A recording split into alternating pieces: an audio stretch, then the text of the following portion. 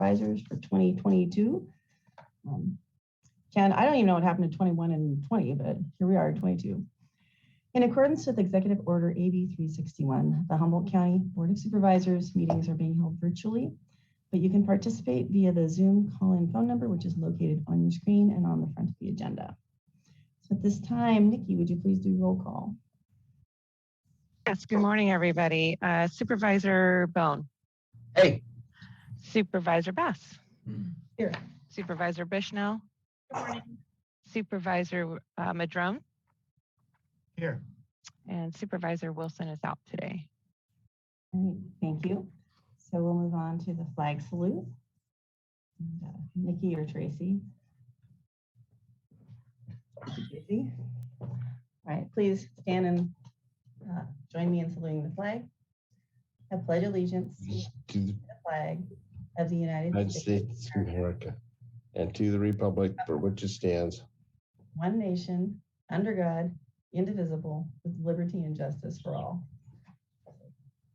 I will be glad when we're all in the room at the same time and we can actually hear it clearly with all of us saying it. Chambers. What? Chambers. Yes, that's what I mean. So for those of you who would like to participate in today's meeting, when you want to comment, press *9 to raise your hand at the beginning of the item you wish to speak on. When your phone number is called, which would be the last 4 digits of your number, you'll press *6 to unmute yourself. There is a time limit, and I am pretty strict in that regards. Today I will be doing 3 minutes, and when you have 30 seconds left to speak, you will hear the sound. And that lets you know you have 30 seconds to wrap up your comments. Don't take it personally. We try to keep it consistent for everyone. And sometimes we do have technical difficulties, and I'll apologize ahead of time if that happens, because in this wonderful world of Zoom, it seems to pop up frequently. So at this time, I'd like to ask our CAO Hayes if there's any modifications to the agenda.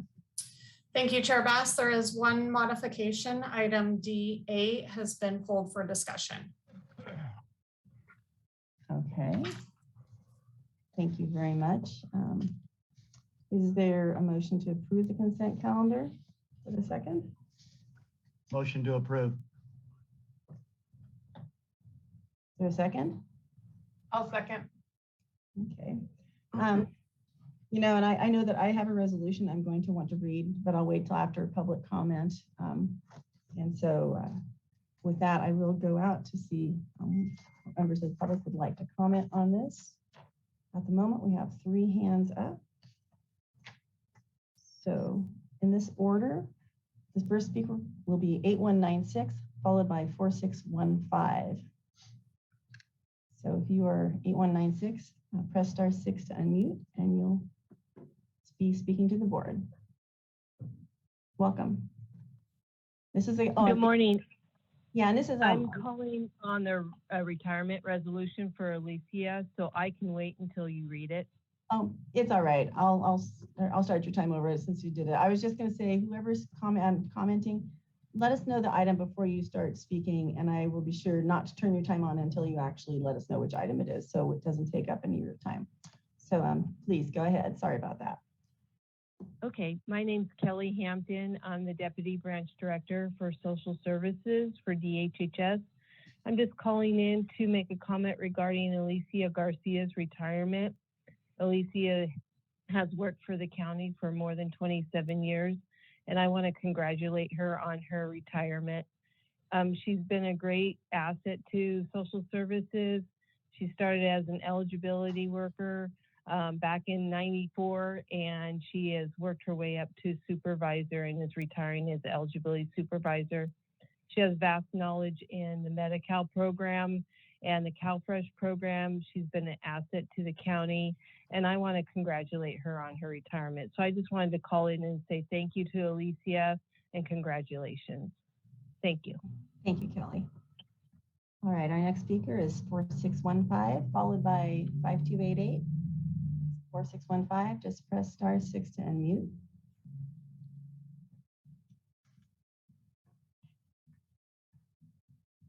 And for those that are listening, we do know that there's a time delay. So if I don't see your hand, if I don't see you become unmuted, I will come back to you.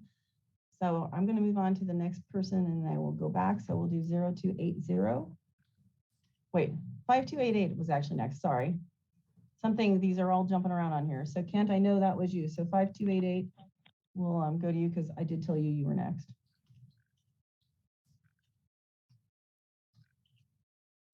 And press *6 to unmute. Hello? Actually, ma'am, I'll come back to you. I made a mistake. I told the number popped up sooner, so we'll come right back to you. And I'm going to go to 5288 and then we'll come right back to you. Okay. All right, Kent, let's try this. Okay, excuse me, I've got a cold. Ken Sawatsky here. I would like to make a comment on action items number 6 and 7. I don't know how much attention is paid by your staff to these things or by you when you read them, but item 6 has attachments, which is for the meeting of December 20th, the correct attachment of 12/20/21 action summary PDF. I go down to item 7 and it also has an attachment for 12/20/2021 action summary PDF. So when I went to those two, they are on there. So you actually do not have an action summary, different kind for both of those meetings. I guess this is an error that was made. Hopefully that will be corrected, or if I'm wrong, I could be corrected from that. Item number D4, we're continuing a drought. I think we might be past that. I think our snowpack, our rainfall, the sponge is wet. We're having an excessive amount of water here. I don't know if it's appropriate to continue a drought.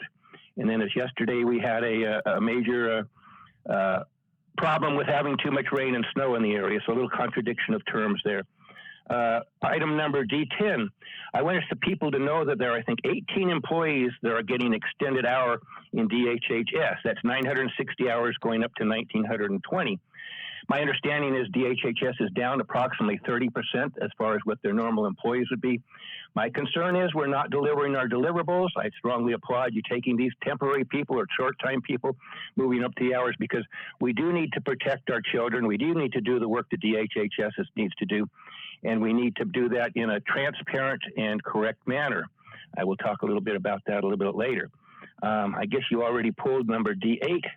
So that's the other one I wish to comment on later. So thank you for my opportunity to speak. All right, thank you. So I will go back to 0280. Thank you for being patient. Just press *6 to unmute and welcome. Hi. I would like to appeal to the board to do more research pertaining to COVID. Actually, ma'am, that's not, excuse me, just a minute. I'm going to let you keep talking. I am not here, though. This is actually on the consent calendar. So, okay. Yeah, I so, didn't hear what you were saying. No, that's okay. It's going to be one of those meetings, and I'll give a heads up to anybody who also may want to be making general public comment. Because we have a 9:30 time set, it'll be after that. So I just want you to know that, okay? And so sorry, but please, do stick around. It's just going to be a little bit still. Okay, thanks. All right, well, let's try 4615 if you're wanting to comment on the consent calendar.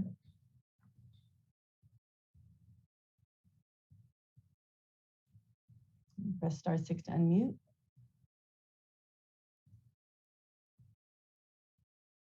Okay, we will come back again to 4615. So sometimes it's hard to get unmuted, so we'll keep working on that.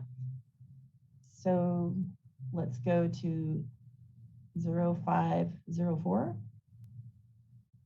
And if that's you, press *6 to unmute. Welcome. Thank you so much. I appreciate the chance to speak. Hi, this is Deputy Director for Child Welfare. My name is Darren Nimmo, and I'm calling to comment on the National Slavery and Human Trafficking Prevention Month resolution. I want to thank the board for shining a light on this, and some of my team members have worked hard in bringing this about, such as Cherie Von Savoy, Amy Gores, Kim Schneider. They weren't able to speak today, so I'm doing that for them. What I would say is that our nation was founded on the principles of equality and freedom for all, and the 13th Amendment was added to the Constitution, making slavery illegal. Around the world and within the U.S., victims of modern slavery are deprived of the most basic right of freedom.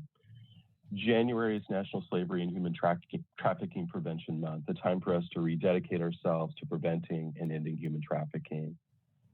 There's no one type of victim. Men, women, and children from every background, race, gender, identification, sexual orientation, economic status are vulnerable. Certain risk factors have been identified as placing youth at greater risk of victimization by exploitation, such as being victims of trauma, coming from indigenous communities, and having been engaged in the child welfare system or juvenile delinquency system. Most local individuals are unaware of the human trafficking that happens in Humboldt County. It weakens our social fabric, increases violence and organized crime, and debases our humanity. Community-based, tribal, and governmental organizations are working together to bring awareness to these issues. Child Welfare has worked with the Board of Supervisors to proclaim January as National Slavery and Human Trafficking Awareness Month. Today, January 4th, 2022. As part of this, we have pens that we provided to law enforcement partners, masks, and we have some Zoom backgrounds that we're all using to shine a light on this important issue. So again, I want to thank you all for shining a light on this issue and for the chance to speak about it, as well as my team. Great, thank you very much. All right, our next speaker is 7536. And if that's you, press *6 to unmute.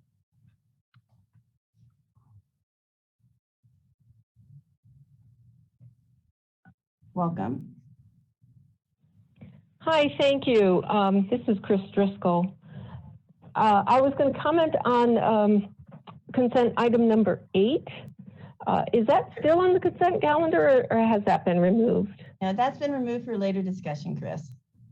Okay, then I will chime in later. Thank you. Okay, thank you. All right, we will go to 7429. Press *6 to unmute. Hi, good morning. This is Roby Tenorio calling about item D2. I very much am calling in support of your appreciation of Johnny Calkins, and Johnny's been working and giving in his community with a positive attitude and a general kindness to all, and I thank him very much for his work, and thank you for appreciating him. Thank you, Roby. So next we will go to 8797, and that's our last speaker unless you wish to raise your hand now. So 8797, you'll be speaking on the consent calendar. Greetings, good morning. Greetings, good morning. Are you able to hear me? Yeah, hold on just a moment. I've got some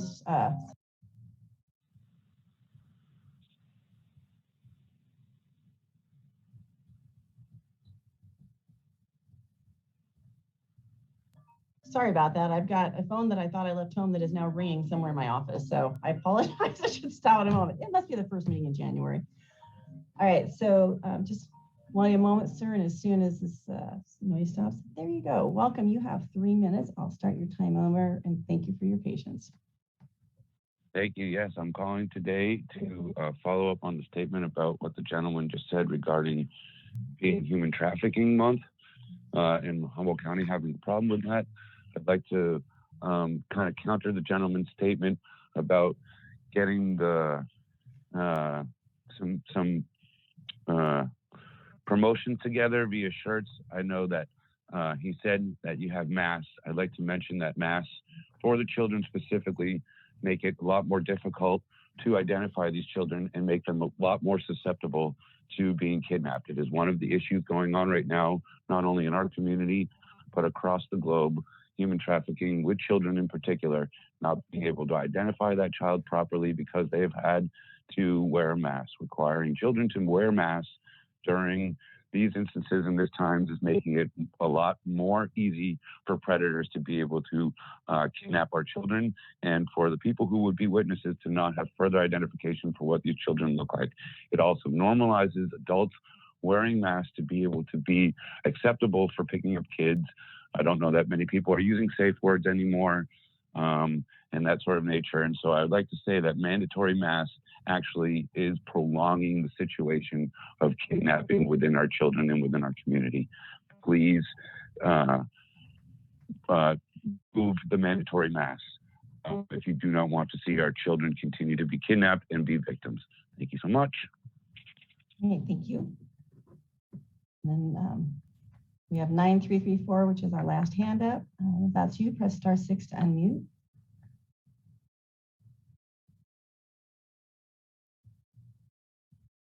And again, 9334, just press *6. You might have to press it more than once.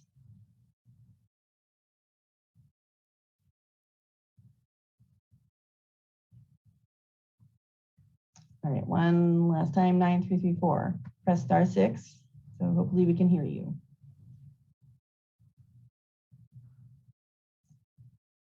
All right, I have not seen that happen. Nikki, you still muted, right? Did not. All right, well, Yeah. I apologize. Hopefully it wasn't a technical difficulty. So with that, we will go back to the board. Yes, I will go to Sheriff Hansel and Supervisor Madrone, and then I know Supervisor Bushnell would like to read something into the record as well. Yeah, thank you, Chair Bass. I just wanted to comment on D16, the ratification of the ASME contract. I spoke with the board several times about the equity adjustments needed for our correctional deputies, senior correctional deputies, and supervising correctional deputies.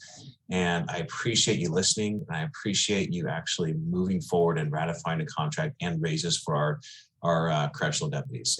It's very important, much needed, and we're getting much needed relief right now in hiring people in the public safety sector because of this raise. So I really appreciate all of you for passing this, and again, continue to work with all of you to talk about those public safety issues going into the future. But I've never seen or witnessed a contract like this within the county since I've been here. So I recognize that, and I really appreciate you guys prioritizing public safety. So I just wanted to express my thanks.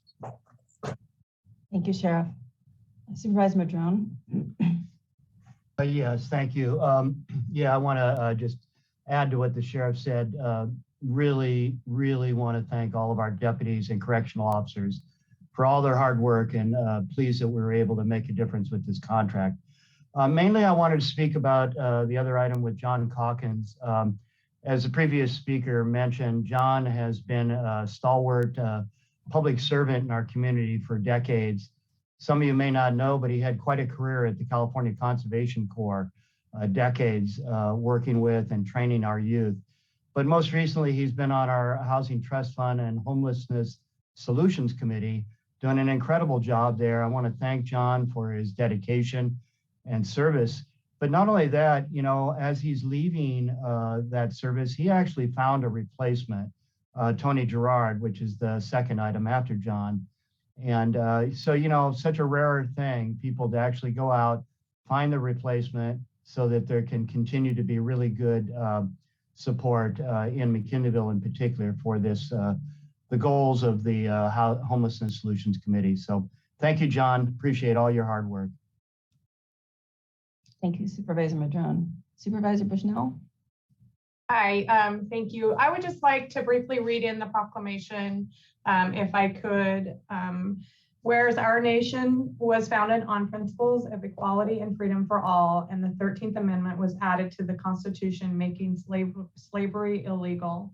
And whereas around the world and within the US, victims of modern slavery are deprived of the most basic rights of freedom.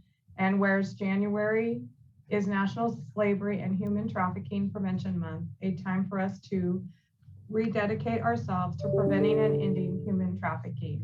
And whereas victims of human trafficking are typically forced to work in various forms of labor exploitation, including but not limited to commercial sex acts, drug processing and distribution, and other services induced through force, fraud, or coercion. And whereas there is no one type of victim, and men and women and children from every background, race, gender, identification, sexual orientation, and economic status are vulnerable. And where certain risk factors have been identified as placing youth at greater risk of victimization by exploitation, such as being victims of trauma, coming from indigenous communities, or having been engaged in the child welfare service or juvenile delinquency systems. And whereas many local individuals are unaware that human trafficking happens in Humboldt County, and whereas human trafficking weakens our social fabric, increases violence and organized crime in our humanity, and whereas community-based tribal and governmental organizations are working together to bring awareness to these issues, identifying the impact on our youth and find strategies, methods of intervention and prevention. Now, therefore, let it be resolved that the Humboldt County Board of Supervisors hereby call upon the citizens of Humboldt County to recognize the vital role we can play in ending all forms of slavery and raising awareness through education and other efforts to stop human trafficking. January 4th, 2022. And thank you very much for that, bringing that forward. And so I would like to therefore also read the resolution recognizing Alicia Garcia. You know, it's not often you get people who stay with an employer for nearly 3 decades. And I think from what I've heard, she's a wonderful person. So did want to read this into the record. Whereas Humboldt County Department of Health and Human Services eligibility supervisor Alicia Garcia is retiring after 27 years with the department. And whereas Alicia was hired as an office assistant 1 in May of 1994, and less than a year later, she promoted to eligibility worker 1 and eligibility worker 2 6 months after that. And whereas in June 2001, she was promoted to eligibility 3 and finally to eligibility supervisor in December of 2006, a position she held for the remainder of her tenure at the department.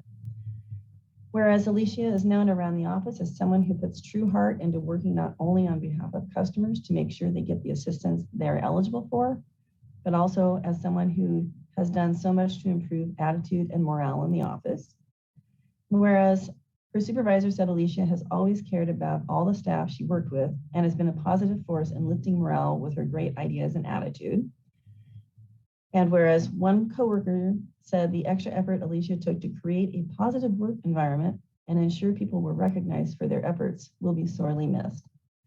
And whereas another coworker summed it up like this, she was a blast to work for, and I will miss her presence in the office. Now, therefore, be it resolved that the Humboldt County Board of Supervisors hereby recognizes, honors, and expresses our gratitude for Alicia Garcia's years of dedication to the county, her coworkers, and the customers she has worked with, and wishes her a long and happy retirement. So, congratulations. And I do see Supervisor Bushnell's hand up. Go to you next. Thank you. I just wanted to make a brief comment about the drought declaration that we have on our consent item today. If I could have Director Ford come on and just give a little bit of a brief why it's there and what we're doing in the near future. Okay. Yes, please. Thank you. The law requires that we continue to update the drought declaration each month. And so it's on the consent calendar just to continue that declaration. We are currently working, as we had indicated the last time we gave a report, on coming back to the board with well permitting direction and whether or not to continue with the drought task force, although the state law has changed a little bit on that, and it seems like we will need to keep a drought task force in place. And so we will be giving a comprehensive report either in late January or early February, addressing all of the relevant points to the drought and whether or not the drought task force should remain active or whether it should be reconfigured, or giving options to the board to act on that. Be happy to answer any questions on that. Thank you, Director Ford. I look forward to that discussion, I think probably in the first week of February. Thanks for that short explanation. Thank you very much. So with that, I think we are ready to vote on the consent calendar, which was not with D8, which has been pulled for discussion. Virginia, Supervisor Bass, sorry. I think I'm going to pull, or we're going to pull D7 off since the wrong attachment was included in that for the action summary of December 14th. And we'll be bringing it back with the correct attachment to next week's meeting. All right, thank you. So an alert caller, that was helpful, thank you. So we're looking at the motion now being to approve the consent calendar minus item D8 and D7. So is that basically what the commenter, you're okay with that motion? The seconder's okay? Who's the seconder? Michelle. Yay. All right, I think we're ready to vote then. So Nikki, can we have a roll call vote? Sure. Supervisor Bohn, Yes. Supervisor Bass, Yes. Supervisor Bushnell, Yes. Supervisor Madrone. Yes. Thank you. Motion passes 4-0. All right. We do have a time set for 9:30. It's not quite 9:30. I did want to ask Hank a question. If you're on here, Hank, I mean, you're on here. I know you're on here.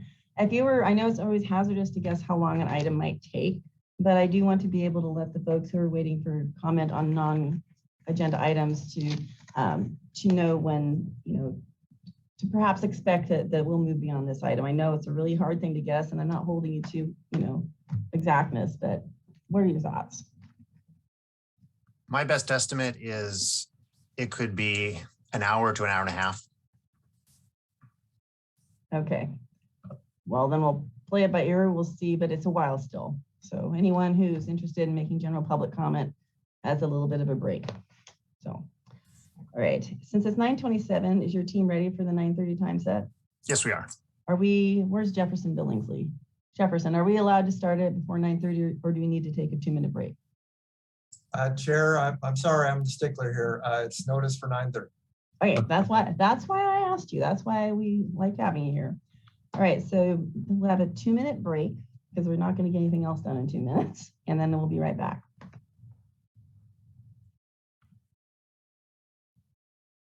Start with this 9:30 time set, which is an informational update on the Eel River Valley Groundwater Sustainability Plan. So, Hank, we'll turn this over to you and your team. Thank you, Chair Bass and Board. I would like to share my screen and walk through some slides. So I'm Hank Seaman, Public Works Deputy Director, and this is an informational report regarding the Groundwater Sustainability Plan for the Yoberva Valley. This is just a broad overview that a state law called the Sustainable Groundwater Management Act applies to the Eel River Valley groundwater basin. That law was passed in 2014, and we did work for a few years on developing what was called an alternative plan, and the state did not accept that alternative plan because it didn't have sufficient data and didn't have a management framework. And so in 2020, the board formed the Humboldt County Groundwater Sustainability Agency. And that was important because SGMA, that groundwater law, requires that local agencies form a sustainability agency or the State Water Board could intervene. And because SGMA applies to the Eel River Valley, there's a need to develop a groundwater sustainability plan or a GSP, and that must be submitted by the end of this month. The county did receive financial assistance from Department of Water Resources to develop the GSP, and groundwater is a complex water resource, and developing the GSP required extensive field work, data collection, computer modeling, professional hydrogeologic evaluation, and stakeholder consultation. This really was a big undertaking. We have an extensive team. The team includes our consultants, GHD, Stillwater Sciences, Western Resource Strategies, Thomas Gaston Associates. We also partnered with Humboldt County RCD, U.S. Geological Survey, UC Cooperative Extension. Hey, Tracy, can you remind Virginia? Oh, Sorry, I had to bend down and get something underneath my I apologize for the interruption. I believe we still need to convene as the appropriate agency to take the action. Oh, well, that's a new one.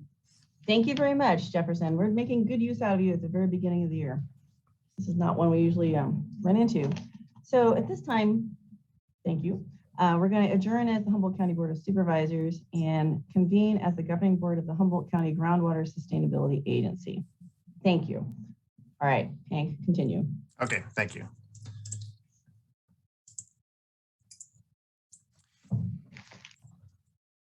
And I was identifying our team, in addition to our consultants and our agency partners.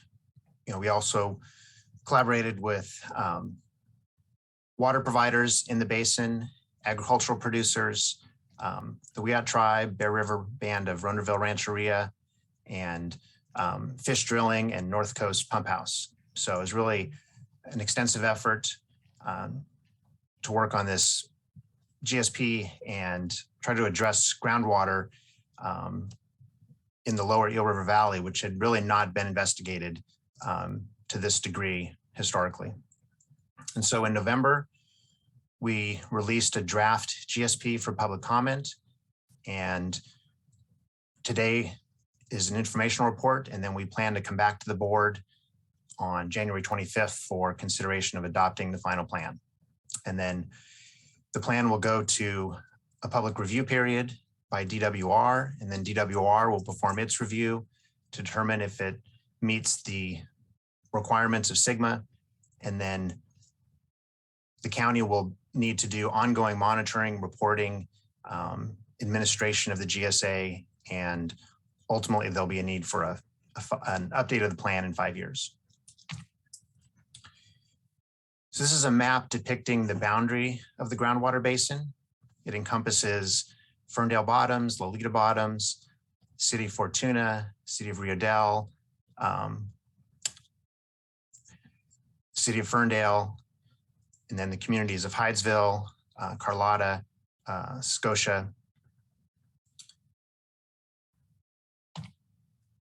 This is a map that shows where the basin is situated within the Eel River watershed. Eel River watershed is vast. It spans 5 counties. You can see the communities and Highway 101 that goes through the watershed. A lot of water resource issues in the watershed. The county's actively involved with the regional negotiations regarding the future of the Potter Valley project, which is a PG&E facility which diverts water to the Russian River system. That's one of several water resource initiatives that the county is involved with in the watershed. And I'd like to just provide some context about how SGMA was developed and looking at groundwater in California from a state perspective.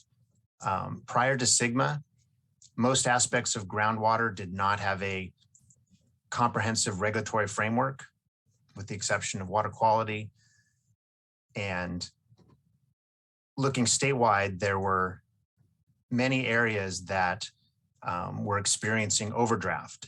And overdraft means that groundwater is extracted at rates that exceed the basin's ability to recharge over a long-term basis. And these maps show where the basins that are required to develop groundwater sustainability plans. You can see most of them are in the Central Valley. The state has just vast diversity in terms of climate, precipitation rates, also just the water resource systems. And many areas of the Central Valley depend on a combination of surface water and groundwater systems. So the Yoberva Valley, it's just important to remember that our basin is somewhat of an outlier in terms of the overall state, being on the coast where we have higher precipitation, lower temperatures, also being more rural in nature. This basin does depend primarily on groundwater for its water resources. So the nearest coastal basin is all the way down in Santa Cruz. And then in terms of that, that's a medium or high priority. And then there's also medium priority in Ukiah and Santa Rosa and the Scott River.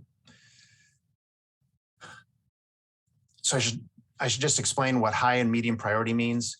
DWR surveyed all 515 groundwater basins in the state. They developed a scoring system.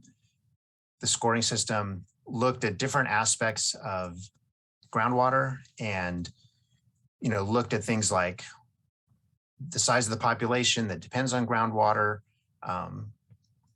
the level of groundwater use, and also consideration if there are if there's an awareness for environmental issues. And so based on that scoring, the Yoberva Valley, was just above the threshold to be considered a medium priority. And so medium and high priority basins are required to develop these GSPs. And so what we'll be talking about today is really specific to the Yoberva Valley. It's very fact dependent on the data we have and the context for that basin. So we just need to be careful about extrapolating outside the basin because really each basin is unique, and and we're also working within this state regulatory framework. So it's important to review some of the key principles of SGMA. I mentioned that for Yoberva Valley, because it was designated as a medium priority, compliance is mandatory. SGMA specifies that groundwater resources shall be managed for multiple benefits. So there's an understanding that there's a need for balance and a recognition that groundwater provides multiple benefits. The law is explicit that groundwater management is best achieved locally.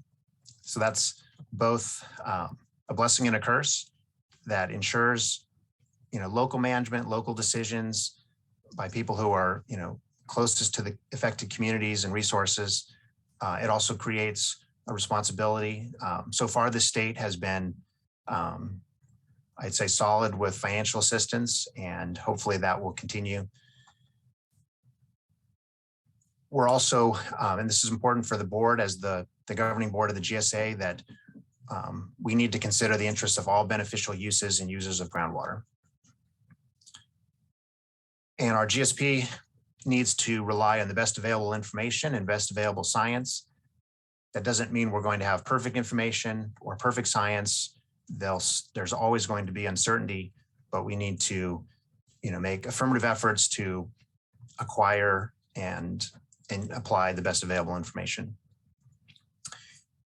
And one of the elements of a GSP is a detailed water budget of inflows and outflows. So basically an accounting system of looking at groundwater and the interconnected surface water system.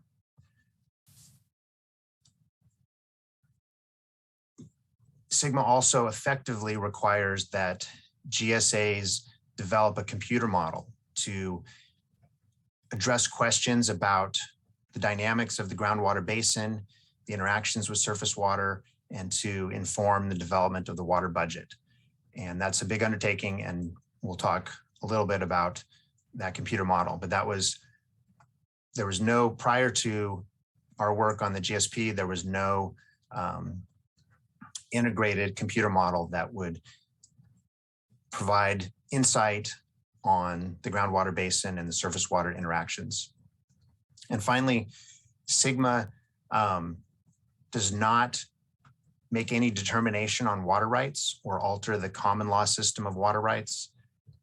Common law means that the law is derived mostly from judicial decisions and not laws passed by legislature. And there's an established common law system of water rights where, property owners have what's called an overlying right to extract groundwater and use it on that property for reasonable and beneficial use. It's not an absolute right. It can be, regulated to a degree. And it's also a shared right that's equal with adjacent property owners. So yeah, SGMA does not create a system that would determine water rights. One of the challenges not in our basin, but in other basins, when the supply of groundwater is limited, then there needs to be a determination of a fair and reasonable allocation of water to achieve water rights. And that can get very complicated. That becomes a judicial process, expensive and time consuming. So just basic principles of SGMA, which are important to understand the GSP. SGMA defines 6 sustainability indicators. So these are indicators of the health and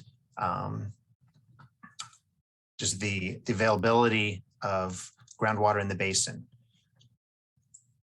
And Sigma places an emphasis on trying to have good information to be able to detect if a problem occurs, or if a problem exists, then to have a quantitative way of trying to return to a sustainable condition.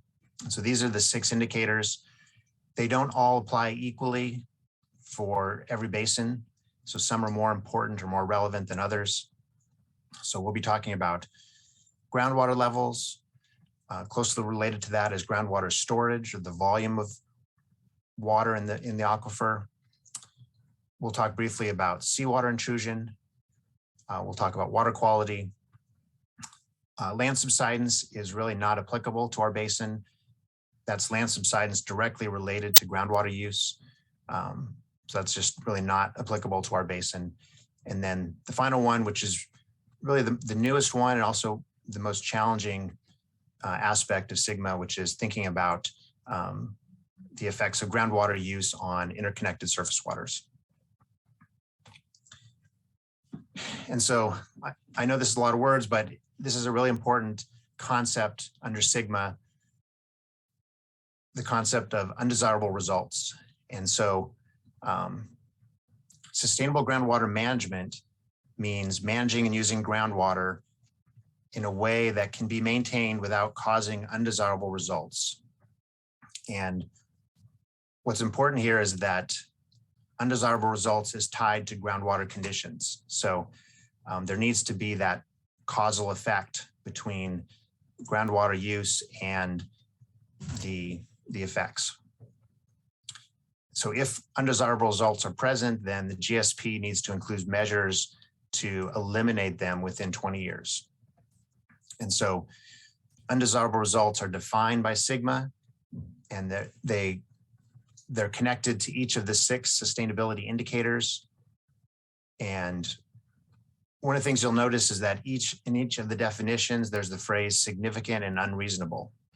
And so that terminology is general. It's not further defined in Sigma. And so that means that GSAs have discretion to use the best available information to make a determination on what is considered significant and unreasonable. So just because there's some effect doesn't mean that it's significant and unreasonable. And so another concept under Sigma is the concept of minimum thresholds. And so what we need to do is we need to identify representative monitoring sites within the basin, and we need to assign a minimum threshold to those sites. Often those sites will be monitoring wells. And so the minimum threshold is a quantitative level that we will monitor, for example, for a groundwater level, and see if the groundwater level stays above that threshold. And if the groundwater level drops below that threshold in that well, then you need to look closer at all the other wells and make a determination if collectively the exceedances of those thresholds represent undesirable results. So that's the regulatory framework for thinking about sustainable management criteria. And then finally, there's the concept of a sustainable yield for the basin, which is the maximum amount of water that could be withdrawn annually without causing an undesirable result. So that was a broad overview of Sigma. Now we'll talk about the draft GSP for the Yoberva Valley. And this just shows the structure. The executive summary was attached to the staff report for today's discussion. And then there was a link to the full draft plan, which has 4 sections, and then attached, well, a part of the plan are a large set of technical memos and additional appendices. So there's kind of 3 tiers of level of detail. And like I said, this has been a big undertaking. There's a lot of information working with our consultants to do a lot of analysis. And when we released the draft plan in November, I would say it was probably about 85 to 90% complete. And so we're still working to finish some of the technical memos and attachments, and some of the portions of the plans had placeholders that needed completion, but I would say it was about 85 to 90% complete. So I'd like to share some information about how groundwater is used in the basin, and thinking about water supply. The typical units of measurement are what are called acre feet. So you can imagine an acre, a plot of an acre, and then a foot deep. So that would be an acre foot. And an acre foot is equivalent to 326,000 gallons. So we'll be talking about acre feet. And another convention with water supply and water resources is we talk about a water year, and that begins October 1st and ends September 30th. So we're currently in the 2022 water year, and that ends September 30th of this year. So one of the groundwater users in the basin is for agriculture on various farms, dairies, and ranches. And groundwater is used to provide irrigation on pastures, and also for forage crops and row crops. And so we did data collection to provide the best estimate of irrigation use in the basin. Previous estimates had been more indirect, or using, going way back, there had been an effort by the state to use a computer model, but we were able to install 6 flow meters on representative irrigation systems, and then work with producers on 2 additional systems who had existing meters. And we were able to collect water use data for the whole duration of the 2021 irrigation season. The irrigation season varies depending on rainfall, especially the spring rainfall. That really, that drives when irrigation begins. And no matter when it begins, it typically ends on or around October 1st. And one thing that people may see is, irrigation systems going outside of the irrigation system, and that's often used for nutrient management at dairies, and that's not an irrigation application of water, but it's using similar equipment. And so the top line there gives the range of the water use for irrigation. It depends on water year type, and there's a convention to designate 5 different water year types, from wet to above normal to below normal to dry to critical. So it ranges based on water year type. And it's important to note that the Natural Resource Conservation Service has been active the last at least 10 years in providing cost share assistance to producers to upgrade irrigation systems and improve efficiencies. And it's also notable that, based on our unique climate on the coast, and also just how irrigation is implemented, that looking at the amount of water per acre of land within our basin is less than the state average.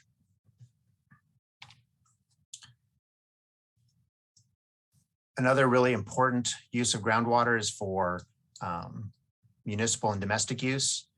And so we worked with the water suppliers in the basin to get the best available data. You see City Fortuna is at the top of the list, and then Del Oro Water Company for Ferndale, and then other districts in the Bear River Rancheria. And then we also made estimates for domestic parcels and also cannabis use. So that's a form of agriculture that's separate from the dairies and ranches, and then also looking at commercial industrial use. And those three categories were much smaller portions within this basin. So this graph shows for 10 years, our estimate of the total groundwater use in the basin. It varies by water year type, and agricultural irrigation represents 80 to 90% of the groundwater use from year to year.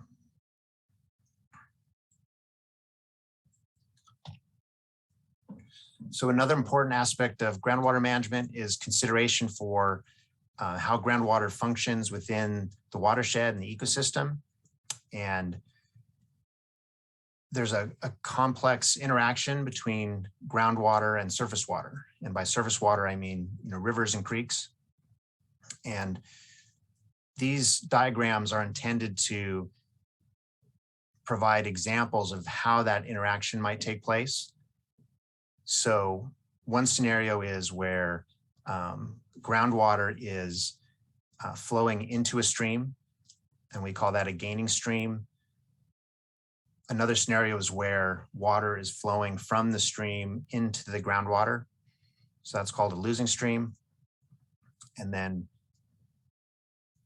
you also get scenarios where the surface water is really disconnected from the groundwater. And then you also have situations where groundwater is flowing kind of laterally, kind of through the channels of the river. So these are four different scenarios. And then in practice, it gets even more complicated because you could have one scenario on one bank and one scenario on the other bank. You could have scenarios that change from upstream to downstream and also changing through the course of the year. So it's very challenging to try to understand the dynamics, the interactions between groundwater and surface water. And that's something we've been trying to do in terms of collecting data, and I'll show you some examples of that data.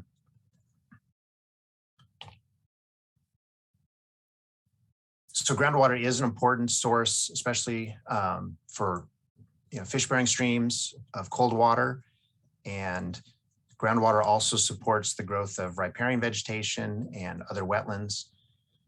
SGMA specifies that our plan needs to consider the impacts of groundwater conditions on what are called groundwater dependent ecosystems, both aquatic and terrestrial. So an aquatic, an example of aquatic groundwater dependent ecosystem is the Eel River, Van Dusen River, those aquatic environments, and then a terrestrial groundwater dependent ecosystem would be riparian vegetation and other wetland areas that are kind of mixed between being wet and dry. And then finally, just as a reminder, one of the 6 sustainability indicators is considering depletion of interconnected surface water. And the word depletion is really a synonym for reduction. So I'll share some information about the groundwater basin. And, first just to say that there's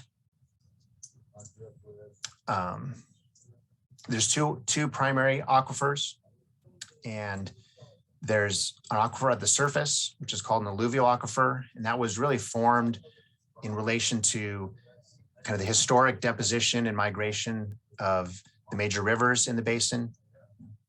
And then there's an older and deeper aquifer called the Carlotta aquifer. In some cases that is situated below the alluvial aquifer, and in some cases the Carlotta aquifer contacts the surface. And so it's really a complex geologic setting. The alluvial aquifer is primarily in the Ferndale bottoms, Lolita bottoms, somewhat up the Van Dusen Valley. That's the primary water source.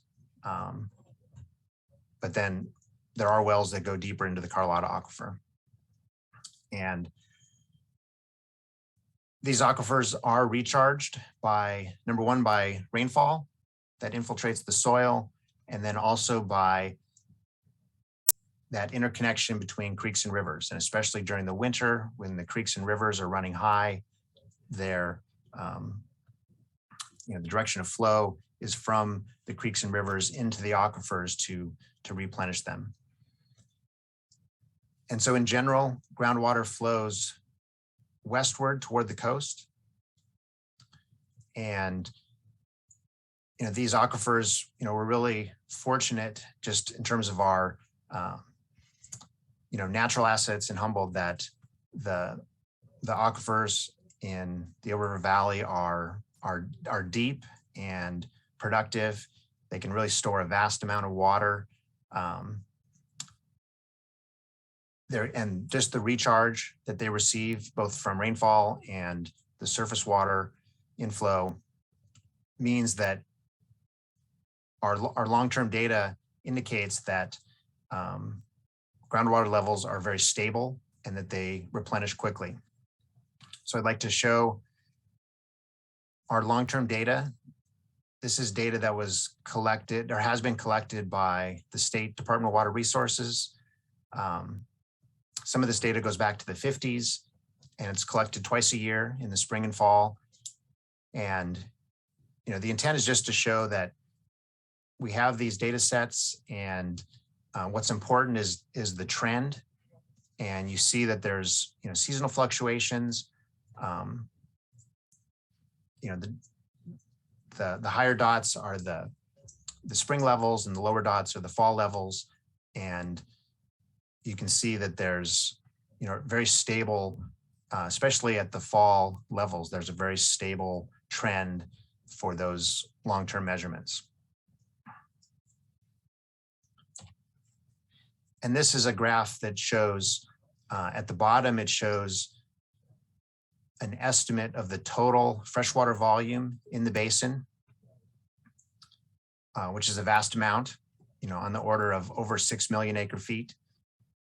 And then the top graphs are estimates of how that storage has changed over time for the last 20 years. And this is somewhat complicated, but it shows the boxes, the red and green boxes show the changes year to year. And then the green line shows the cumulative change. And so you can see that there's fluctuations up and down, and it's directly correlated with the fluctuations of groundwater levels. And so some years were kind of above average, some years below average, but overall, there's really good stability.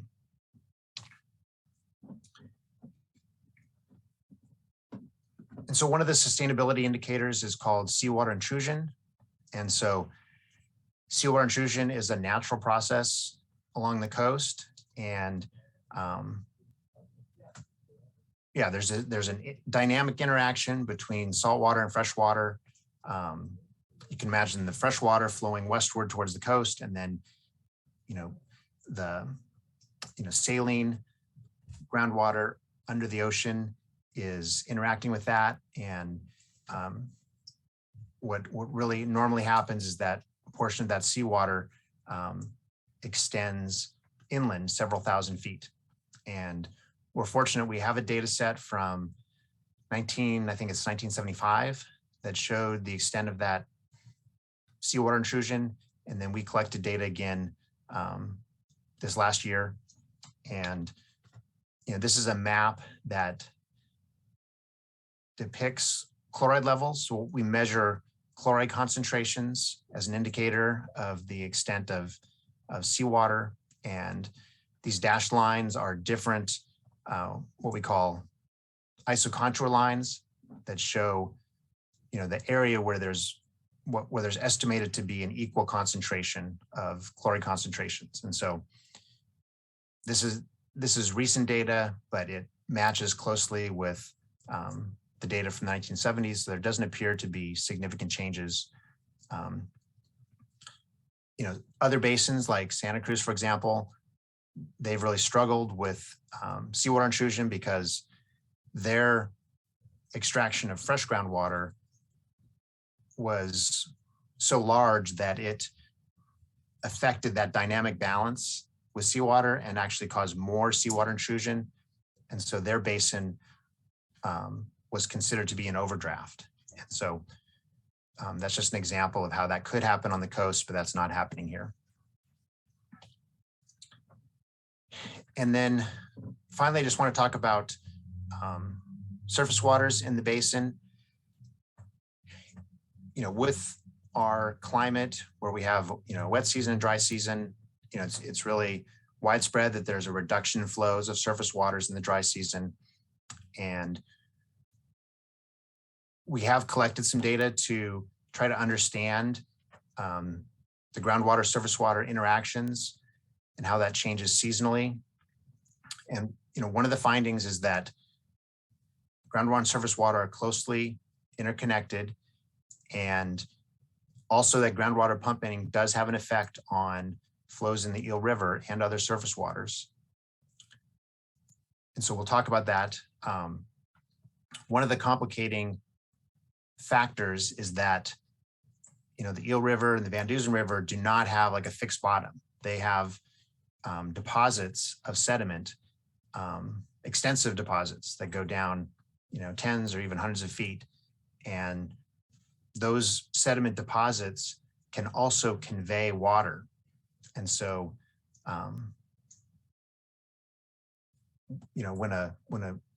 it depends on the thickness of the deposits, but when the deposits are thick, there can be flow above ground, and there can also be flow, subsurface in those deposits. And so that's one of the complicating factors with trying to assess surface water and groundwater.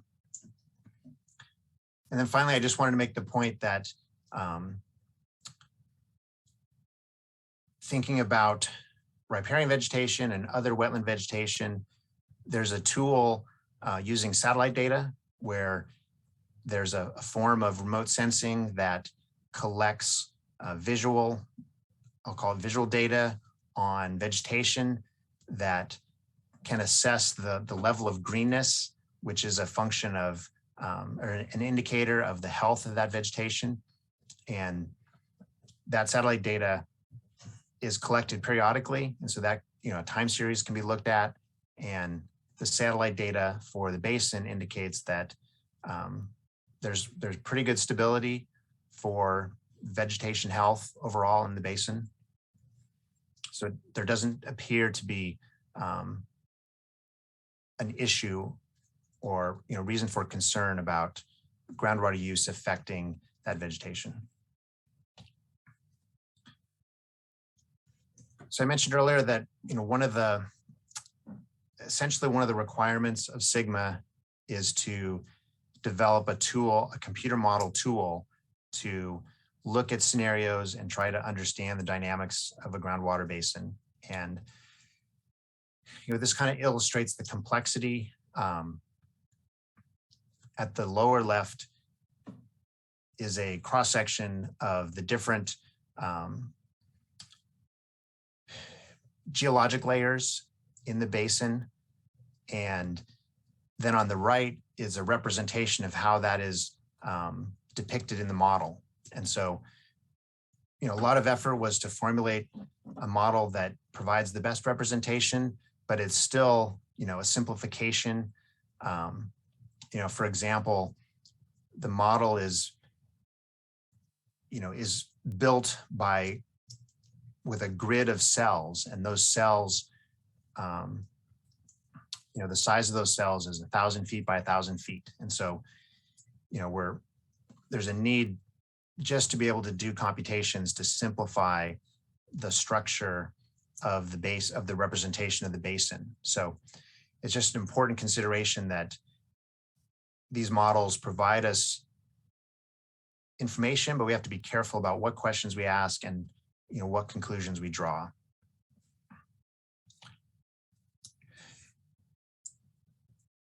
And I wanted to show some representative data.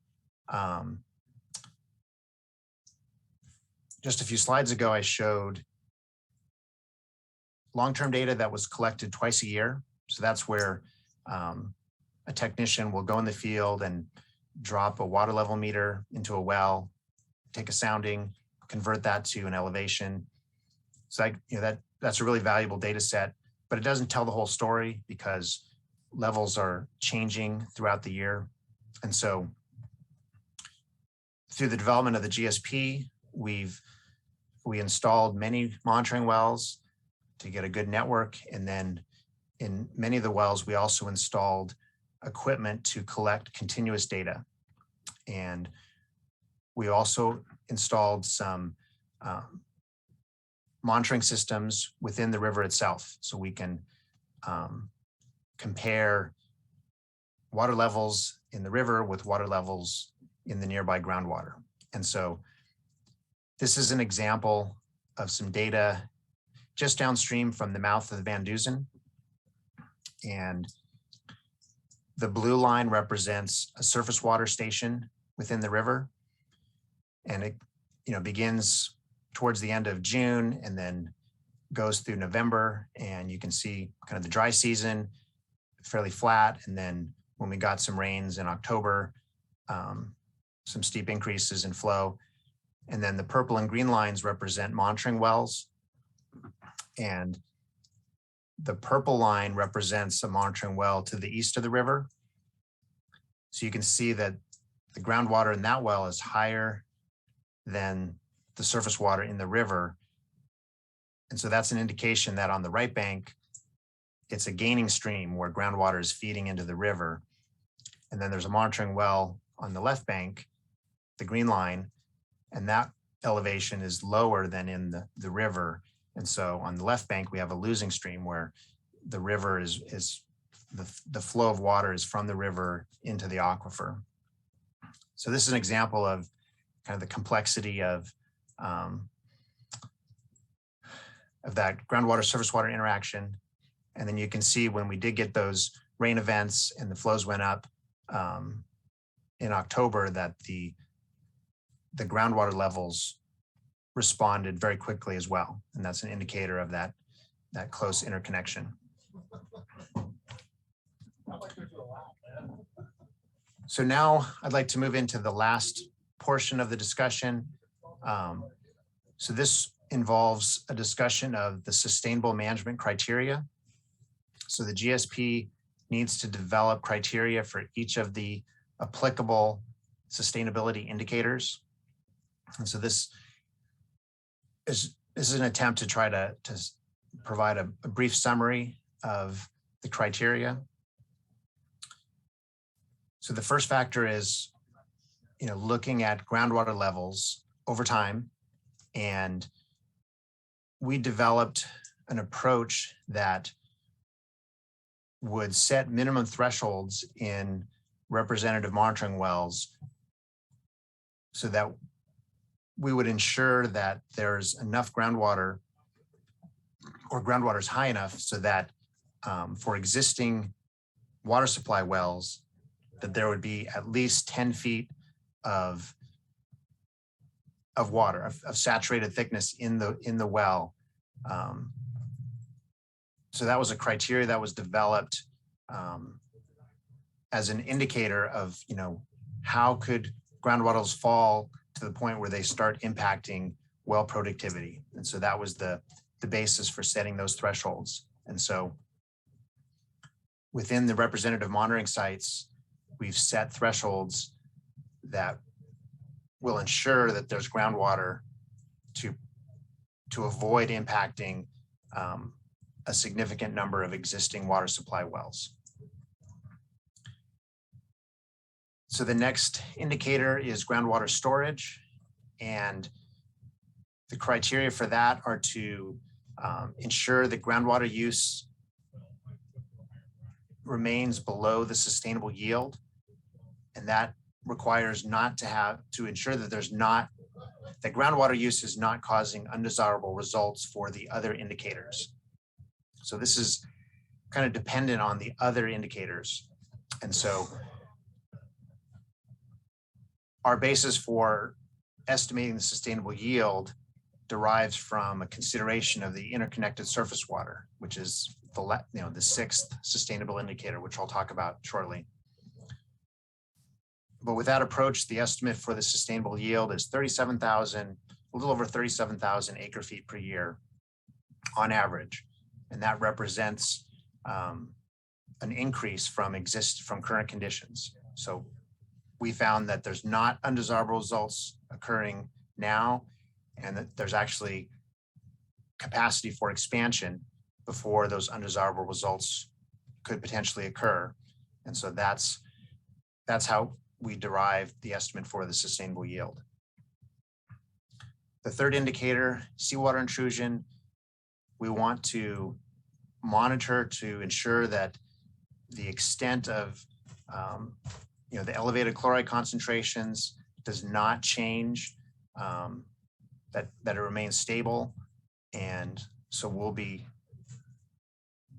need to continue monitoring chloride concentrations in certain wells.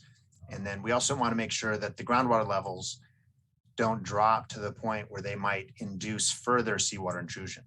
So there's a dual approach there to look at the chloride concentrations, but also to make sure that groundwater levels don't drop significantly that could alter the flow gradient between the ocean.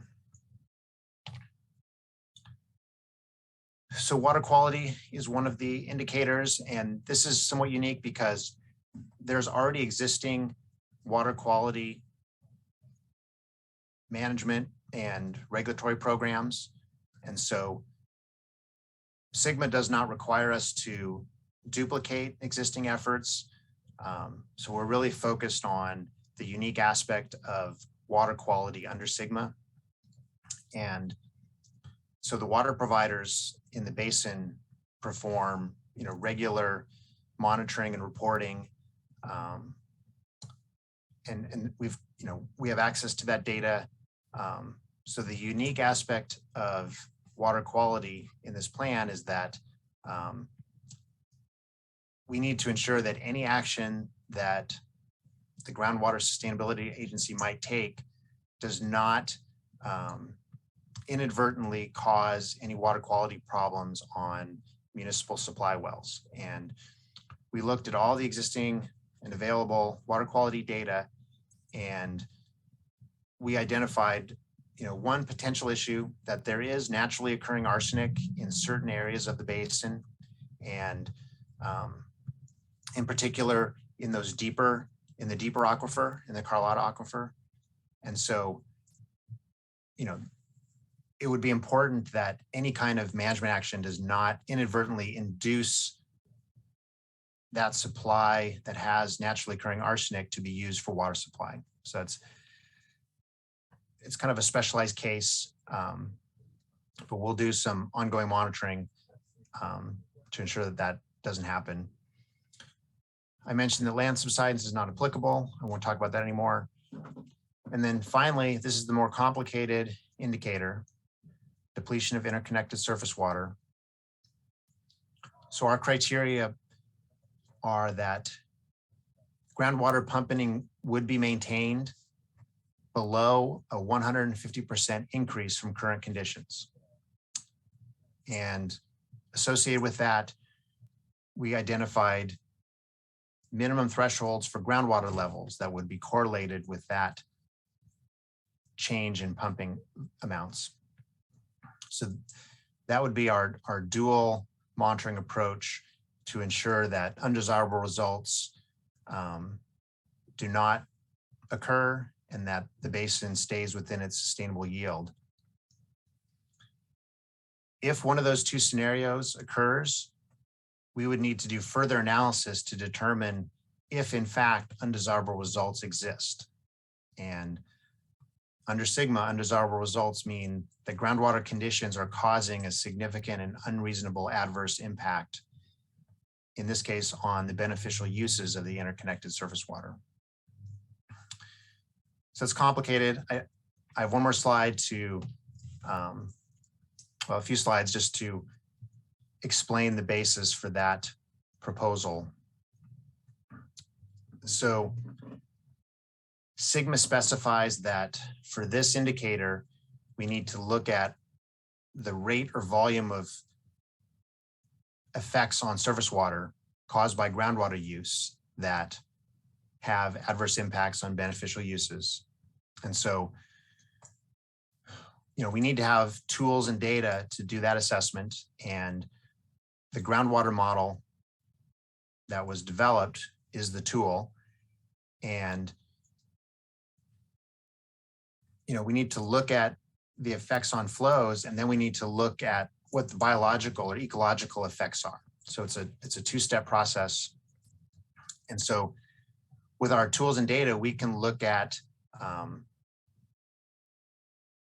various things, including what we focused on was thinking about fish passage. So the lower Eel River is really important as a migration corridor for adult salmon and steelhead. And one of the limiting factors for salmon steelhead to move through the system is the depth of water in the late summer and early fall. And that becomes even more of an issue at riffles, where that just naturally has the lowest depth of water. And so we use the computer model to look at changes in flows or potential changes in flows caused by groundwater use. And then we developed an estimate of the associated change in water height in the river, because we thought that's a potential indicator for affecting the important species that are in the system. So to go through this exercise, we started with a what if scenario. It's like, what if groundwater use caused a change in the height of the river of 0.1 feet. So this is a conservative starting point. 0.1 feet is probably the minimum amount that could be actually detected in the field. And, just for reference, like adult salmon probably need on the order of 0.6 to 0.7 feet of water to be able to pass a certain location. So with the modeling tool that we developed and the data we had, we could estimate what kind of changes in the height of the river at certain locations are being changed by groundwater use in the basin. And the model is a strong tool for estimating change in flows, but then we need to use actual measurements in the river that correlate flows and river height, because the model itself cannot give us a good estimate of water height. So we went through different scenarios, and we looked at existing conditions, and then we looked at a few scenarios where pumping was increased to see, at what pumping level would our data indicate would cause a 0.1 foot change in the water surface. So the area of focus is between the mouth of the Van Dusen River and Fernbridge. Below Fernbridge, there's more tidal effects. And upstream of the mouth of the Van Dusen, there's just not the effects of pumping. And so, those yellow polygons represent historical riffle locations. And so our efforts were focused at those locations.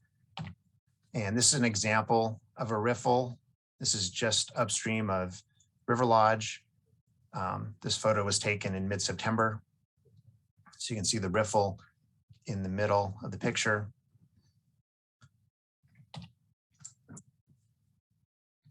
So I'm winding down here.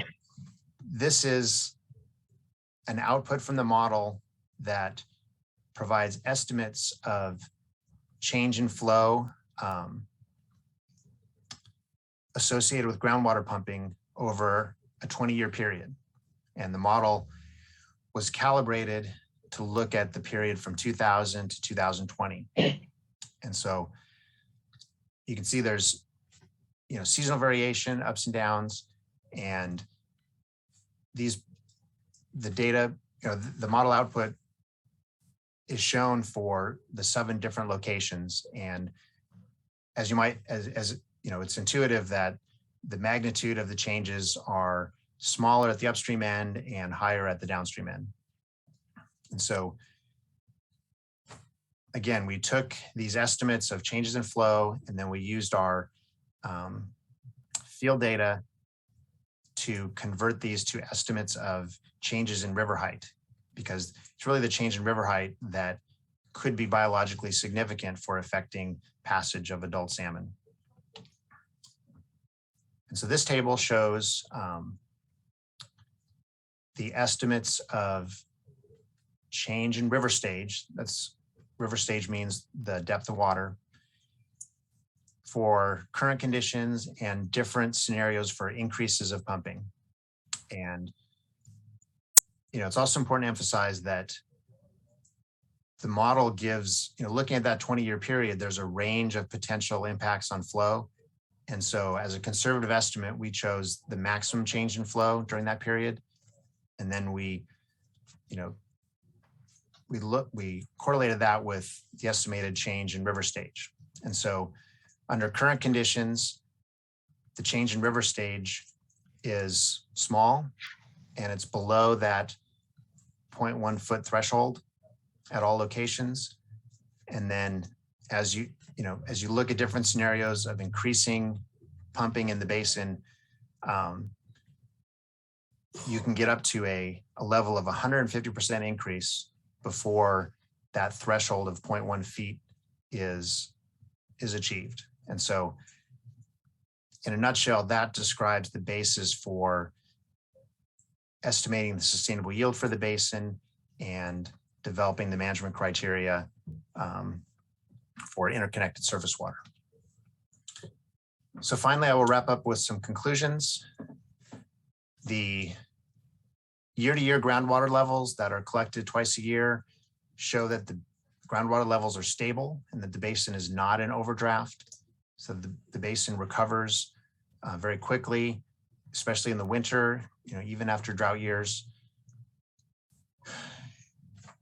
It's important to emphasize just how important groundwater is for, water supply for our communities and our residents, for agricultural irrigation and their operations and other commercial industrial uses. And it has a really important function in the ecosystem. Water quality in the basin is very good. We do need to keep an eye on naturally occurring arsenic that is present in some locations, especially in the deeper aquifer.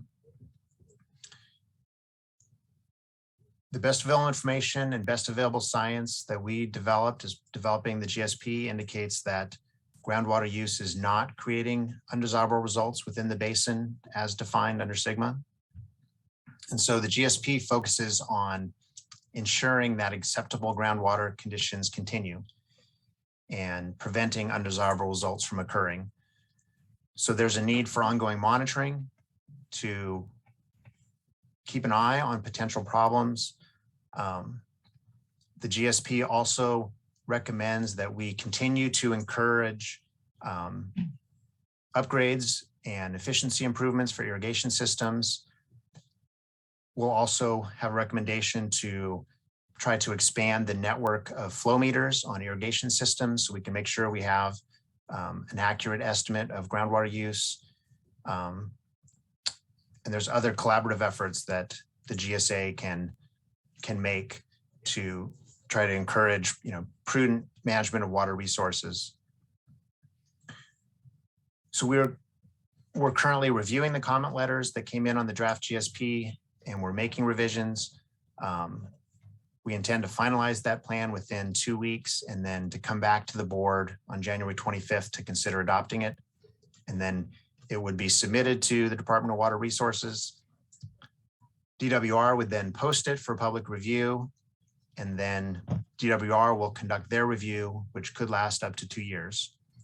And so, their review will result in one of three outcomes. It will either be approved, it will be disapproved, or it will be basically flagged for, revisions that to bring it into a condition of approval.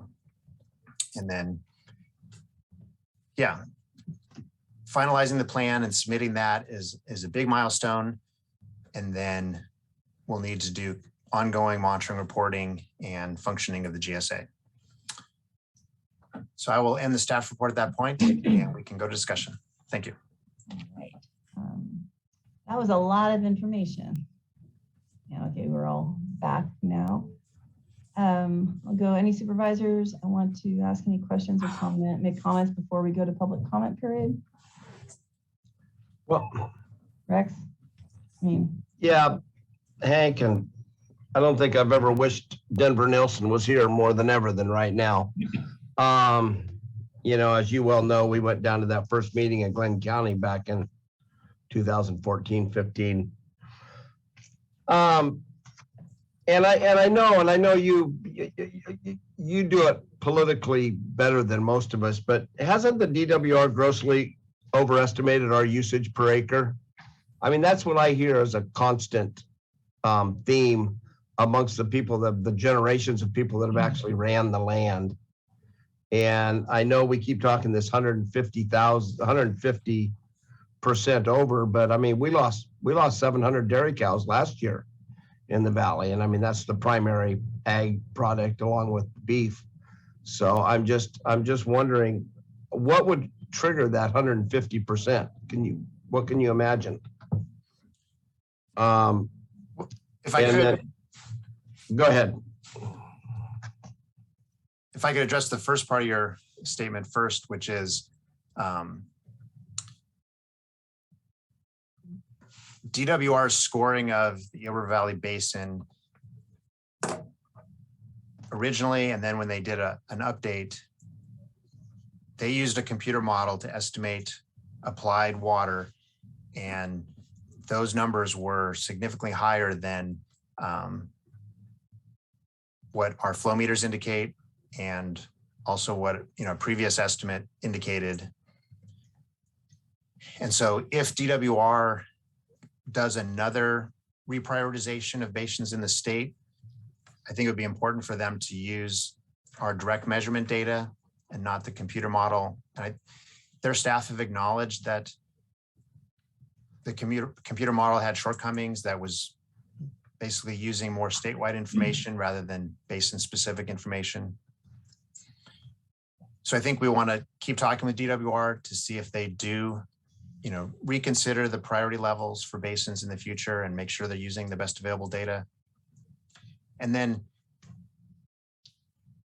this plan identifies that there's capacity for additional groundwater use.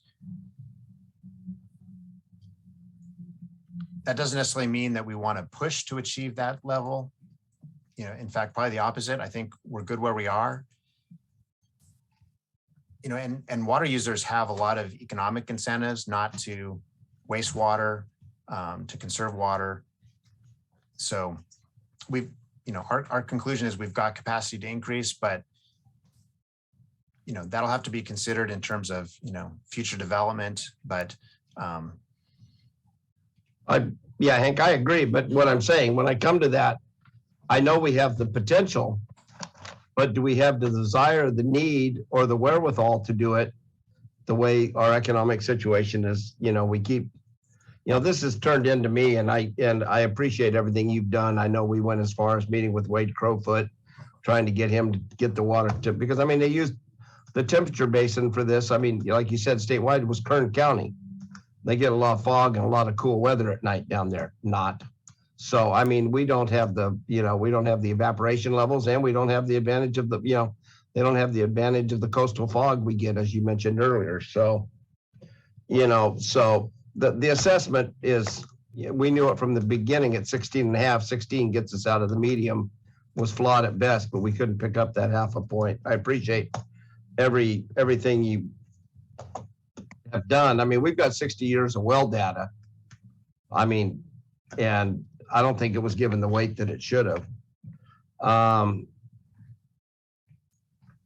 just don't think as we move forward, maybe they'll give us more, but I mean, we've got 6 consultants working on this. I really appreciate Summer and Jack have been reaching out as much as possible to the users, the people on the ground that are using it. I've been to 2 or 3 meetings with them. They've They're not very well attended, which bothers me, but the people that are there are producers in the valley and are well connected and are passing the word on. But it's just, as you push local management, it would sure be nice to get that, because these guys are, like you said, the Eel River runs 6 miles wide, is what the old timers say. And if you take a look at their well levels, it runs with the Eel River. So hopefully we can get out of this and, like you said, manage our valley on our own without. I'm worried less about saltwater intrusion as I am government intrusion, I think, as far as our water usage in the Eel River Basin goes. So thank you. Supervisor Bushnell. Hi. Hank, I want to thank you and Summer and Jack for the presentation today. I also attended a few meetings. I had a couple questions that keep coming up in some of those meetings from public. Is it a true statement that the gravel packs in our Eel River have increased over the years?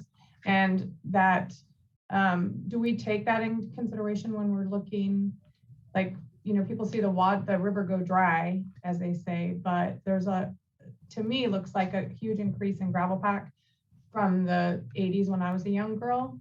Is that a true statement or not? I don't know about an increase since the 80s. I mean, the deposits are really thick, and the 1964 flood really caused a lot of alterations, and there's definitely been changes. And it is true that you can see flow at the surface, and then surface flows can diminish or even go dry, but then you can see flows increase downstream. And that's a function of the riverbed is not a constant slope. It goes flat and then it goes steeper. And so it's a complex environment to try to track flows. Thank you for that. And then with our monitoring wells this last year with monitoring those, did we see any, and it was a pretty dry year, if you could look around and with the drought, did we see any decrease in those monitoring wells in that groundwater sustainable area with the irrigation that was going on? We did not see, so the groundwater levels, do, drop through the dry season.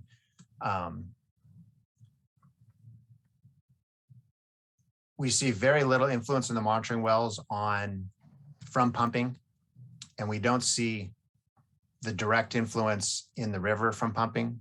So it's not like waters drop immediately when a pump goes on. It's much more gradual and dispersed, and that's really a function of the scale of the basin. Those monitoring wells, or they recovered though, right? As you would call. Yeah, absolutely. That continuous data I showed is really a good indicator of how quickly the groundwater responds to higher flows in the river. And we have throughout that the groundwater sustainable area, we have the monitoring area. We have wells up to 250 feet deep and as shallow as 50 feet that we're monitoring. Yeah, that's correct. Okay. And then I want the saltwater intrusion. Did we get any indications of saltwater intrusion? And Jack Rice is a panelist and he can address this as well. I'm not aware of any feedback from any well owner about changes in seawater intrusion over the last, years or decades. I think it's been a steady phenomenon, and the landowners in the western part of the basin have adapted. How about, Hank, how about in our monitoring wells? Did we show any saltwater intrusion? Our monitoring wells are designed to check whether it's changing or not. So there's an inherent encroachment of saltwater somewhat into the basin. And we know that from data from the 70s. And our network will, our network shows that it hasn't changed substantially. And so it's not, that's one of the, potential issues is that if groundwater use was so high, it could alter that balance, but we don't see any change in the balance. So thank you for that. And so the 150% increase that you mentioned is in that groundwater area. So there would have to be either more land created, which isn't going to happen, or much more irrigation going on to accommodate that. Is that a true statement? There would need to be a significant increase in water use. And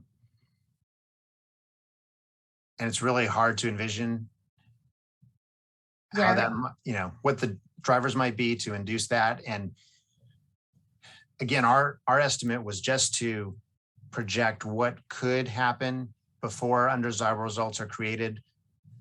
And even then it would need further analysis, but we're certainly not trying to encourage increased use up to that level. Okay. And then my last question, and thank you for answering all my questions, is we put this plan together and we, our thought is to monitor and, to make sure that we're not changing the flows or decreasing the river flows. What would be the action that we would take if that were to occur? I don't see with this monitoring or groundwater sustainable plan, I don't see if this happens, if we see decrease in flow, then you do this. So do we have an action plan? Because we're not seeing groundwater conditions creating significant and unreasonable effects, we're not proposing any active, any specific projects or management actions. So other basins who are in overdraft or who have undesirable results, they need to look at either augmenting supply or managing the demand. And we don't see a need for either of those strategies. That's not to say that things couldn't change in the future, or there may be new data that requires us to change our approach for our management criteria. But at this point, it makes the most sense to monitor, improve our understanding of the basin, promote voluntary conservation and efficiency measures. Okay, so in most plans, though, there's always that what if, and for the communities to know, and I'm with you on, I don't think we're going to ever have to utilize it. However, when you put a plan together, is this a living document that we can go back and change? Or because what if that what if happens and the community wants to know, especially that ranching ag community, so if that scenario comes about, then we could expect this. So we just don't address it until it happens? Or our view is that it's premature to try to develop a hypothetical management framework. Okay. And it would be a lot of work to make sure that it's fair, and it's just that effort's not warranted at this moment. Okay. Thank you. So before I go to Supervisor Madrone, Hank, I wanted to ask you, you had mentioned Jack Rice. Do you have folks on here that you wanted to be part of the presentation? Because I was trying to figure out if Jack was public comment or if he's part of the presentation. So since you referred to him. Yeah. Thanks. I would say Jack is part of the presentation, but he's really available for comments, and he's been an important part of our team. Okay. So maybe after Supervisor Madrone, we could ask Jack to chime in a bit. Share some additional points. Okay, thanks. We were just starting, I was playing the guessing game. It's like, oh, right, are you supposed to be on here? So glad we got that straightened out. Supervisor Madrone. Thank you, Chair. First of all, thank you, Hank, Jack, and all Summer and everybody on the team for their work on this. I appreciate everything that's been done there.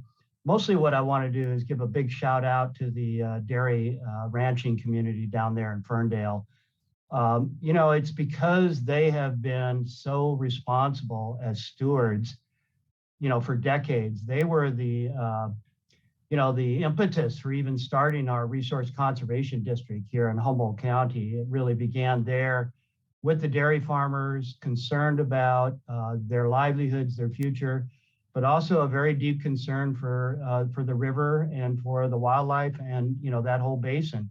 And so they have been, as everybody knows and has been spoken to quite well by Hank, have been heavily engaged for a couple of decades in developing all kinds of conservation measures to use every drop of water as efficiently as possible, converting from the cannons to the wheel, I forget the names of it, but the wheeled irrigation systems that move around and shoot the water directly down to the grass rather than out into the air in a 20-mile-an-hour north wind with evaporation. And that has done an amazing job of increasing conservation of the water. We do still see cannons out there, but as was spoken to, and I'll have to thank also Denver Nelson for educating me, primarily most of the cannons that are still in use are delivering the fertilizers, all of the various waste product, which was a big problem out there. And so they also got very creative, working with state grants and other resources to take that cow waste and put it into these cannons with some water and spread it all over the fields for irrigating the crop, for better grass growth. But in general, there's been this tremendous effort at conservation. So I want to really applaud all of the farmers for their effort.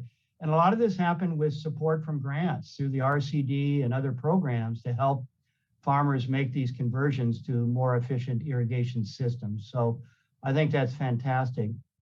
The other thing I just wanted to point out is that anytime we're working with hydrology and groundwater basins and everything, these basins don't sit in an isolated position all out there on their own. This one in particular is at the bottom of the watershed, right? And so what goes on in the whole watershed has a big influence on the flows that come down to this basin, providing groundwater recharge, surface water for fisheries, et cetera.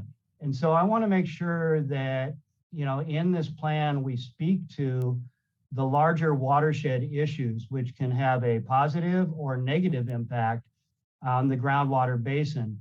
The way things have been done for the last long period of time, we've ended up with a lot of roads that literally cut into the hillsides and bleed that water out from underground, put it into the surface, and then that heads out to the ocean much more quickly. So I think that there's a really great opportunity here with this plan to look for, provide some action items and recommendations in regards to integrated approaches in the watershed. It would be really nice if the federal government and the state government were to provide even more grants for the Eel River in particular for forest health work to thin the forest, because the thicker the forests are, the more trees that are pumping water out of the ground, reducing the flows. And so light thinning of our forest, creating jobs, not only can help with the groundwater basin recharge, but also reducing fires, right? And creating jobs in our communities. So road restoration, forest health activities and restoration, all of these things, and supporting storage and forbearance activities throughout the watershed, like we're doing with cannabis, but it shouldn't just be with cannabis. We all are ultimately going to be collecting rainwater, and the more we can store that water from the winter and forbear in the summer, the better the groundwater flows and the recharge in the basin are going to be ultimately. So I think all those things are important to consider how this basin fits into the watershed. And I think everybody that lives in the Eel River has a responsibility to do their part. It shouldn't be that we make such strong restrictions on the dairy farmers that somehow we're making them pay the whole bill, for everything going on in the whole watershed in terms of that groundwater basin. So I think it really needs to be a watershed-wide effort. And I realize that that's outside of the groundwater basin, but it absolutely affects what's going on in that basin. In addition, the Eel River Potter Valley project, the two basin solution effort, another great opportunity for integration, whereby we're ultimately going to be reducing or eliminating the summer diversions that affect the stream flows and the fisheries, and move to potentially just wintertime diversions with increased storage in Mendocino County, et cetera.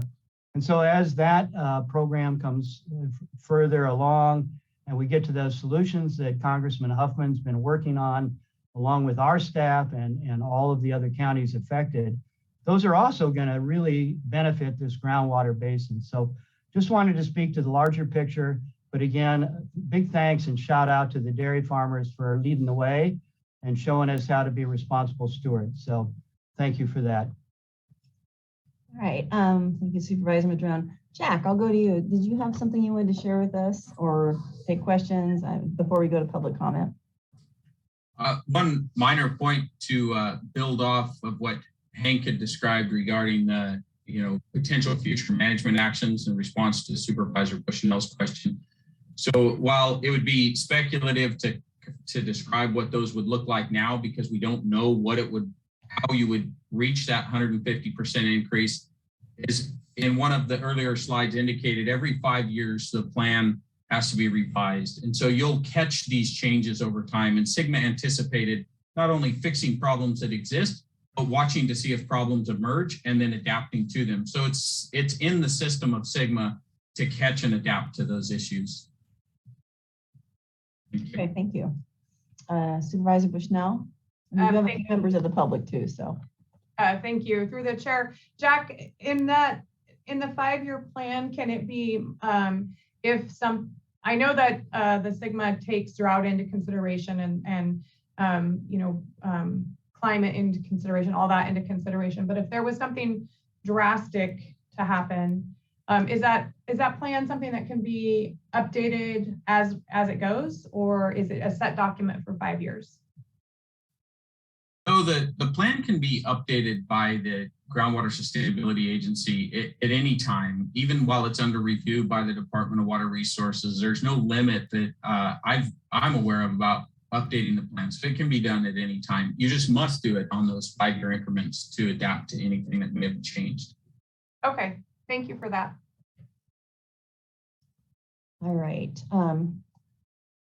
Well, I think we'll go out to public comment if that's agreeable to everyone. Looks like it. Just a reminder of folks who are calling in. Once you call in, turn the volume down on your video feed because there is a time delay. And if you're listening to what we see on the video, you will miss your opportunity to speak. So if you have called in and raised your hand, only listen on what you hear on the phone, not on the video. So with that, we will start. And we have 0116, you'll be our first commenter. Press *6 to unmute.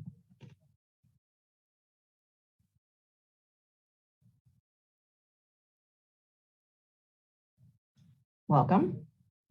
Hello, can you hear me? Yes. Okay, yeah, I just had a couple questions for the people who put on the elaborate presentation there. I think they had said that like 90% of our current use is from like agriculture and farming, and that to reach a critical level, we'd have to like increase our use by 150%. So it seems like we'd have to more than double our like agricultural use, and like land wise, is that even like feasible? And could we? And is it even possible that we would double our agriculture? And also just curious about like how much the county spends on just like the testing the levels, when it seems like that's not an immediate concern, and the only thing that might really need to be tested for is the arsenic, with maybe periodic every 5 or 10 years test the levels and whatnot. But that's pretty much it. Thank you. All right, thank you. And we'll come back to the board and answer those questions. The next person is like 0326. And if that's you, there you go, welcome. Hi, this is Charles Wilson. 55 years ago, down there, Redondo, Hermosa Beach, we had groundwater intrusion problems, and I worked on that. And the state of California is very thirsty, mostly dry state. And the politicians always look for places where they can get the water. They go, they're looking at the Humboldt municipal water district there and all this kind of stuff. So eventually they'll figure out a way to transport water from Humboldt County down to LA or Monterey or places like that. You got to remember the four biggest rivers in California that go into the ocean. There's the Sacramento, San Joaquin River is the first, and then Klamath. And then you got LA City is the third largest river goes into the ocean, and then LA County that goes into the ocean. And they don't like to, the sewage is not as clean nowadays as it used to be. It's got more pharmaceuticals and stuff like that, but they'll eventually figure out a way that they can transport water from Humboldt County down south. And so it's nice that I appreciate Siemens' investigation of the groundwater interaction there, because it's eventually going to come, the politicians will figure out a way they can somehow grab water from up here, and there's always that threat, and maybe it's not something that's going to happen in the immediate future, but they're always looking for ways to get something like there. Thank you very much. Bye. Great, thank you, Mr. Wilson. Next, we have 5288. Welcome. Virginia, thank you for my opportunity to speak on this particular topic. I was a little bit, well, I wish we dealt with the watershed rather than just the basin. I mean, the watershed itself, I think, is the upper reaches are where there's a lot of water taken out. I don't think there ever seemed to be my perception of problem in the basin. I was disappointed in the whole cannabis thing because, in my opinion, it was supposed to be pulled out of the hills, the small streams that are being pumped dry up in the upper watershed. And so that's where the problem seems to be, not down in the basin. And again, RRRs were supposed to be moved down there, but I guess that just didn't happen. That's disappointing. I did want to make mention as far as time frames. We're going to be talking a little bit later about templates later. For those people who engage in these kind of presentations, at one time there was a unspoken or spoken thing where presentations were supposed to be 15 minutes or less. And then if you have a longer one, then that's submitted in writing for those who wish to read it in the staff report and or before the supervisors. I know we're trying to cut the meetings down, so it's just one thought as far as that goes. And then we also like to see parity as far as time goes, as far as everybody's participation, be it a supervisor or from the public. 3 minutes should be enough to ask questions and possibly get them answered. In the future, maybe we'll deal with that on the template issue. But again, quite disappointed, that we didn't address the whole watershed, because I think the problems are upstream. That's where the fish are dying. That's where there's not the water. So maybe we can have a watershed study instead of just a groundwater study strictly in the basin. Thank you for the opportunity to speak and make that request. Is there some reason, the question being, is there some reason why we didn't study the whole watershed rather than just the basin? All right, thank you, Kent. Next, we'll go to 9334. I believe that's Dennis. Press *6 to unmute. There you go, welcome. Did I finally get unmuted? You are unmuted. Jack, nice to see your smiling face. The reason that this is about the basin is this is the Sustainable Groundwater Management Act that we're dealing with. And water managers and purveyors have dealt with DWR in the state in negotiations for many, many years, way before this came to Hank's desk. And Rex 2014, probably sooner than that. But a lot of legs on this stool. Hank, you did a great job. And one of the things that stood out to me was your statement about dealing with stakeholders. That's important in every little project or big project we do. But one of the things, not to get in the weeds on all the particulars, because you've all done a great job. I've always thought, and this will come to fruition, I'm sure, but our state revolving funds money and other monies from different agencies will be tied to having a groundwater basin management plan. I'm sure that's going to happen. And so it's really important for us to keep that in mind as well. As far as the specifics and the nuts and bolts on this, we set for years with DWR going over this before it ever got to this point to where we're dealing with it now. So it's going to be a lot more. Hank's doing a great job. The committee's doing a good job. And it's important on a lot of levels that we control our own destiny in this. That's the deal. And I agree with one thing that Hank said, kind of a reference to a few other things that were brought up. We don't need to put a target on our back if it's not necessary. So good job, everybody. And we'll keep working on this. We are in a marvelous situation. The drought is not over in California. It probably never will be. And those aspects of the state in toto will affect us no matter what. Thank you for my ability to visit with you on this item. All right, thank you, Dennis. So next we'll go to call-in user 3. And call-in user 3, press *6 to unmute. Welcome. All right, you're unmuted.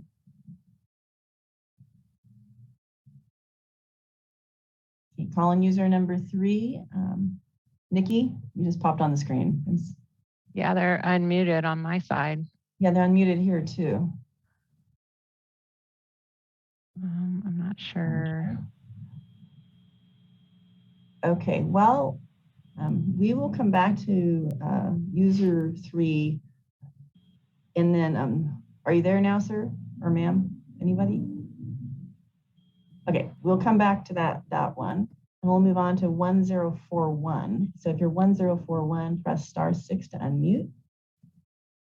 And you'll be able to speak. Welcome. Hi, thanks. I'm sorry, I raised my hand and I thought this was general public comment. Okay, I'm sorry. Yeah, this line is taking a little longer. So I do appreciate you letting us know. And hopefully we'll get to general public comment fairly soon. Happy New Year. All right, thank you.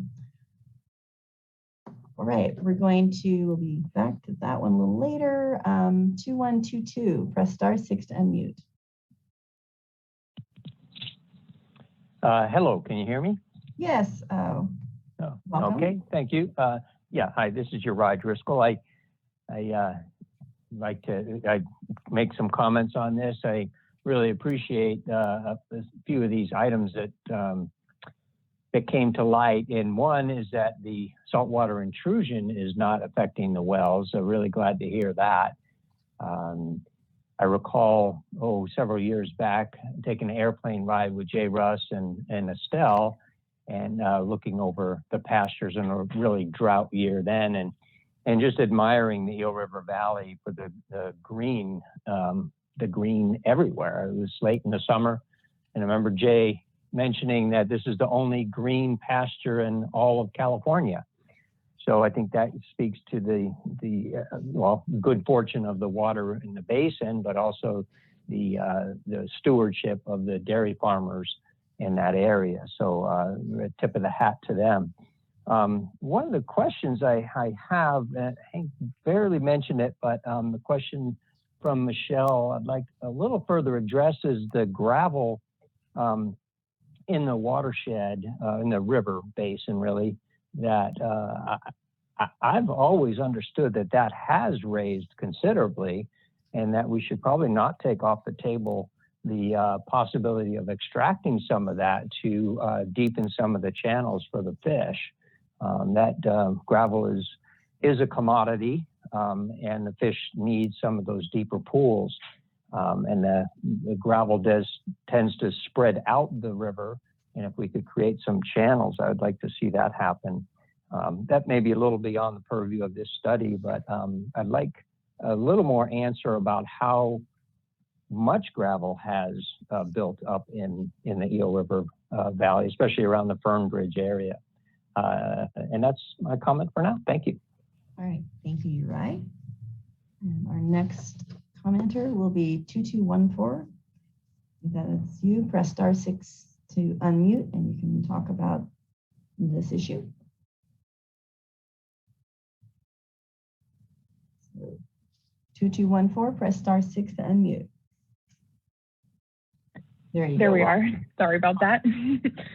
Good morning. My name is Melissa Lima. I'm a native of the Eel River Valley, and I'm speaking today as the North Coast Field staff member for Western United Dairies.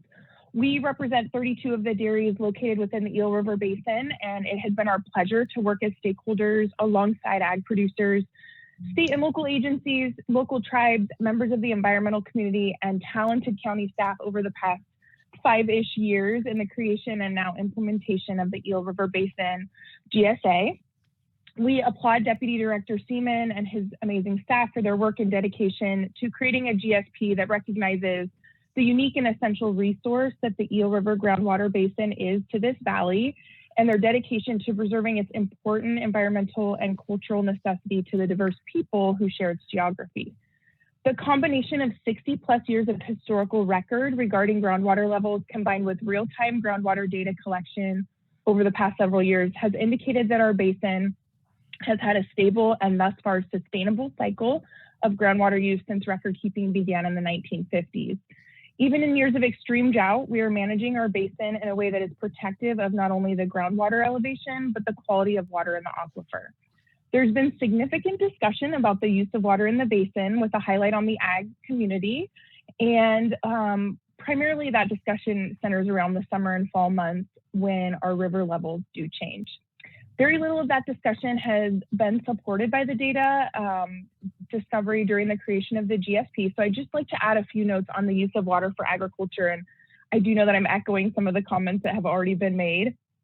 First, agriculture producers have and continue to improve irrigation efficiencies based on new technology and are quick to implement needed change based on a variety of factors, including weather conditions, labor, time of use regulations, and available equipment and technologies.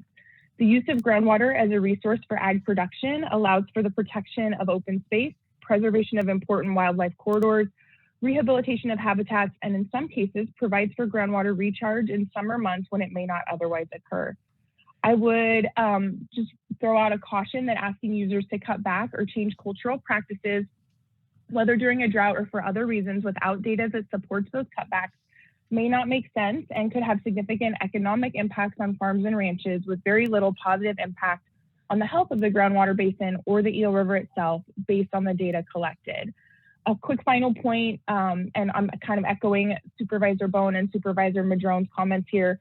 Dairy farmers know that our job as stewards of this beautiful and unique environment is never done. Our farmers continue to work to preserve parts of this unique valley that they're the caretakers for, and passage of this groundwater sustainability plan will allow them to do so in a way that's not only environmentally sustainable, but allows their livelihoods to be economically sustainable for future generations. Thanks so much for the opportunity to work on this and to comment today. Really appreciate the time. Thank you. Thank you, Melissa. So we'll go to 3053. Press *6 to unmute. Welcome.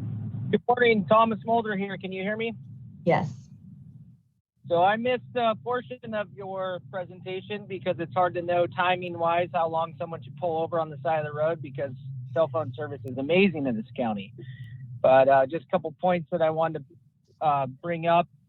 If we are talking about long-term plan of the Eel River Basin and health of it, it would be nice to see a plan of going in first to deepen the channels, extract all that sediment that was put in there. I mean, there's been different people that said since the 60s we should have gone in there and gorged out the rivers because it'd be better for the fish, but around back then, so I don't know if that's the best way to go. And then I heard some comments, a brief comment about roads.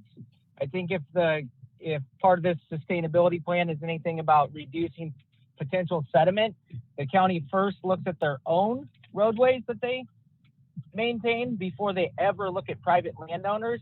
And then secondly, look at state and government owned properties. I was recently on a bike ride and I seen the most egregious roadway ever. And it happened to be on state park land, 2-foot deep ruts. dumping sediment into water courses. But, you know, it's a governmental agency and hey, they save trees. So it's not really a big deal because they're state parks. And lastly, I heard the last commenter talking about unsubstantiated data as far as reducing people's economic livelihood in agriculture. And that resonates. So I think we should have a lot of data before we ever make decisions in as far as drought. And don't try to restrict us where there's no growth allowed in our county, because that other commenter that talked about our water getting shipped south, let's have smart growth, not a no growth, but smart growth. So that way we don't end up shipping our water south. Thank you for the opportunity to speak.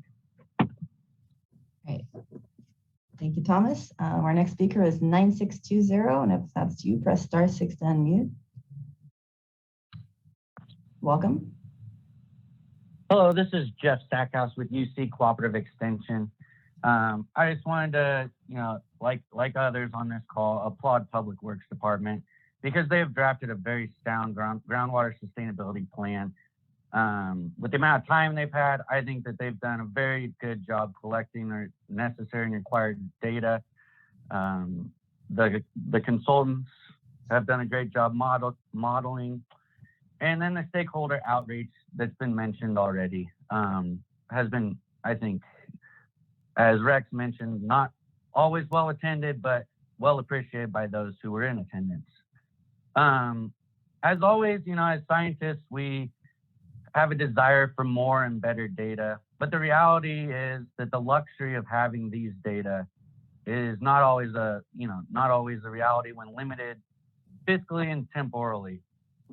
And in general, we're never going to fully understand all of the hydrological nuances of the Eel River Valley. I did take the time to read some of the written comment, primarily from agency groups requesting more data. And my thought in regards to that is we have 20 years to collect these data and better understand water usage and the connection to groundwater dependent ecosystems. And we have the, ability, as Jack mentioned, to update our GSP as needed along the way. If not passed, we will lose local control. So we must move forward. I don't think we have a real other option. So just in summary, I urge you to adopt the GSP on January 25th. And, keep in mind that we have a great staff here in our county and a lot of good nonprofits and other agencies and groups that will work forward with this GSP to get it right as things change and as we get more data along the way. So thank you for the opportunity to speak. All right, thank you. So next we'll go to 7011. Just press *6 to unmute. If that's you, welcome. Yeah, good morning, board. It's Jay Russ calling from Ferndale.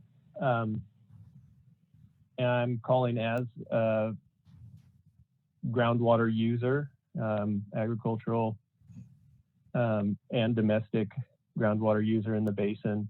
And first of all, I do want to, again, as has been said, applaud the efforts of Public Works and all the contributors to this plan. I think in my opinion, it points to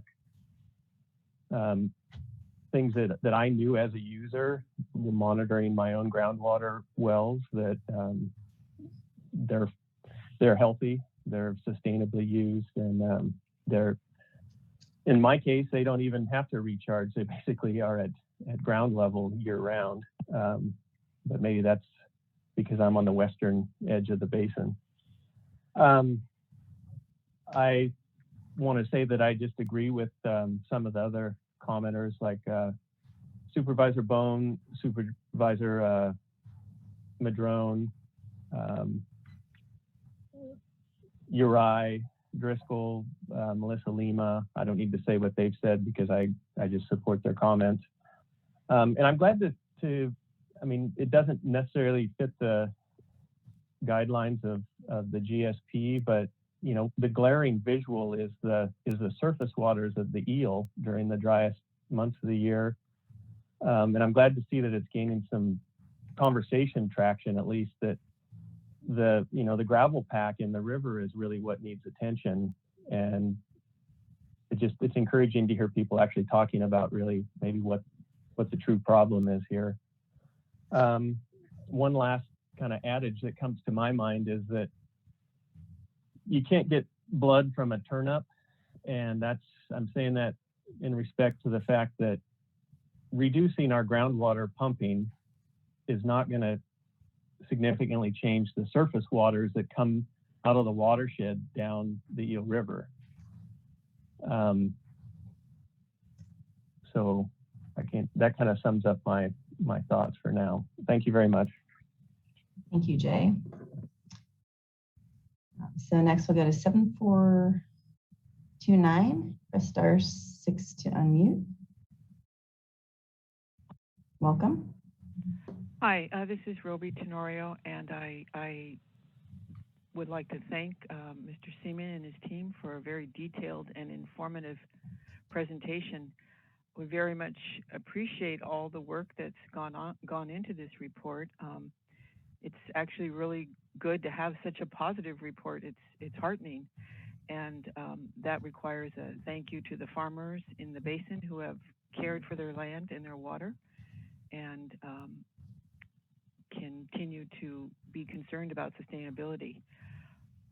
We understand that this study is required by the state, so our county has to put the effort into this very thorough analysis. And we'd like to request that an effort be made to find the grant funds to do a similar deep dive study for the entire watershed.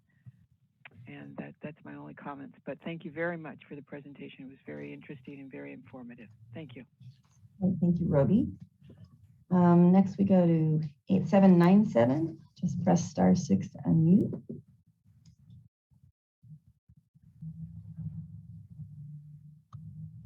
Welcome. Greetings. Are you able to hear me? Yes, we're talking about the item at hand is what Hank presented on. So welcome. Welcome. Greetings. Yes, I find it awesome that you guys are taking the due diligence to look into groundwater issues and water issues here within Humboldt County.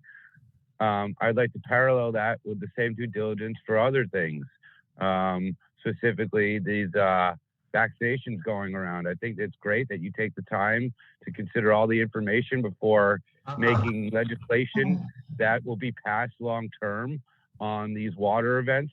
But it seems that it's very hasty, the legislation that you passed, with the amount of information out there based on the current pandemic. I think they are absolutely appropriate to be paralleled to each other with the amount of due diligence that you're putting into making sure that our water is secured, but not our basic human rights. I think you need to parallel this in your own general ideas with how you look into things, and your due diligence with how you look into things, in the amount of information and the types of people with whom you hold in regards for your accountable people giving authority and your information that guide you on these things. When you are only looking at certain types of information, you are under duress or under slanted views and biased viewpoints. And unlike with water, we'd like to see you, the council, not have slanted biased viewpoints and an open mind in regards to other legislation. Thanks for your time. All right, thank you. So next we will, I'm going to go to 8277. Wait, no, 8277, yes. Press *6 to unmute. Sorry about that.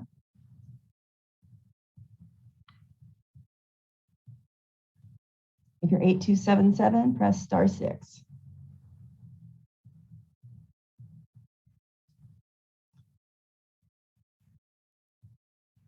All right, we will come back. We'll go to 1041. Press *6 to unmute. Hey, Happy New Year to the Board of Supervisors, and thank you for allowing me the time to comment. My name is Donnie Creekmore. I'm with Humboldt Freedom Coalition, and I was mainly just wanting to comment about an experience I had last night with my son, who, after putting to bed around 9 o'clock. Hey, Donnie, don't worry, Yeah. I'll give you more time, but are you talking about agenda items not on the agenda? Because we're trying to get there, but we're still not there yet. Oh, I'm so sorry. I made a mistake. No worries. In fact, if you want to just stay on, and then I'll do my best to go to you first because you've been patient and you keep trying. So we'll be there soon. I'm multitasking at work, and so I'm like kind of missing and hitting, and I can't tell where I'm at when I'm back on here. So I'm just trying my best. I'm sorry to interrupt. Oh, no worries. I didn't think this would go this long, but we'll be there hopefully soon. Thank you. Okay, thank you. All right, so then we're going to go to calling user 3. So press *6 to unmute. We'll try this again. Welcome. Looks like you're unmuted.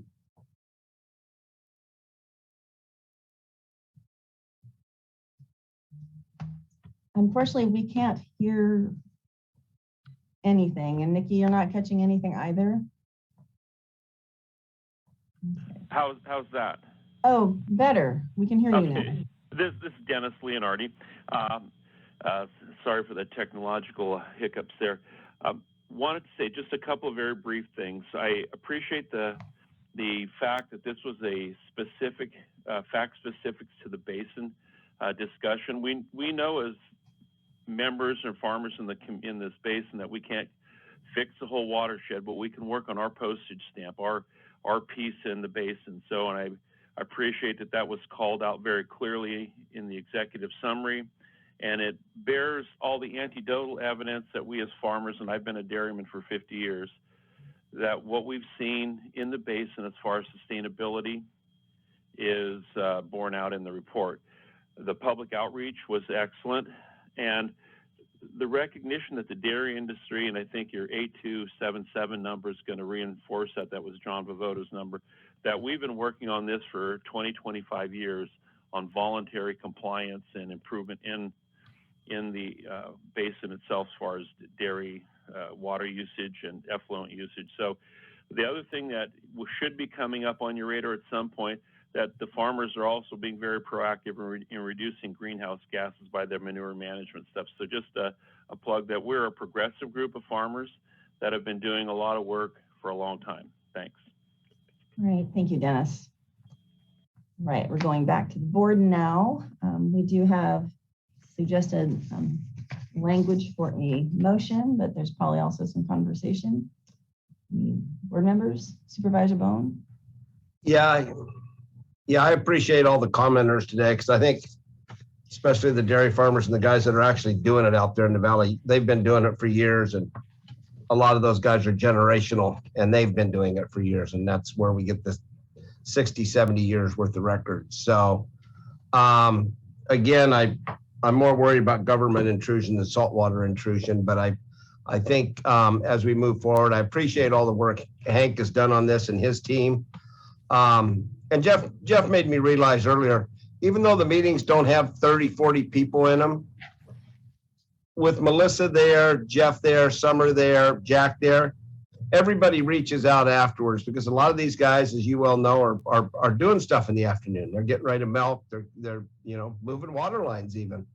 And so they're getting things done, but they're able to reach out in the evening and everything to these people who work long hours explaining what's going on because they're worried about government intrusion too.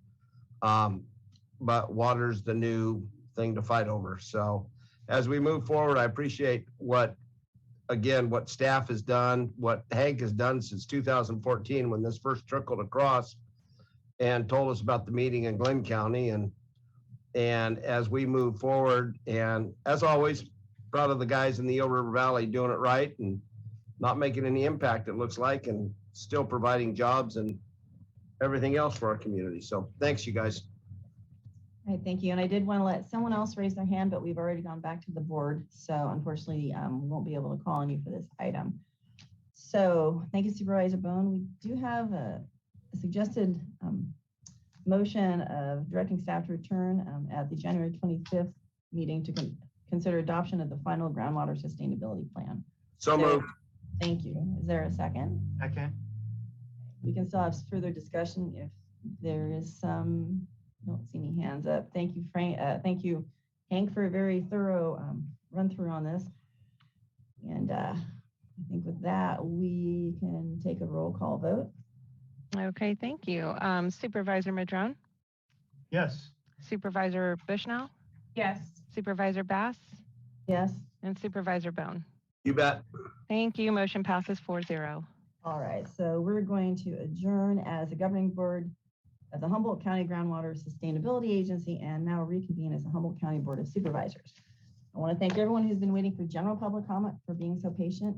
I'm asking for a 5-minute break because this chair needs a bio break because if not good. So Too much information. just say, you usually fight me with a break. So take a 5-minute break. We'll be back at 11:30.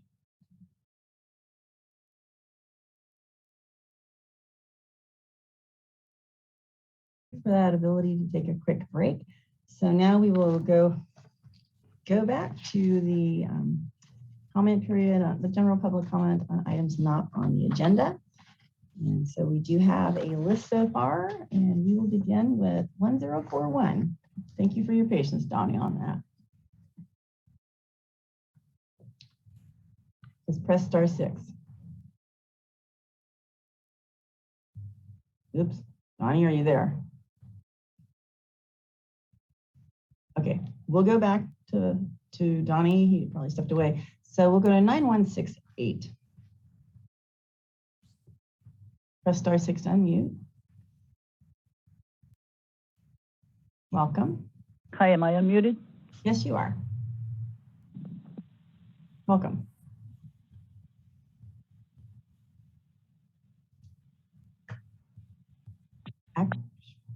We can't hear you. Nikki, what just happened? Let me try to unmute her again. She might have accidentally muted herself. Okay. 9168, we're. Hello. Wait, We're back hold to on. Donnie. Now we're We got back Donnie to Donnie. now. Okay. We'll call it, but we'll be right back. Donnie, can we, actually 9168, you've been very patient, but I'm going to go back to Donnie since he tried a few times. So be right with 9168. Yes, Donnie, welcome. Oh, okay, great. Sorry about that, for the confusion there. Yeah, my name is Donnie. I'm with Humboldt Freedom Coalition, HumboldtFC.com. I want to wish everybody listening, as well as the entire board, a Happy New Year's. I hope you guys had a good celebration with your families and everybody's doing well and is healthy. I was calling because I had a really concerning experience with my eldest son, who is 12. He goes to Trinidad Elementary, and last night at about 11 o'clock, I had to crawl up in bed with him and hold my sobbing son, who was explaining to me his fears and worries and stuff about going to school the next day. And what it was concerned about is that, he isn't afraid of, the coronavirus. He, doesn't feel like he needs to wear a mask, but he's just compelled to because of the rules.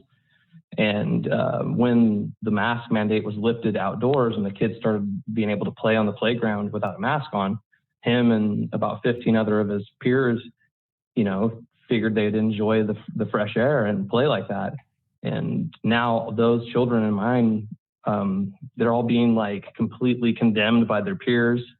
It's really cruel. The staff seems to be supporting it. And this is directly related to policy decisions that the board is allowing to continue. Just as recently as this past weekend, we've had, some of the highest officials at the WHO, at different health bodies go on news explaining how cloth masks are not effective. And I mean, it's pretty clear they shouldn't be mandated indoors, outdoors, or anything. If they worked, they would work. But here we are 2 years later, and they just haven't worked. And it's creating a lot of division. There's no reason a father should have to sit and hold his sobbing son and console him over something like this when he's not in an at-risk, vulnerable population based upon all the statistics and science out there. He's already got COVID and recovered, so he has antibodies present that we can prove via blood test. I mean, there's just no reason, there's no logical reason why I should have to sit there and hold my sobbing son and console him and then keep him home from school today to protect his heart from, essentially the discrimination that's being leveraged against him. And I would just hope to God that this message somehow resonates with the other parents listening and the parents on the board, and that you guys would reconsider and maybe take some time. We have a website full of peer review literature and information. Just take some time and look into it. You know, if you find anything on there that you don't think is relevant, you think is hogwash, send me an email. I'll take it off. But I think you'd have a hard time. We've had doctors and physicians assistants vet nearly every bit of information we have on there.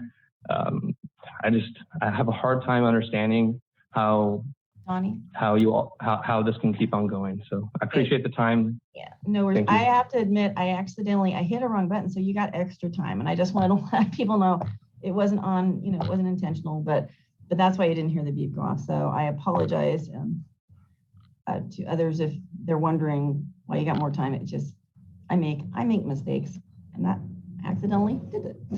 So we will go now back to 9168. Hopefully you're still there. Press *6 to unmute. There you go. Looks like you're unmuted. Welcome. Oh, hi. It's still good morning, Chair Bass, supervisors and staff. I was going to speak on the groundwater plan, but I pushed the wrong button. So I'm going to speak on it now. This is Vivian Hellwell with Pacific Coast Federation of Fishermen's Associations and the Institute for Fisheries Resources, a nonprofit organization whose mission is to protect and restore fish populations and the human economies that depend on them. Fishing, mostly shut down here, has provided local high-quality food, tourism, and many jobs. The Eel River native salmon and steelhead are a bare remnant of historic and viable populations and are listed under state and federal Endangered Species Acts or managed under the Magnuson-Stevens Fishery Conservation and Management Act. At Humboldt County's first SIGMA meeting several years ago at the Ag Center, a representative from the Department of Environmental Health stated that the number of well permits were increasing exponentially. How many wells are there and what is their capacity? How many wells can the aquifer support? I commend the planning department, their consultants, and water users on the work that has been done so far and the efficiency measures that irrigators are using. The draft plan shows how the Eel River Valley Aquifer contributes cold water to the river's interconnected surface flows during summer and early fall. The National Marine Fisheries Service is responsible for the fish. Their view is that the thresholds for undesirable results is already being exceeded, that the basin is not currently being managed sustainably, according to the effects on surface flows in eel and Van Dusen confluence in the late summer and fall, and that it, quote, degrades the viability of listed species and their habitat. More flow needs to be left for all the life stages of fish, not just adult migration as in the plan, for the GSP to be considered adequate. Additionally, as Supervisor Madrone and others said, the whole watershed approach is appropriate. As the climate inland trends toward warmer and less rain, and ag use increases during warm and dry years, a conservative approach is needed to account for the warmer, drier climate trends. The surface water needs thresholds of carrying capacity, as in the watershed planning areas firmly established in the Humboldt County's general plan for each watershed in the Cannabis 2 regulations at the Board of Supervisors. The agencies recommend a wider area covered by monitoring wells, monitoring throughout the year. I encourage you to follow the agency and tribal recommendations. Thank you very much. What I wanted to say, thank you, Vivian. Since this is the beginning of the year, I didn't stop the speaker, but I want to remind people that if you missed the item and it's on the agenda, you won't be giving general public comment. I wanted to make that clear. I hadn't said that yet this year. So just as a heads up for next time, because if we have that become commonplace, we will not get very far because the good people will call in at any time. So I do apologize for not saying that before you started. So next we'll go to 5288.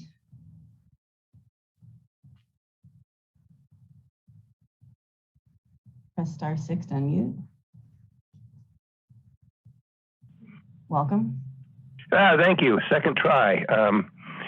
This is Ken Sawatsky. Part of the reason why I was trying to find your summary for the meeting of the 14th was I wanted to make comment on an action that was taken there.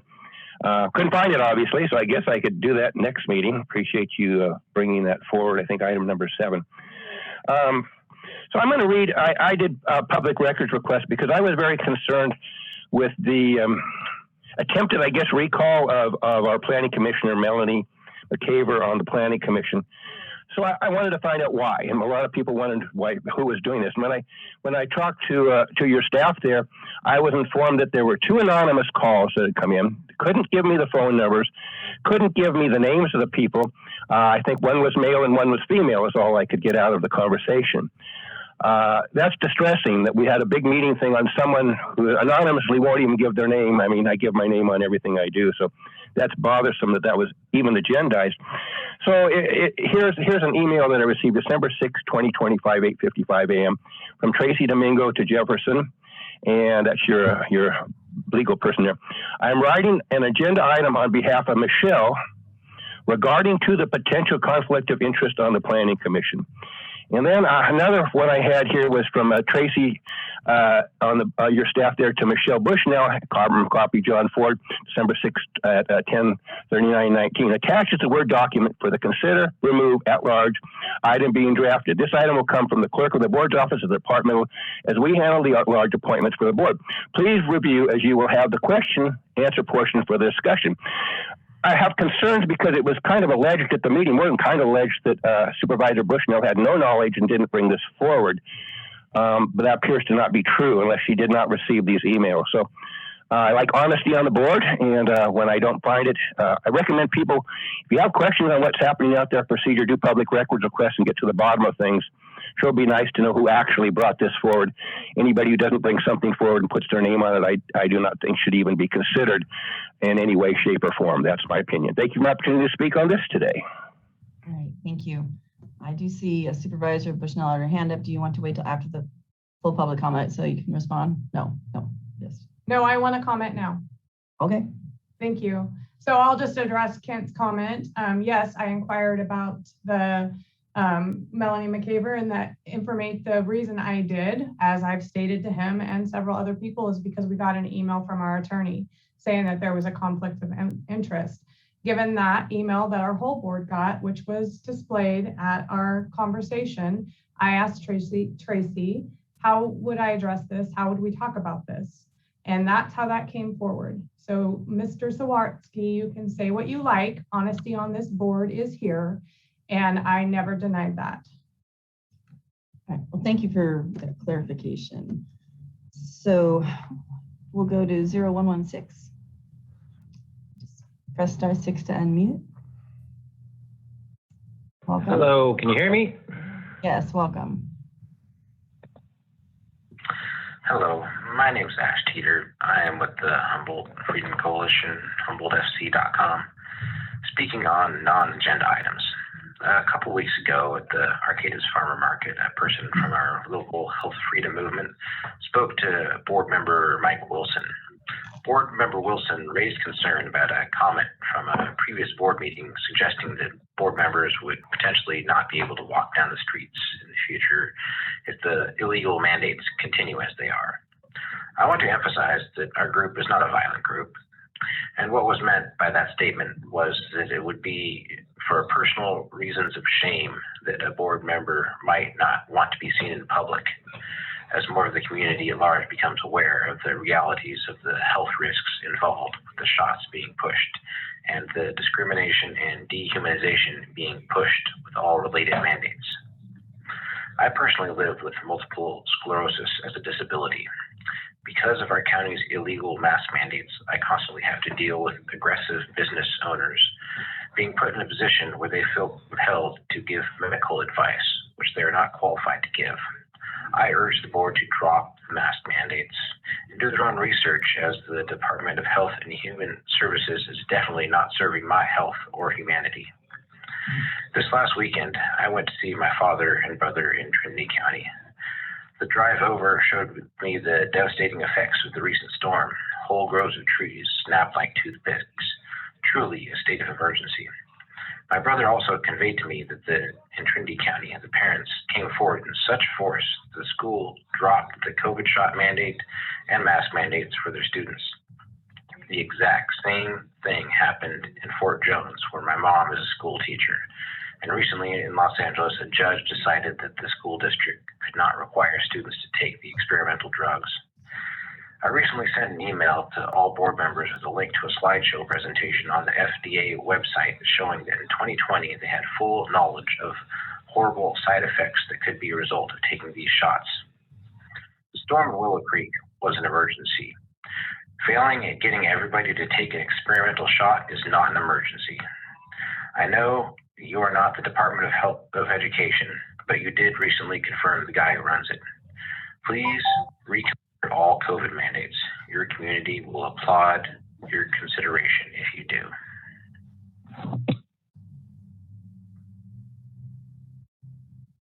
All right, thank you, Ash.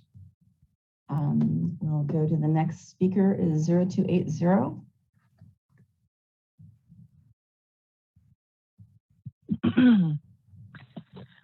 Two years after the arrival of a virus, some may have started wondering why the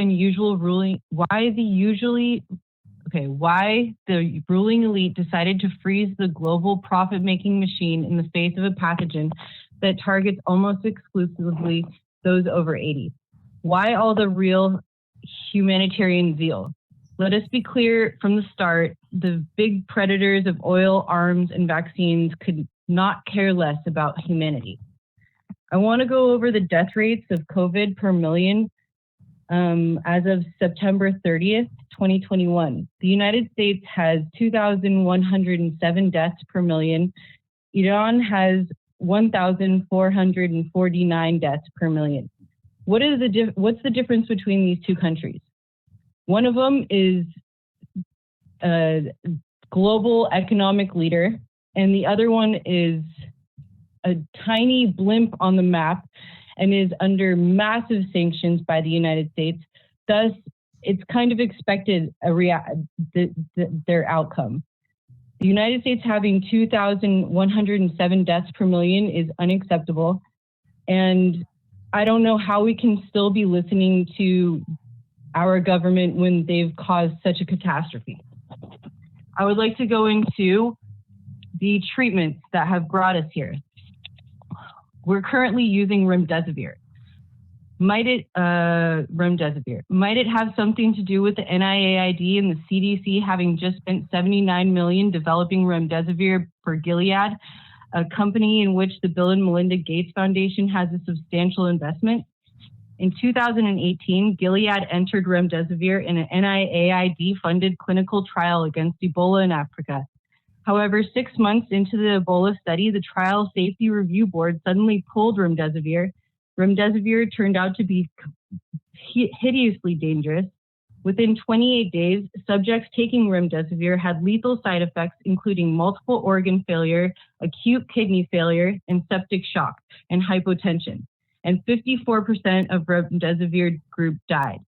Now let's go to ivermectin. That is being completely demonized, or should I call it horse medicine?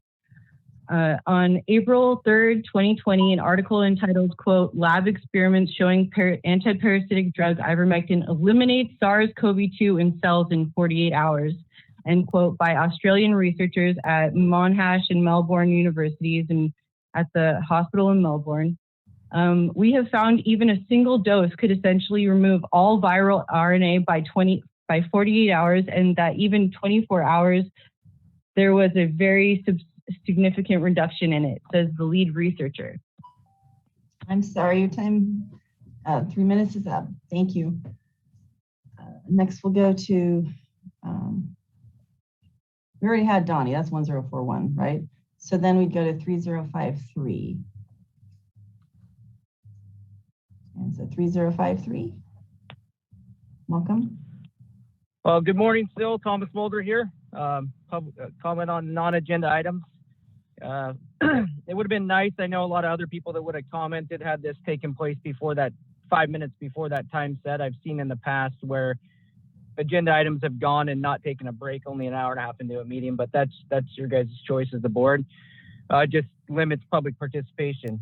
Something I think, big elephant in the room, everyone knows, cannabis, it's a big economic driver for Humboldt County. There's studies out there all over the place. The trickle-down effects are starting to be seen where people that thought they had wintertime work are not having wintertime work anymore because, you know, there's no money within the economy. So there's different studies about what our production is in Humboldt County, but there's some conservative that's more about $300 million our county is missing out on actual money within our county, and some as high as $600 million. That's $1 million that our county does not have because the market has gone down 60%. That's the regulated and unregulated combined. So just think about that as we're making choices, you know, keeping ourselves locked down where other economic drivers can't take place, limiting the capacity of restaurants and any other type of things that could be making economic revenue or encouraging tourism to come back into our county, because right now you're looking at $300 to $600 million less in our county because of the downturn in one market. So let's think about that out loud. I briefly talked earlier about roads. I don't know why we ostracize and talk badly about private landowners when governmental agencies do not take care of their roads to the standards in which they're trying to discredit private landowners for. It was appalling, and I don't know what I'm supposed to tell my son when he sees roads with 2-foot deep ruts dumping sediment into water courses. That's state-owned land that supposedly protects trees and is all worried about the environment when they do those kind of things. It's a really something I'm torn with right now, because realistically, I'm having to tell my child, if it's the government, it doesn't matter. If you're a private landowner, it does matter. And lastly, the COVID restrictions. Can we tell Ian Hoffman to go to the CDC 5-day quarantine instead of a 10-day quarantine? I know people that are so impacted by this potential exposure, and it's horrible. Thank you for the opportunity to speak. Thank you, Thomas. We'll go to 0326 next. Press *6 to unmute. 0326. Welcome. Hi, this is Charles Wilson. My wife also had separate comments. She says things differently than me. But anyway, a Freedom of Information Act request was just released on December 23rd last year, a few days ago. And it documented an email from the National Institutes of Health Director Collins to CDC's Fauci. Collins has admitted it is not a fake thing. The email was regarding the Great Barrington Declaration of last October 8th, 2020. Collins's email states, the proposal from the 3 fringe epidemiologists who met with the secretary, I'm not sure who the secretary was, but anyway, seems to be getting a lot of attention, and even a co-signature from Nobel Prize winner Mike Levitt of Stanford. There needs to be a quick and devastating published takedown of its premise. I don't see anything like that on the line yet. Is it underway? The declaration, the Great Barrington Declaration thing there, now has 900,000 signatures from professionals, and they are not all dummies. My daughter says to think of incompetence before conspiracy, but it sounds like Collins and Fauci have plenty of both. Fauci has stated that he is science. He said that specifically. I am science, he said. He is God. As alternatives investigations are science, other than government threats, force, and restrictions, thousands of our people might not have died. Stevens and Hoffman of Humboldt County's Department of Health have joined in the incompetence and conspiracy. In my own case, the health department almost pepper sprayed me for asking the simple terminology question at a time when the vaccine had not even been authorized, not approved or partially approved or anything like that, but authorized for emergency use. I simply asked, then NIH said that a vaccine that has not been approved by the FDA is experimental. What do you think? At the board meeting, both Hoffman and Stevens said it was not experimental. Stevens even said that it had been studied for 20 years, although I remember that there'd been a lot of noise and publicity about Operation Warp Speed, which would give the COVID vaccine would give us a COVID vaccine to prevent the disease after about a year. After these kinds of weasel words and deceptions, do you think I should really trust government or the health department? Anyway, here's my wife here. Just a second. All right, thank you. And welcome, Genevieve. Oh, hi, Genevieve. Aloha and Happy New Year. Love will prevail, hate will perish. So what we need to do is 2 years of lockdown and all this. We know you look at history. If it doesn't work, we should change a different approach. Build your immunity up. That's very important. And taking a shot to prevent other people to get sick, that doesn't count. People need to take care of themselves, stay away the salt and the sugar. And I'm not including myself. But my point, think positive. And I advise people should read the book, The Real Anthony Fauci by Robert Kennedy, and also study the Bible. We have to take care of our natural law. And mandate is against Constitution. Remember our freedom of speech, and people should have respect to others. I love people. I care for people. I give people a flyer to help take care of yourself, take your vitamin C, D, and zinc, plenty of fluid, and plenty of sleep, and think positive. But what happened? The first, January 2020, an old man say, I hope you die before you infected me, because that's a Wuhan situation. Well, I care for them. It doesn't bother me. Of course, people call me different name, crazy. The reason why is a lunatic. My point is, everybody should think and do your own critical thinking, read, get information, science, go by the science, but not the science for money and not the science against conscience. Doctors, nurses cannot do the treatment to take care of people, and it's so sad. But my point is, make sure you respect yourself and think positive and don't treat people with respect. I know now divided. I know a lot of people, because people have a my body, my choice. You have a decision. If I see all these people have problem, if I go ahead take the jab, that means I'm really a lunatic if I did that. Like I said, if we keep on wearing a mask that doesn't protect you, actually, really. And then go around. The next thing is vaccine mandate. We don't want vaccine mandate at all. We are not followed by the dictator. Eventually, everybody should take care of themselves. Love will prevail. And same old song. Love and freedom, love and freedom. Everyone desire hate and tyranny. Everyone despite. Heavenly love will be back in time if all the patriots united and combined. Freedom. Everybody wants freedom, please. We all need to think about that and respect each other. Thank you very much. All right, so our next caller looks like, where are we at here? 5300. If that's you, press *6 to unmute. Welcome. Thank you. This is Adam Lustig, Lost Coast Populist, calling in from here in District 4.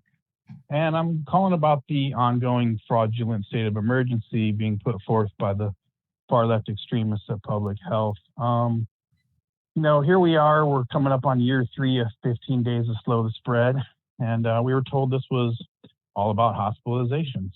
And go to the CDC data tracker and pull up Humboldt County. Currently 2% of ICU beds and 4% of total beds are occupied with COVID patients, hardly an emergency. And you can also look at the data going back, and it's been steadily declining since October 1st, and it peaked sometime around early September. So hospitalizations have been steady and low for several months now. And then if you go over to the dashboard, 123 deaths Do the math, that's 0.09% of our total population of our county. 478 hospitalizations, that's 0.35% of our total population, and that's cumulative throughout the entire 22 months so far. And what's really interesting is when you look at hospitalization and death rates by age, and you look at those numbers, and basically under 29 hospitalization rate is no more than 1%. You go up to 39, 2%, 40 to 49, 5%, 50 to 59, 8%, 60 to 69, 14%, 70 to 79, 23%, and 80 plus 30%. And for death, under 49, it shows a 0% death rate. I'm sure, there have been some deaths, but it's less than 1%. It's represented as 0. You go 50 to 59, 1%, 60 to 69, 3%, 70 to 79, 8%, and an 80 plus 22%. Now, when you go and look at population fully vaccinated by age, the same people with the most likely to be hospitalized or death, 75%, at 75 plus, we have 86% population vaccinated. At 65 to 74, we have 94%. Basically, everyone over 30 has a 70 plus percent vaccination rate. So we're well vaccinated amongst our population that's most likely to end up in the hospital. There's no reason to continue using masks as a coercion tool to push vaccination, which is all it is at this point. Dr. Leanna Wen on CNN, Dr. Scott Gottlieb from the FDA on Face the Nation this weekend said cloth masks don't work. There's many, people coming out on both sides now saying this. So, the time for the mandates, the emergency, it's time to put this all away and get on with our lives. This is unnecessary. It's just a tool to sell vaccines for political donors. And the politicization of this is just, it's got to stop. So I hope we can take a new approach. Thank you very much. Thank you, Adam. We're going to go to 2122. Just press *6 to unmute.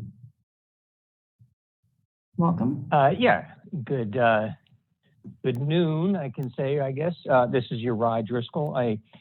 Obviously some of this, a lot of the COVID information has been inconsistent, no matter who you listen to. But I think as decision makers really need to be able to take a look at all these sides. The gentleman that just spoke before me, brought out some, interesting statistics. I think that's very valuable to look at. And, throughout the country, obviously there's different mandates, that come and go and go and come. And it's very inconsistent. And I think it's your job to be able to look at all of this information and not suppress it. Los Coast Outpost is suppressing alternative information to the CDC, line. But anyway, that's not why I called. What I would like to do, and I think one of the problems with the agendas that come out is that they come out the Friday before the meeting and as a final agenda. And I think that we really need to put out a draft agenda earlier than that, a day, maybe two if possible, as a draft agenda so that we as the public can submit materials that would end up in the final agenda. I think that could really help the rest, other members of the public review what the public is thinking. The population here in Humboldt County has some very, very smart people that have some really good resources and references to provide input for some of these projects and some of the decisions that are coming before you. So I would really strongly encourage you to look at doing that so that the public can submit materials. As it is now, we can submit materials after the final agenda, but only you guys get to see them. And that's not the same thing as the rest of the public being able to understand how our community is thinking about certain issues on the decision docket. That's what I've got for right now. Thank you very much. Thank you, Uri.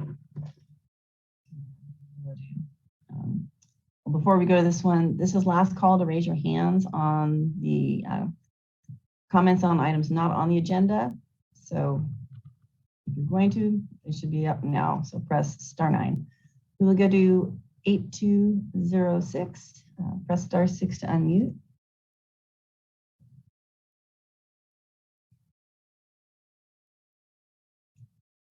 If you're 8206, just press *6.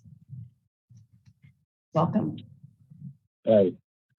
Just want to point out something that came up this morning earlier, but applies to a lot of other projects that are going to come before you as the Board of Supervisors.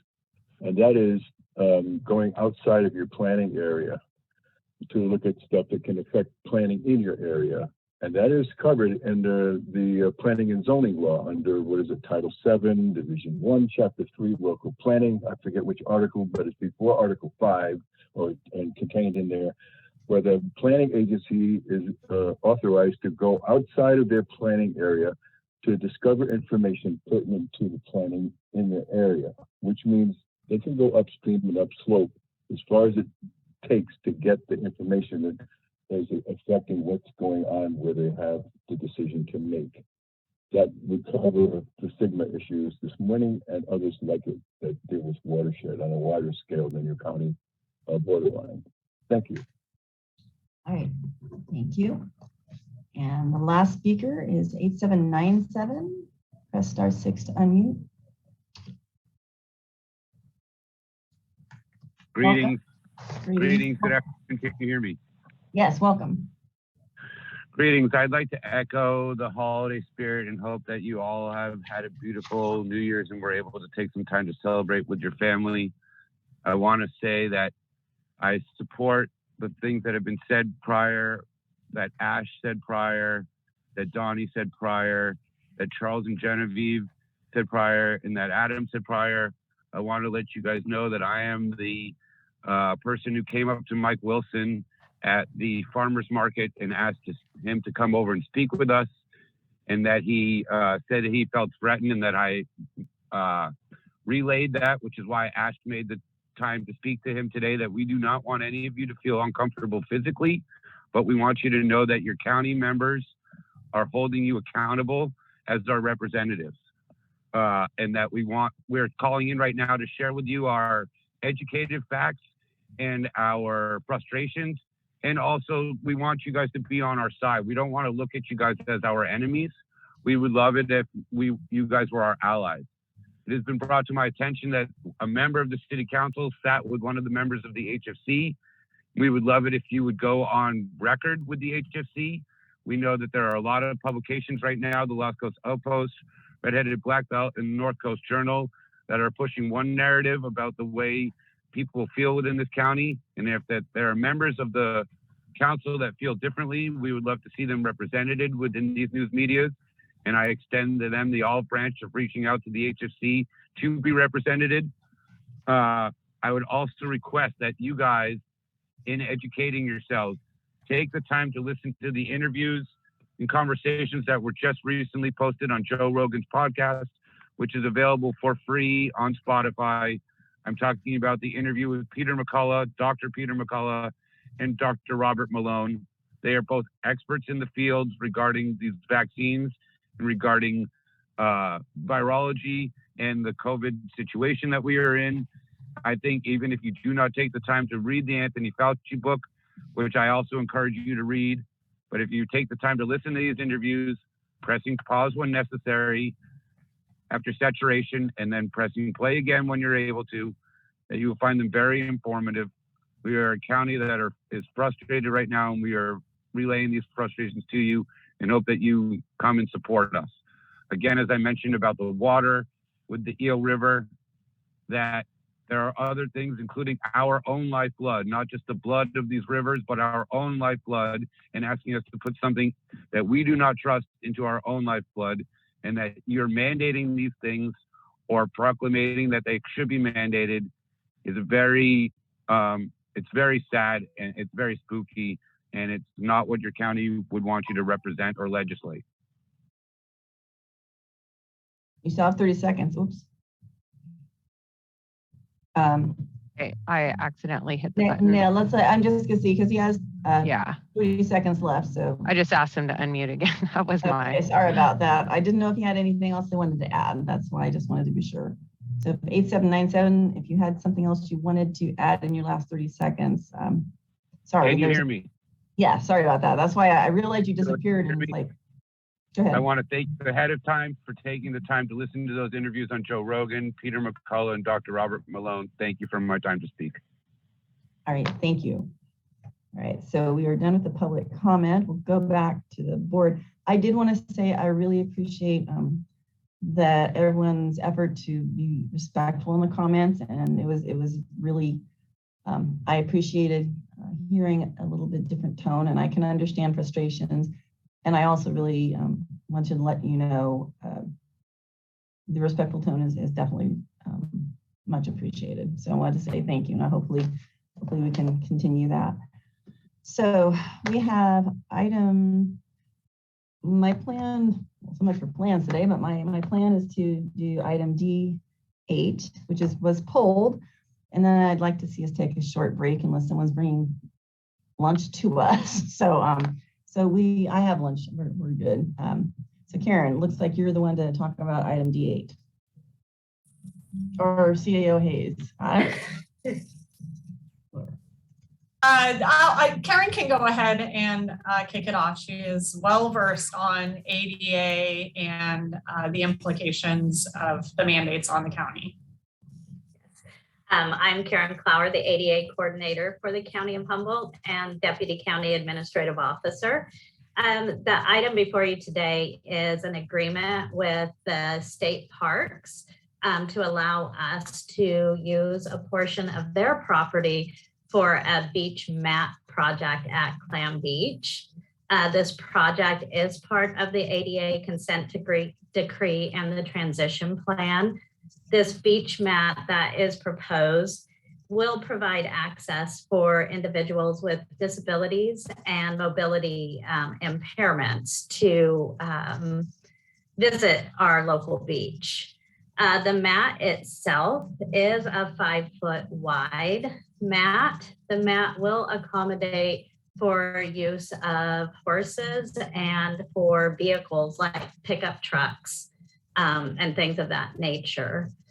We are working with our public works, with the county public works department, their parks department, collaboratively on this effort. Our intent is to provide a parallel path to the mat so that people can experience the natural feature as well as people who need the beach mat access to navigate the beach.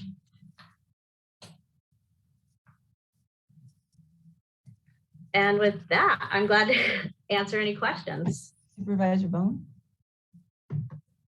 Excuse me. I think we're here because there's quite a few people that just didn't feel included in our environmental review, the longtime horsemen, beach fishermen, OHV people and stuff like that.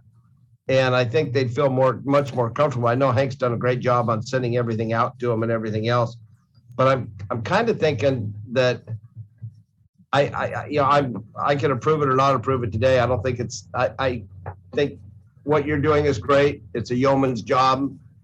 And I know there's going to be enough room on each side to side. Now we're worried about sand. Now we're worried about snowy plovers and things like that. But what I'm thinking, should we wait a week and maybe you guys have a sit down with those guys so they feel comfortable, or are we folding to them?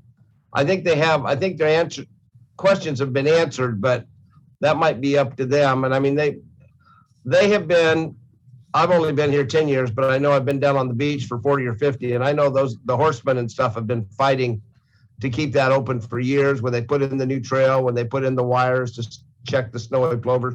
They've been there for years fighting this. And some of them, have been fighting it the whole time because they're really old, like Dennis. So I'm just wondering if that's the approach we should take, or step back and talk to them, or just, because I don't think we're going to put it up this week anyway. So I don't know if a week would make a difference.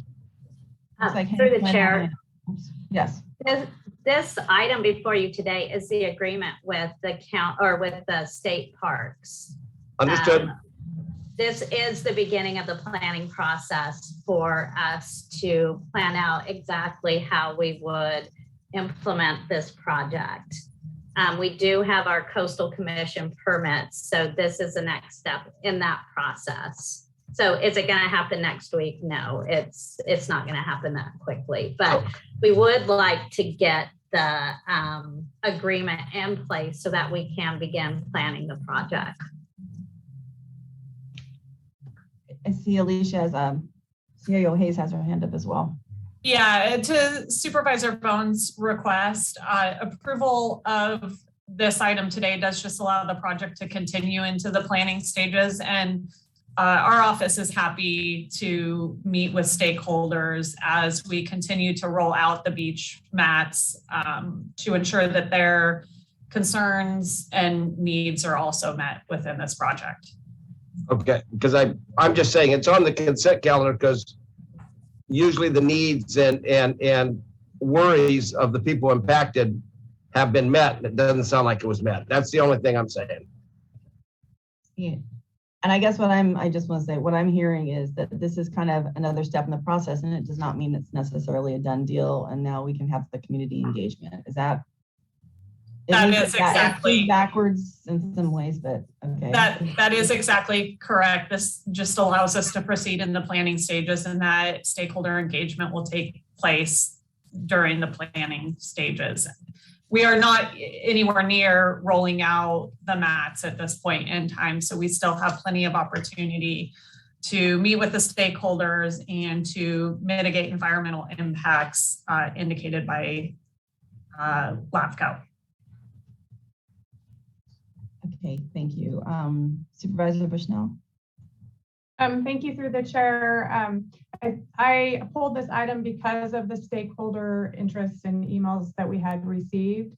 As Supervisor Bohn had said, I'm wondering if this item will come back to the board once that engagement happens, or if it would just move forward. We could certainly bring the item back. The dollar value of the project would generally not warrant that, but because of the public concern, we could certainly bring this back. Well, I'm wondering, thank you, Karen. I'm wondering if you have the community stakeholder involvement and there still are concerns, how would you mitigate that? I would have to hear their concerns. We've heard the concerns from the horse people. We've heard concerns about some of the environmental impacts.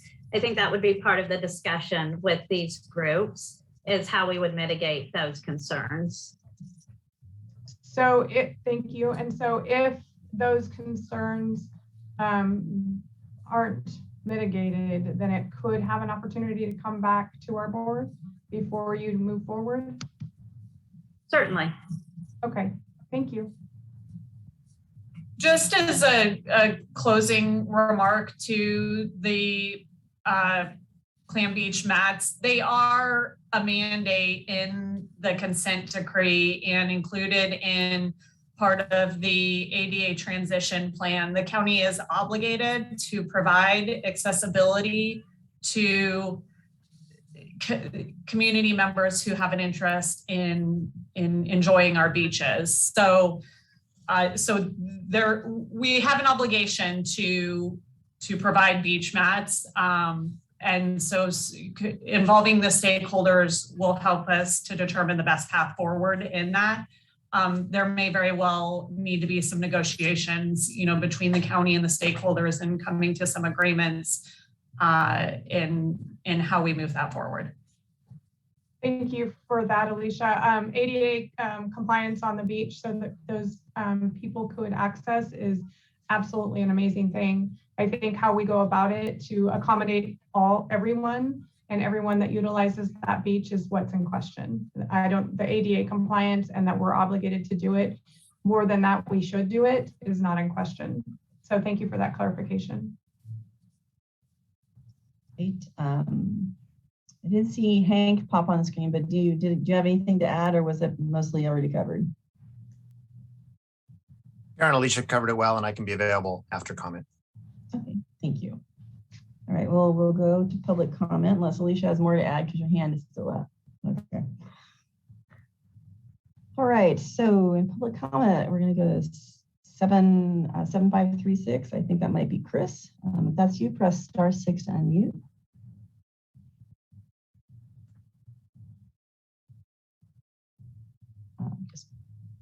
There you go. Welcome. All right. Thank you very much. This is Chris Driscoll, and I'm with the Northern California Horsemen's Association, current board member and past president, vice president, and secretary. But I'm going to speak for myself today as a horse person in the community. And it's just, I think, first of all, that the ADA access is long overdue in this county. So I applaud the effort to do something for accessibility access. I think our concern is when we first saw this project come up, and it was unclear where it's going to go and how big it was going to be. Some of those things have been a little bit clarified at this point, but we were concerned whether it would be damaged by, if a horse accidentally stepped on it or if a horse could get caught up in it. So those were some of our initial concerns. So I look forward to further discussion with the county regarding the placement of the mat and where it's going to go. And my only other concern is I view it as kind of a truly temporary measure because I can just imagine sand getting, kicked up on it and before you know it, it's going to be buried under sand. And how is the parks going to keep this free of sand or keep it from shifting around? I would encourage the county to continue looking toward the more permanent type of solution, such as a boardwalk. I come from the East Coast, I come from Massachusetts, and there are boardwalks all over the East Coast, and they don't uglify the beach. They're quite a nice addition to a beach. And I would encourage the county to keep looking for something more permanent and doing something with the south parking lot access too off the campground, because that is just a terrible way to get to the beach right now for horses and humans. That's all I have to say. Thank you very much, and I look forward to further conversations with the county. Thank you. Thank you, Chris. And we have 2122. Uri. Welcome. Hi, this is Uri Driscoll. The outreach, obviously was really lacking in this. There were some assumptions that were made in the staff report that I think should be questioned. It mentioned that there were no endangered species impact, but there's no references to that. Maybe that would be completed through the CEQA process. I did late last night get the materials brochure for this mat. It was pretty late last night. Should have been probably in the staff report. And it's inconsistent actually with the email that was sent with it and what was said earlier by staff regarding what the mat is and it's safe for horses and vehicles. The material, the beach mat, is a different material than what is a horse mat. The horse mat is meant to go on stabilized grass, and the vehicles doesn't say anywhere that the beach mat would be suitable for emergency vehicles or fishermen that need to get their gear off of the beach or whatever. So there's some inconsistencies there that would really have to be cleared up. And the maintenance costs, according to the map that again wasn't in the staff report but was sent to me late last night, shows about 800 feet going up into the wave slope. Well, I mean, I've spent countless hours on the beach, and when that wind blows, it moves a lot of sand. And I would think within a few hours of a windy day that at least 500 feet of that, say, would end up being buried. And of course, king tides produce a whole nother problem. So there's no maintenance costs associated or identified in the staff report either. I also fully support ADA access, long overdue, absolutely. And I really would like to see the south parking lot access, that boardwalk, the existing boardwalk, or we call it the gangplank because it's very unstable, very unsightly. It's really a hazard. That could get built up, have it ADA accessible, have it even available for the horses. That was the horse access point that was designed into the Plan Beach plan many years ago. And a boardwalk in that area, it's a much more stable area. You're not going to have the dune sand moving or the impacts from that this particular project would entail. So let's look at that south access. Thank you, please. Appreciate it. Thank you. Our next is 9334. I believe that's Dennis. Press star 6 to unmute.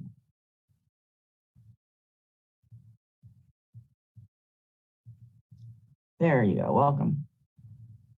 Okay, thank you. Listen, we wouldn't even be here talking to you if you'd have done this thing right. When you came to me about closing off the access at Mad River County Beach, you came to me properly. We vetted it out with our fishermen, our users. We were here supporting you. This was not done correctly. You did not vet this with the user groups. Hank did not send out the information on a timely manner. Sorry, Rex, that didn't happen.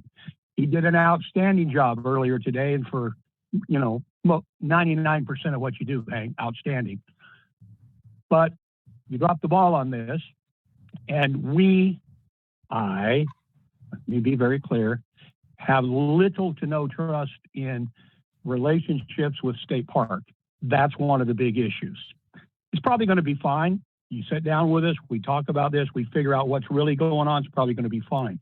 But all of you are too young. You called me old, Rex. All of you are too young to remember. When I said at that Board of Supervisors meeting, they said at that meeting, and Bonnie Neely looked me in the eye and said, don't worry, Dennis, we're going to save all your uses at Clam Beach if you let us shut down our access at Big Lagoon State Park. Coffin nail closed on that one, didn't it? So that's part of the thing and the angst. We're not unreasonable. We want to do things right. Christ's sakes, I offered to give handicap access out to that beach for clammers. You guys turned down my offer. I've got a wagon and a buggy, and I go. That access is shut off to me. So in this discussion, we need to make sure that our accesses are open. There was handicap access to that beach forever, you guys, until you allowed them to shut down that access. It's illegal to be on the wave slope for lots of uses, but how do we get to it? This could end up being a good deal all in all. We could negotiate and find out exactly, what we need, what you need, and it could be a good deal. But you did it wrong. Put it off a week or two. Let's talk about it. I'll probably be the #1 person here supporting it. But you have to do this stuff correctly. All right. Thank you, Dennis. We'll go to 0326. I believe that's Mr. Wilson. Welcome. This is Charles Wilson. I used to take my mother down Basin down in Marina del Rey. She was 98 years old and everything. She's gone swimming for umpteen years and everything there. So the thing is, it is nice when you're going to die to see something that you used to like. I think a lot of just like the state, sometimes you don't know whether you can trust them or not. Just like the snowy plover nonsense that they had a number of years ago and all that kind of stuff. I did a couple of miles of bikeways along the beach down in LA. we're going to have water trucks.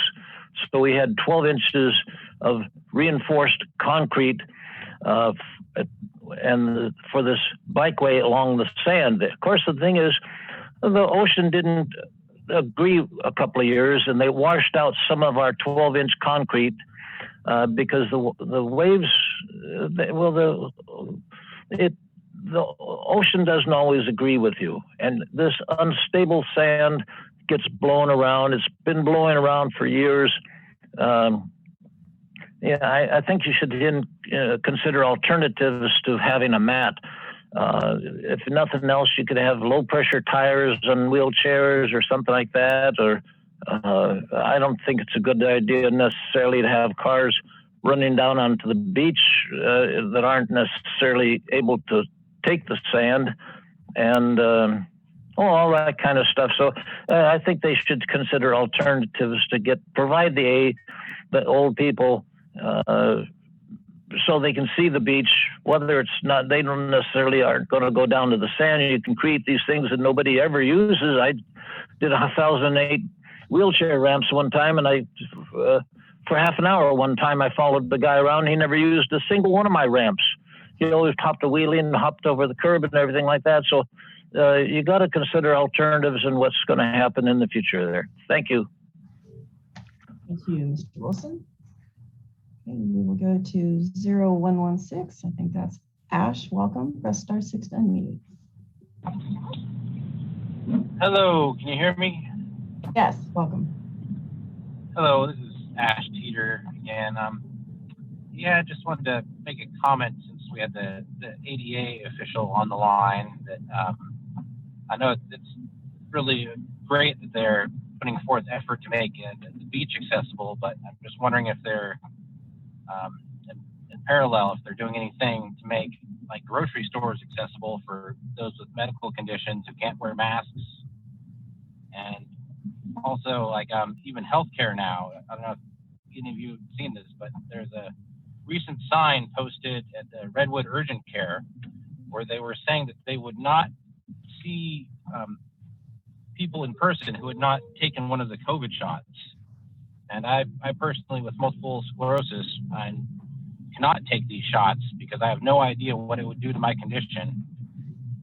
And also I cannot do these tests because I have no idea what the ethylene oxide that they're sterilized in would do to my condition as well. It seems like it might have adverse effects. So I would request that the ADA officials on the call right now would give comment to what they are doing to address people with disabilities dealing with these COVID mandates. And I would appreciate that. Thank you. Okay, thank you. And we got 5288. Press *6 to unmute. There you go. Welcome. Hello, this is Ken Sawatsky. I'm going to read a little bit from the staff report. And it says, in early 2021, the ADA compliance team and park staff met with the state parks and came to the agreement that the county would seek permits from the authorities having jurisdiction, purchase, install, and maintain the mat. In return, the state parks would authorize the county to place the mat on state property. So I would think the state parks would have a dog in this fight, both financially. I think they would probably have ADA requirements. I would like to see your staff reach out to the state for a 50-50 sharing on this rather than just strictly being paid for the county. We only have so much honey in the honey part. Goes on to say both parties agreed in event that improvements, repairs, or modifications were required for the beach mat, that both state park and the county will seek to contribute funding for the cost of enacting such improvements. There's no ratio there. I mean, seeking, how hard are they going to seek? Don't know if they're going to seek at all. So also it goes on to say, before your board today is the approval and authorization of the Director of Public Works to execute the memorandum of understanding by and between the county and state parks for a 5-year agreement for the purchase, installation, and maintenance.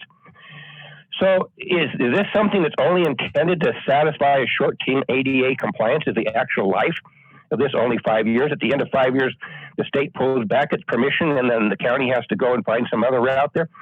So I really think that this really hasn't been thought through as far as equity and contribution financially, and also having such a short year time thing. I don't think our federal mandate for ADA compliance has only have to do it for 5 years. So I highly recommend you go back to the drawing board and do a new partnership with the state, come up with a longer term solution rather than just what appears to be 5 years. Thank you for the opportunity to speak. Great, thank you. So we'll return to the board. I was just gonna ask if Karen heard, I mean, if she wanted to respond on some of what we heard, maybe the history of how this, is it a 5-year lifespan? Is that all? So. No, it's not a 5-year lifespan. That's the initial agreement with the state parks. It does allow us if the mats pose any kind of problem in the future, which we do not anticipate. It allows us to seek another avenue. We don't anticipate that though. These mats are sturdy. The sand actually, the concerns about the sand actually sifts through the mats. And over time, that sand underneath the mats packs down and creates a firm or a harder surface for people to navigate out to the beach. Okay, thank you. Supervisor Bohn? Oh, nothing. It's a contract that's going to be reviewed in 5 years. A lot of people that make contracts review them every 3, 5, 10, 15 years. I appreciate the ADA crew for having the forethought to make it a 5-year option so we can look at it, as our ADA coordinator said, to make sure everything's working. We might have to change anything because everybody agrees that ADA access is a top priority. And I think they've been working forward, except for this little glitch of not reaching out. And again, I think it's been reached out.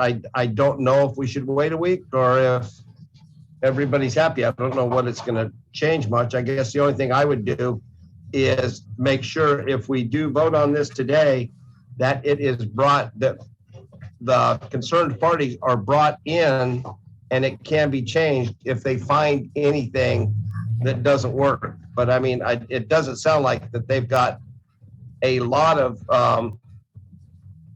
backfill on this, or they're worried that much. They just didn't like the idea of being left out because I mean, Supervisor Sundberg was working on this 8 years ago. I can remember because they were talking to a bridge, a boardwalk.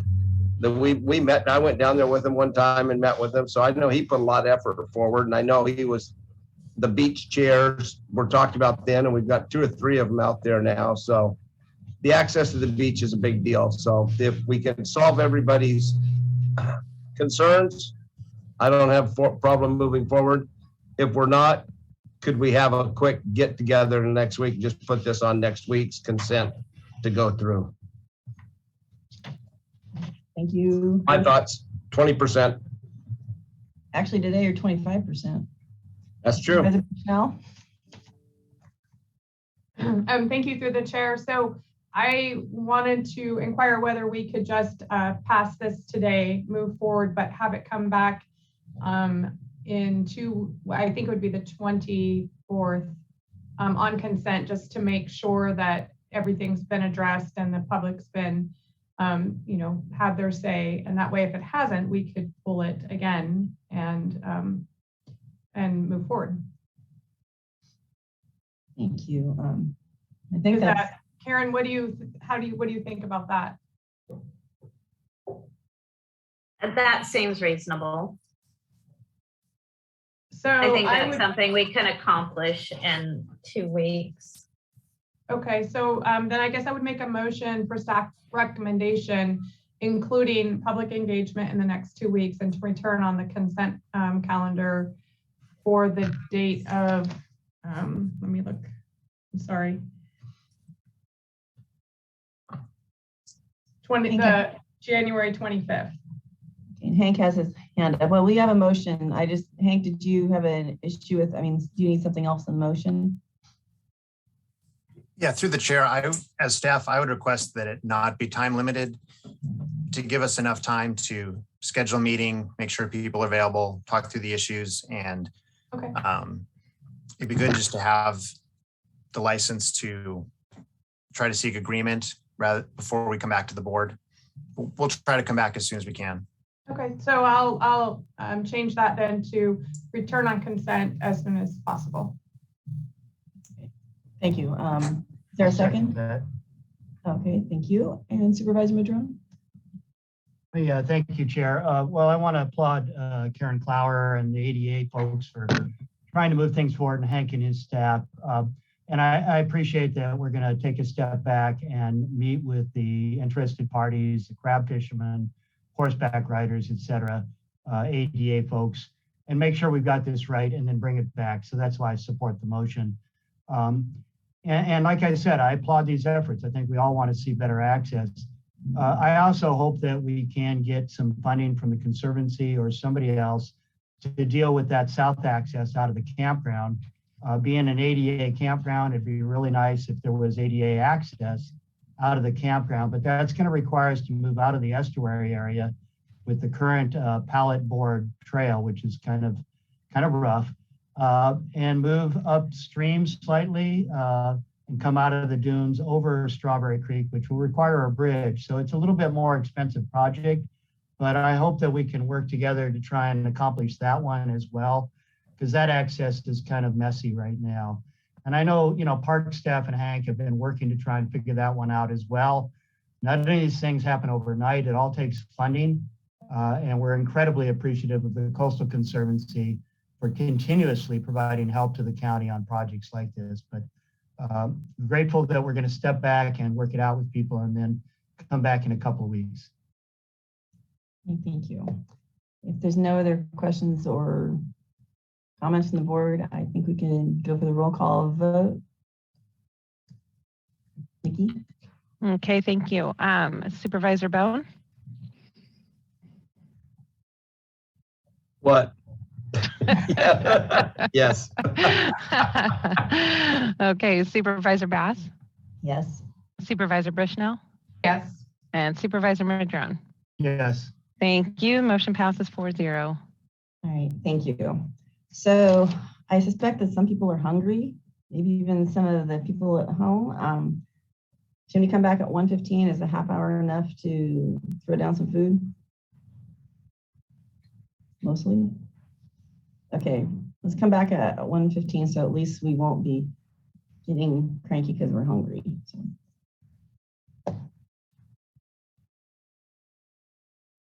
Not yet.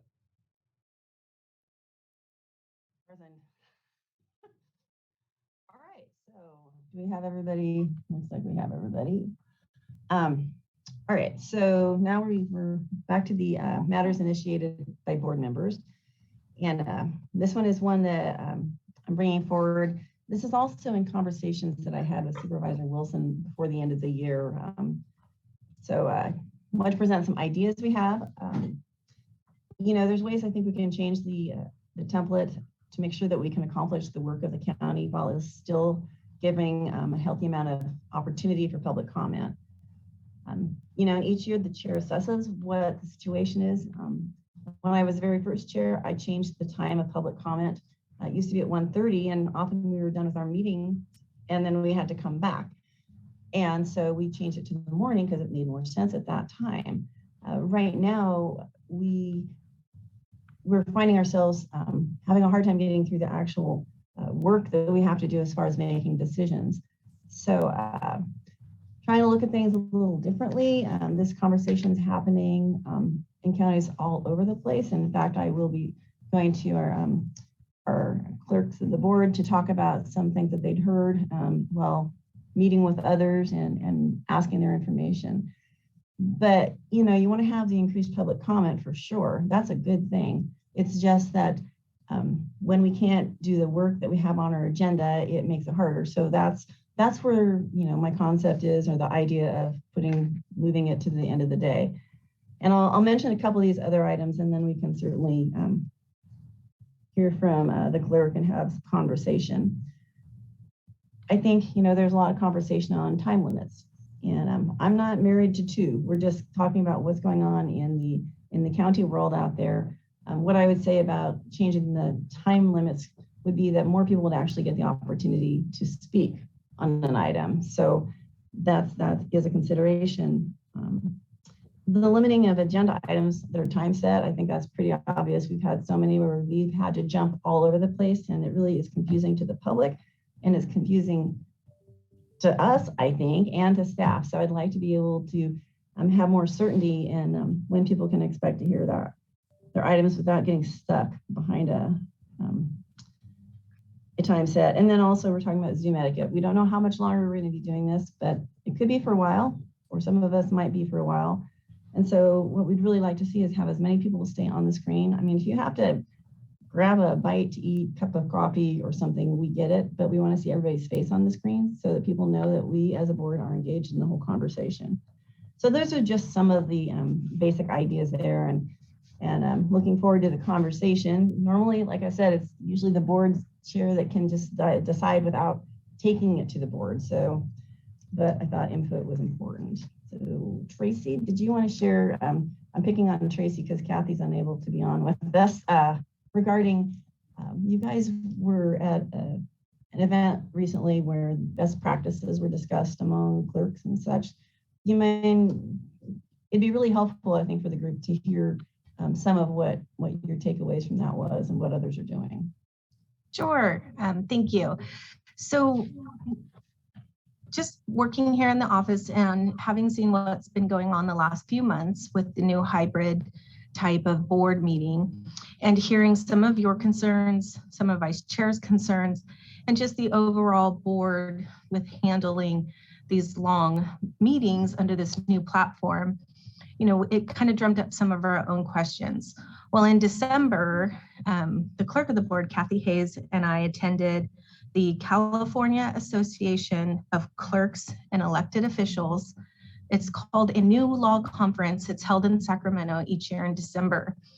At that conference, not only do we hear about the new laws that is going to be affecting our roles as public servants and clerks to various boards and commissions, but we also have a lot of different conversations about what's transpired over the last year.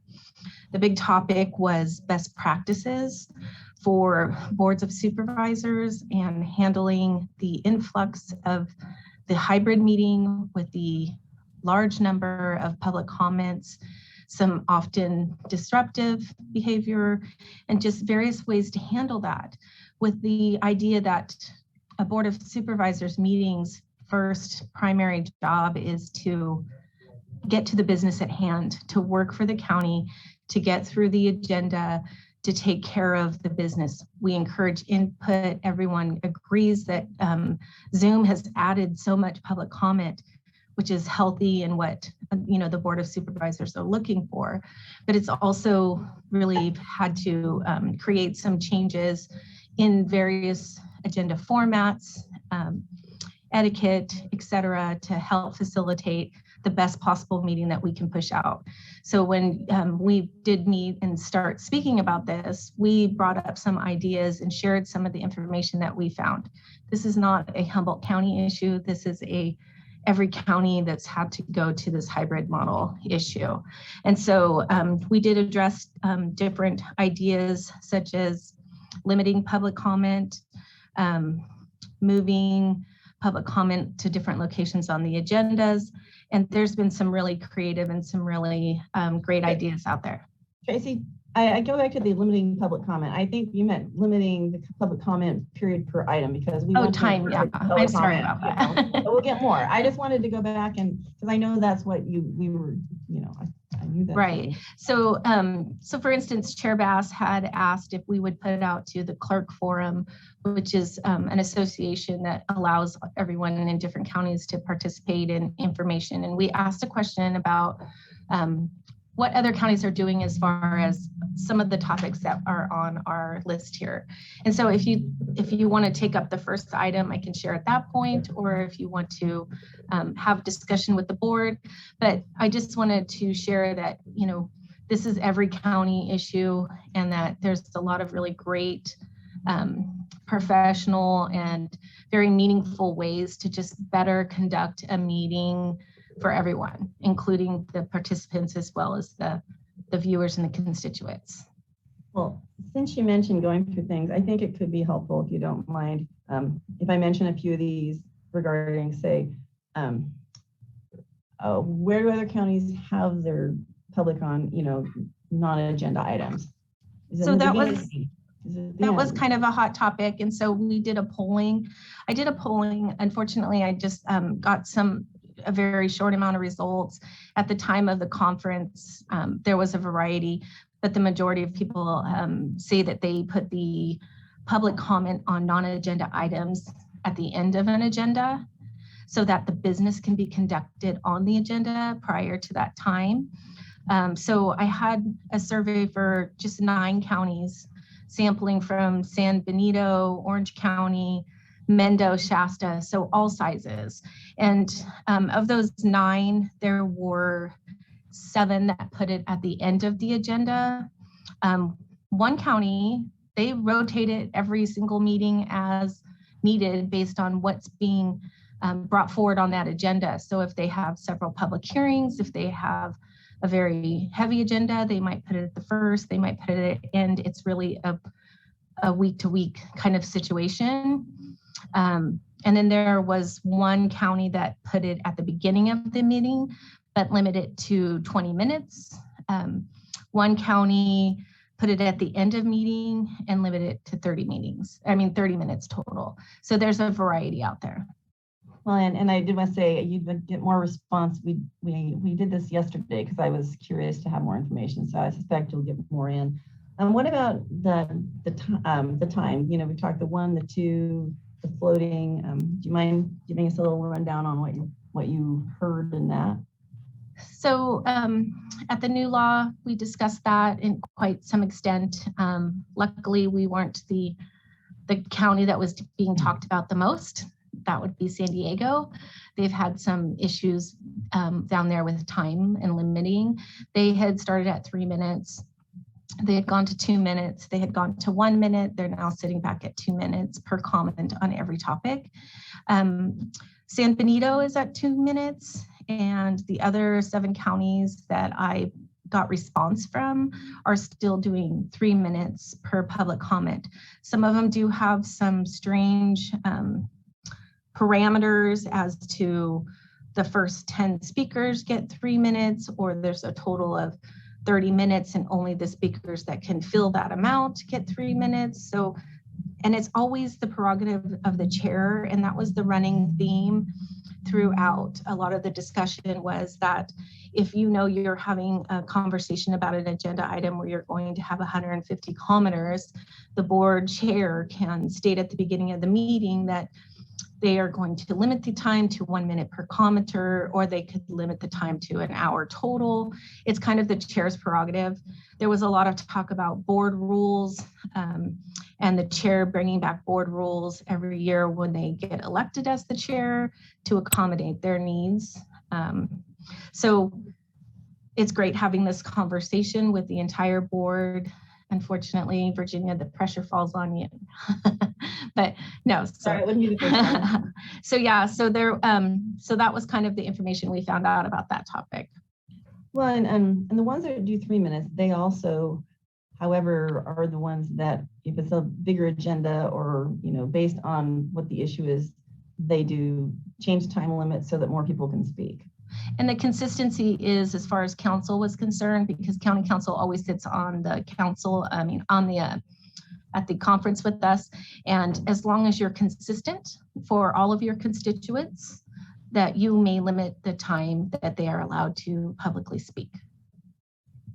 So thank you for outlining all of that. So I guess any board members, Supervisor Bohn? I will fully support whatever the chair decides. Thanks. Anyone else have a comment before we go to the public? Supervisor Bushnell? So if we were to rearrange the public comment in the order, kept the 3 minutes, but possibly put it later in the day so that we could conduct our business, and you know, we have staff waiting on line all day long, and you know, they're constantly trying to listen and wait for their item, and it's not very productive for them. I know also that public commenters are always waiting, especially for non-agenda items too, and they also work and take time out of their day. So I think if we could try to accommodate, you know, maybe did you say not a time set for public? Or I was just, well, we were discussing kind of like at the end of the meeting. I mean, we did 1:30 before, and I mean, in the past, that still runs, you know, part of the concern is getting the work of the county done, because sometimes we get kind of, how do I say, we get bogged down, but then when we finally get to the business items, there's a couple of times we've had to go, you know, when it's 7 o'clock, it's really hard to think critically about the decisions you're making. So, you know, I struggle with, well, would a later time set be okay? I mean, in theory, we could time set it for, you know, like 4 o'clock or something, but also remember, if we do that, we have to make sure that we're here or something. Yeah, if our meeting doesn't go to 4 o'clock, then I don't think anyone wants to hang out and wait for public comment. So my next question would be, so that's on non-agenda items. Is the 2-minute, 3-minute consideration for all items? Pretty much, yeah. But and it's like I said, I'm not married to what's in there. We just wanted to present some options. Right. I also am in full support of what the direction the chair goes. But I think that at right now it is kind of difficult to get through our business sometimes, and but I also, you know, it's important for the public to be able to comment. But Zoom does allow for you know, a lot of public comment, which is good, but we still have to conduct our business every Tuesday. Yeah, thank you. Supervisor Madrone. Thank you, Chair. Yeah, I support the chair's wishes in this as well. You know, my personal feeling is that we ought to keep public comment at the beginning of the meeting, because if we really want the public to be involved, they're not going to wait through our 4 hours or 8-hour meetings to necessarily give their comment. So I think it stifles public comment to do that. So I would prefer to leave it on the agenda where we currently have it. And I would leave it as it currently is, 3 minutes. But, you know, the chair has the authority to reduce that time already. We don't have to take any board action whatsoever. The chair can take a look at how many hands are going up, how big our agenda is, and what the need might be to reduce comment from 3 minutes to 2 minutes or even 1 minute. Coastal Commission sometimes gets so overwhelmed. I think they've gone down to 30 seconds, you know, but often it's 1 minute lately, thanks to Zoom. So that would be my preference, that you as the chair just simply take a look at the agenda and how many people are interested in speaking, and then make a decision, a fair decision for everybody on whether it's 3 minutes, 2 minutes, or 1 minute, in order to manage that workload, because yes, we have a lot of other work to get done. As far as keeping cameras on, I understand that, you know, it really does help when we all keep our cameras on. Often if I'm drinking something or eating some food in between, I'll turn it off. And, you know, I appreciate that consideration. So there was that item you had placed on there as well about keeping our cameras on. Phones off. And keeping ourselves muted while we're not speaking, because I think that's just general respect to do that. Because when we don't do that, then you hear my phone ringing like you just did now, but I can't control that when I'm talking, like for yourself earlier, Madam Chair. But when we leave when we don't mute ourselves, all kinds of sounds and moans and other things can be happening in the background that can be disparaging to people or can just be distracting. So I think that the idea of keeping ourselves muted, it doesn't need to be legislated by you as the chair. I think that's just a basic respect thing that we do that. It's not hard to do. I've noticed that just about everybody understands that protocol on Zoom, that if you're not speaking, then mute yourself, right? So I'm going to mute myself now. I appreciate that. I mean, not appreciating that you muted yourself. I appreciate the comments. You know, I would say one of the challenges with that Zoom has added, and maybe when we get into the board chambers, that will be a little different because we can figure out the timing of when to take the public comment from folks who aren't in the room. But with Zoom is you can look at an item when you start, or just even kind of guess, but bless you, calls, if you muted, we wouldn't have heard that. Just messing with you, sorry. Yes, Madam D'Amico. You're not Madam Chair. That was a nice title. Thank you. Well, one of the comments was that, and just so, changing it from every meeting. So some of the other clerks whose counties do that, such as Solano, who moves things around, sometimes the constituents feel that is an adverse action towards them. Trying to change it every meeting doesn't give a good, transparent meeting about process. That was just one comment about changing it for every meeting. Plus, as staff, we would like to put on the agenda what the expectation is of that meeting and where that's going to fall. It's just easier for the public to follow under an already kind of cumbersome system that we're using. And that's just a comment that we've heard and we just wanted to share. Yeah. Supervisor Bushnell.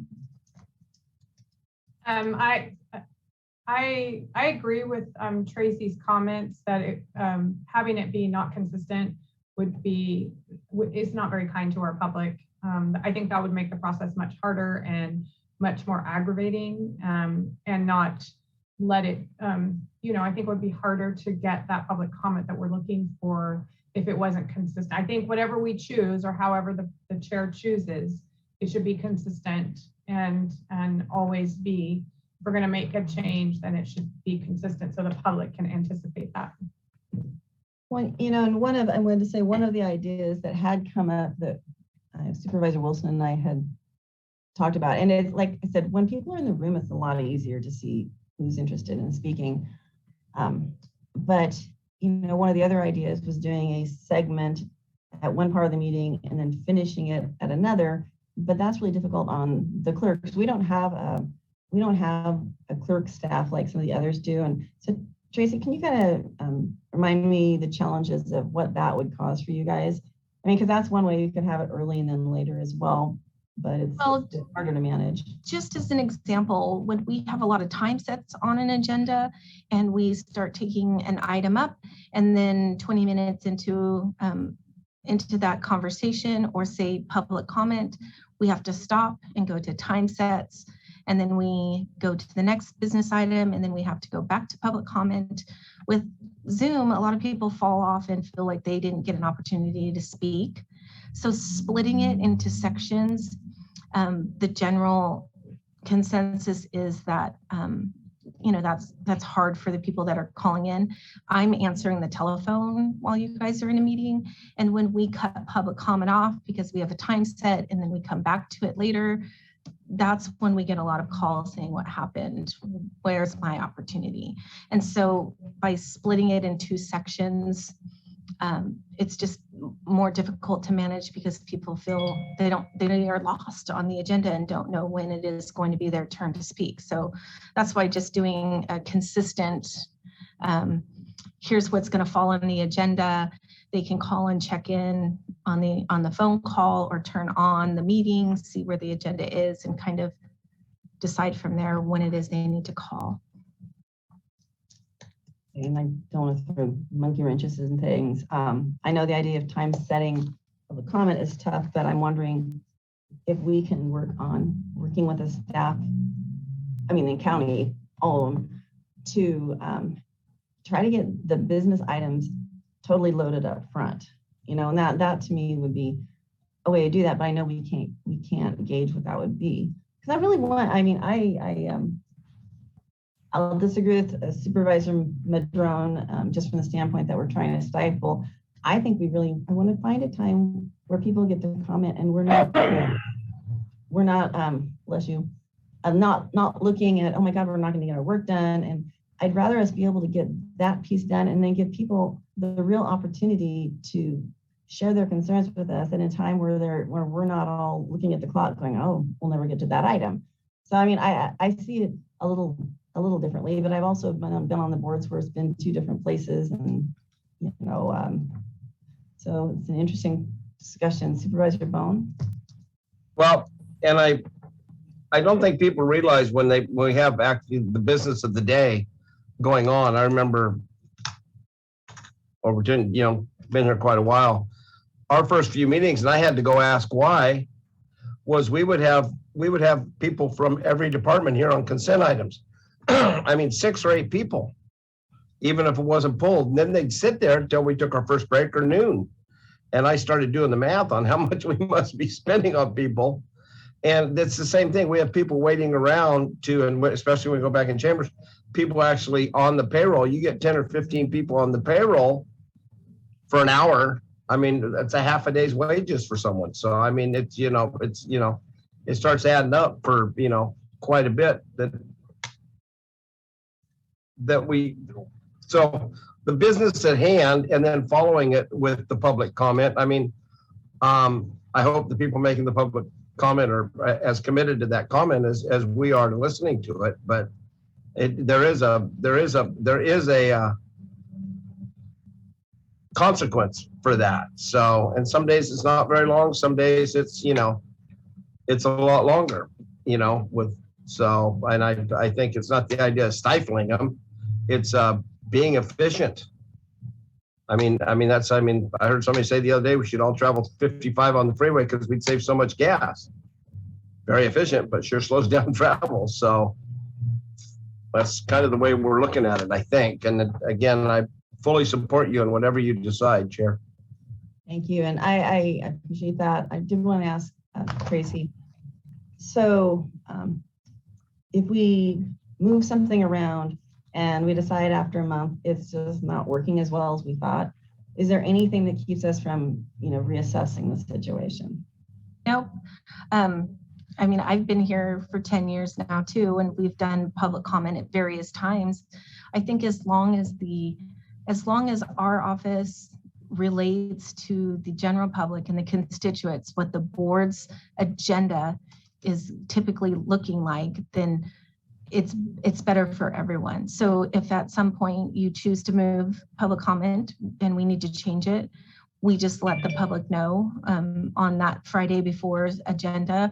We'll make a special notation that, we've changed the sequence. Please note the sequence has been changed. The great thing about the hybrid platform and the Zoom platform is that yes, everyone can attend.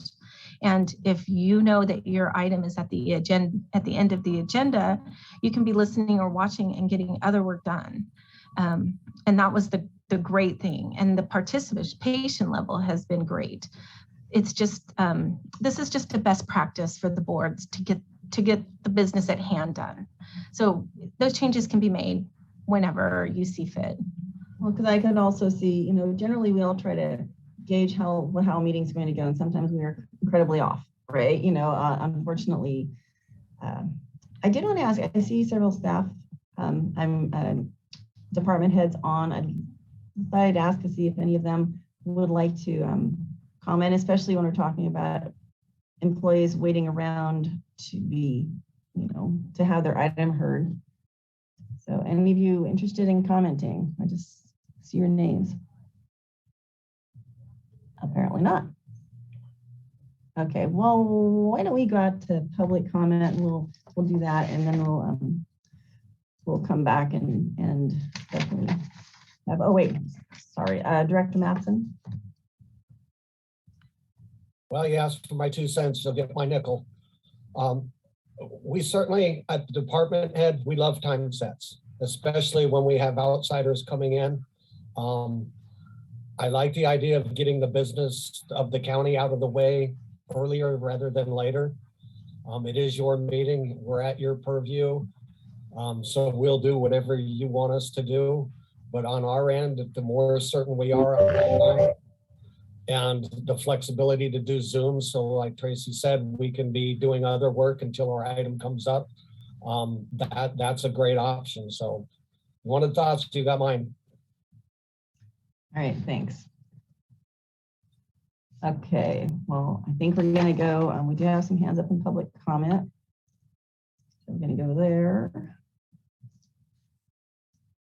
Oops, sorry, let me scroll up. Okay, I think 2122, I think that's your eye. You're first for your 3 minutes. Yeah, hi there.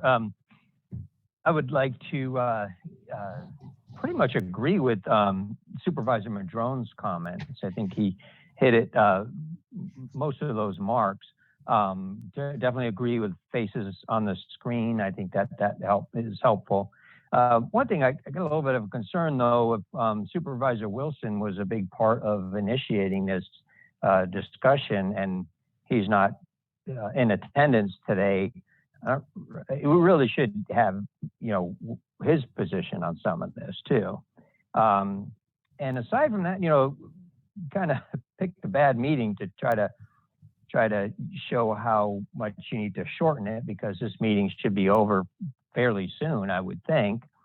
So they don't all go into 6, 7 o'clock in the evening. Totally agree. The hybrid Zoom, deal that, hopefully we'll all be getting back to in-person in the near future. But it is very important that you hear from your constituents. I don't think any of you ran for supervisor on the platform that you didn't want to hear from your constituents. And I think it's very important. There's some very highly educated and informed people in the community that you really need to make sure that you hear from. And this gets me back to what I think is a realistic solution to this is to create a draft agenda that will allow the public to submit written comments. You can even limit that by a word count, so you're not inundated there. And they would know that their comments are a part of the agenda record. And otherwise, they just don't know. I think the comments submitted after a Friday just go into some deep, dark hole that nobody ever finds them at. So I think that's a realistic solution that can be happening. The other one is, I think you really need to get your staff presentations more efficient. While, they're important topics, I think, really probably didn't need it. What was an hour and 20 minutes for the Eel River thing. It's a very important issue, but that could have had more of an executive summary. And I think that, limiting that to 20 minutes or so could be very, very helpful. That would just bring some efficiency to the table. So those are my recommendations, but in general, what Supervisor Madrone said is excellent, and we really need to make sure that we're allowing the informed public to help you solve some of the problems that you face and help you make decisions in an effective way. Thank you. All right, thank you. We'll go to 0326, and I believe that's Mr. Wilson. Press *6. Welcome. This is Charles Wilson. I think it's a good idea to let the people to have 3 minutes to talk, because you can't really condense down what you want to say in a meaningful way down to 2 minutes or less or something like that. The government likes to pretend that it's a democracy. And just like in the Roman days, you had 6,000 people voting on a particular issue or something like that. We're not a democracy. We got the Constitution, all this kind of stuff. But the thing is, it's not a democracy where everybody has a chance to vote. But it is nice to have 3 minutes, and it's nice for the public to be able to bring up different things in their comments to you guys. But the thing is, if you wanted to, you could limit the public comment period to 30 minutes, and then any overflow, have it at the tail end.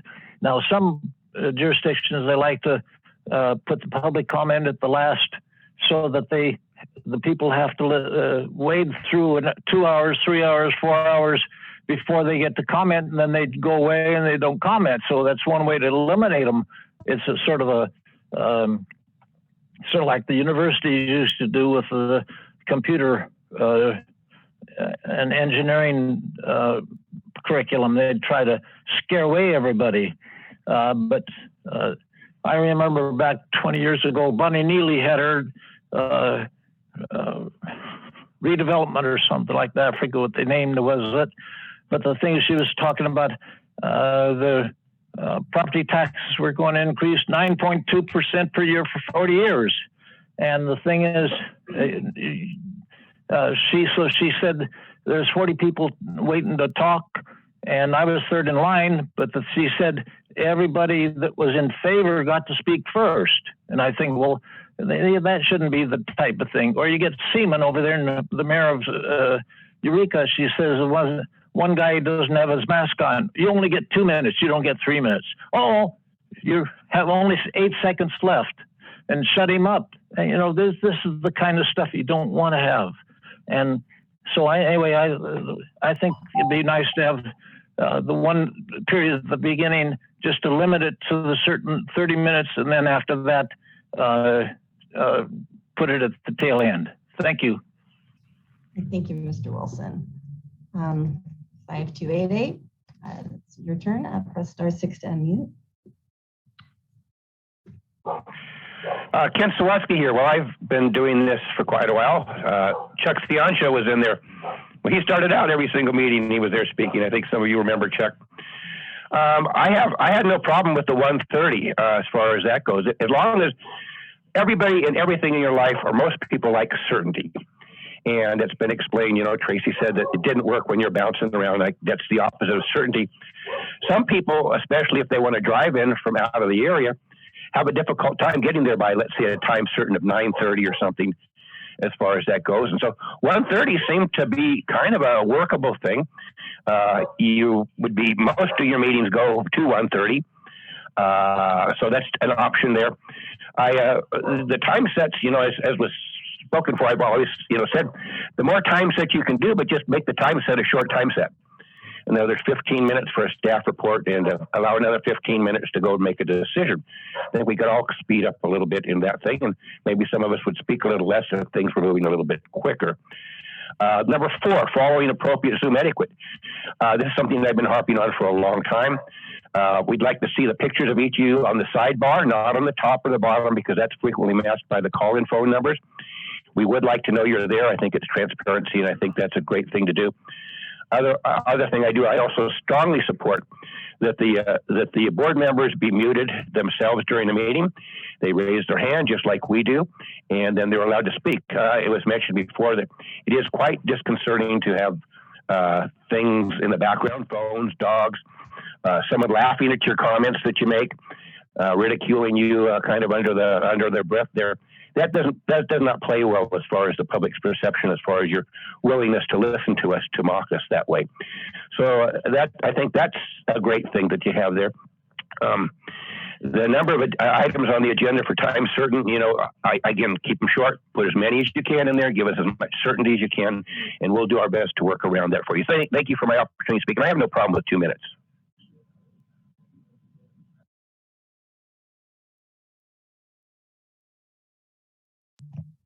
I muted myself because Kent reminded me, and it's like, I have to refine my unmute button. All right, thank you, Kent. So 1041, I think that might be Donnie. Press *6 to unmute. Hello, can you hear me? Yes, welcome. Perfect. Hello, Virginia Bass and the board. I appreciate the time to speak on this matter. I think it's very important. I just kind of wanted to point some stuff out, like, you know, who is Humboldt Freedom Coalition as regards to this agenda item? You know, we have a lot of people in our group that call in, and like, why do we call in? Where did we come from? Well, we didn't exist until October. And the only reason we exist is we're a body of concerned, passionate Humboldt County citizens who want to express, you know, their views to the board and to your guys' health officer. And we want, you know, our voices to be heard. The whole reason that we became an organization was because the overwhelming majority of our members feel like that was not happening. And the tone in which we would address the board in the past, maybe today we tried something different. And in the past, our tone was directly related to feeling like we weren't being heard. You know, it's kind of insulting to hear this discussion going on. While I do agree with some of the other callers that, you know, having a designated time for public comment, that sounds efficient. I would sign off on that. Reducing the amount of time, absolutely not. 3 minutes is perfect.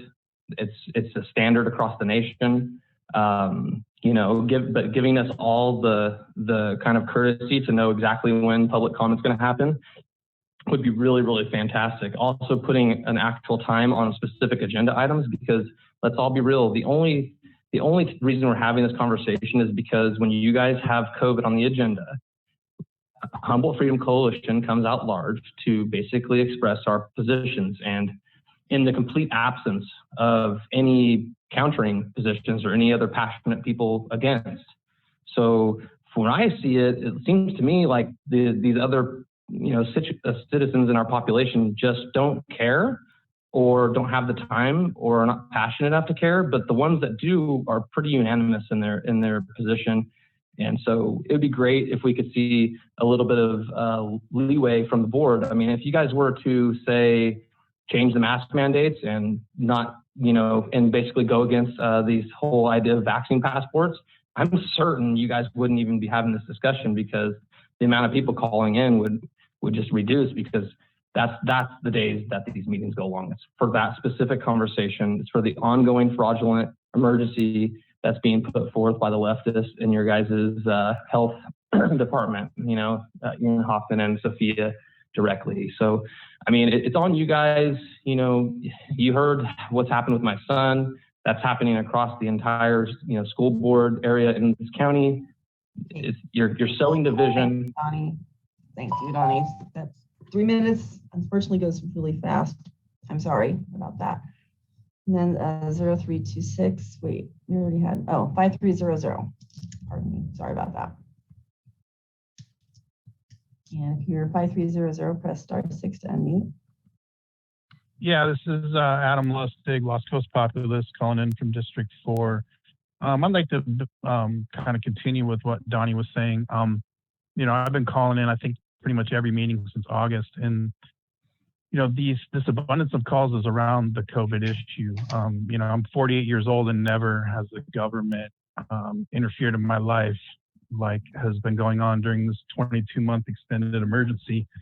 And that's why I'm calling in, and that's why most people are calling in. And I think, as long as it's going to continue, if COVID's on the agenda, I would suggest leaving a lot of time for public comment on that. And if it's not on the agenda, then I would expect a lot of calls during the non-agenda time. And I would suggest, scheduling your agenda and your time sets around that, because, that's the reality of this. Around the state, these board of supervisors aren't seeing extra calls because of Zoom. Zoom came in at the same time as COVID, and they're not getting an abundance of calls on all the issues. They're getting an abundance of calls on the COVID issue. So, that's really what this is about. And we can't help but feel stifled when, these so-called media outlets like the Lost Coast Outpost and the North Coast Journal ban us from the comments if we say anything that goes against the CDC, FDA, big pharma narrative, which is, sell more vaccines and have record profits. And, so we can't help but feel stifled when now our comments want to be shortened from 3 minutes to 2 minutes, which, as you just said, Virginia, 3 minutes goes by fast. I mean, I run up to 3 minutes every time. I had a lot more I would have liked to have said earlier, but there just isn't enough time. So, that's the reality of the situation here. And it's not about anything else but this COVID emergency.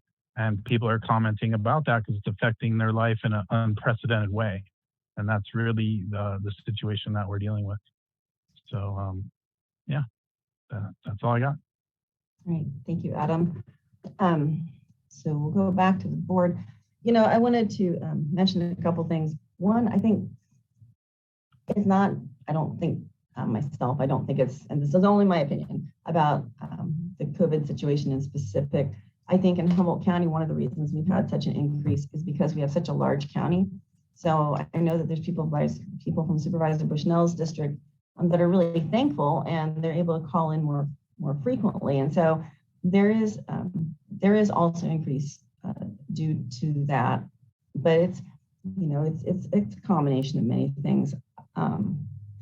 I did want to mention Supervisor Wilson's comments were incorporated. I think Uri mentioned that last conversation he and I had just not that long ago like yesterday or so. He said, you know, even though he likes 2, he'd be fine with keeping it at 3.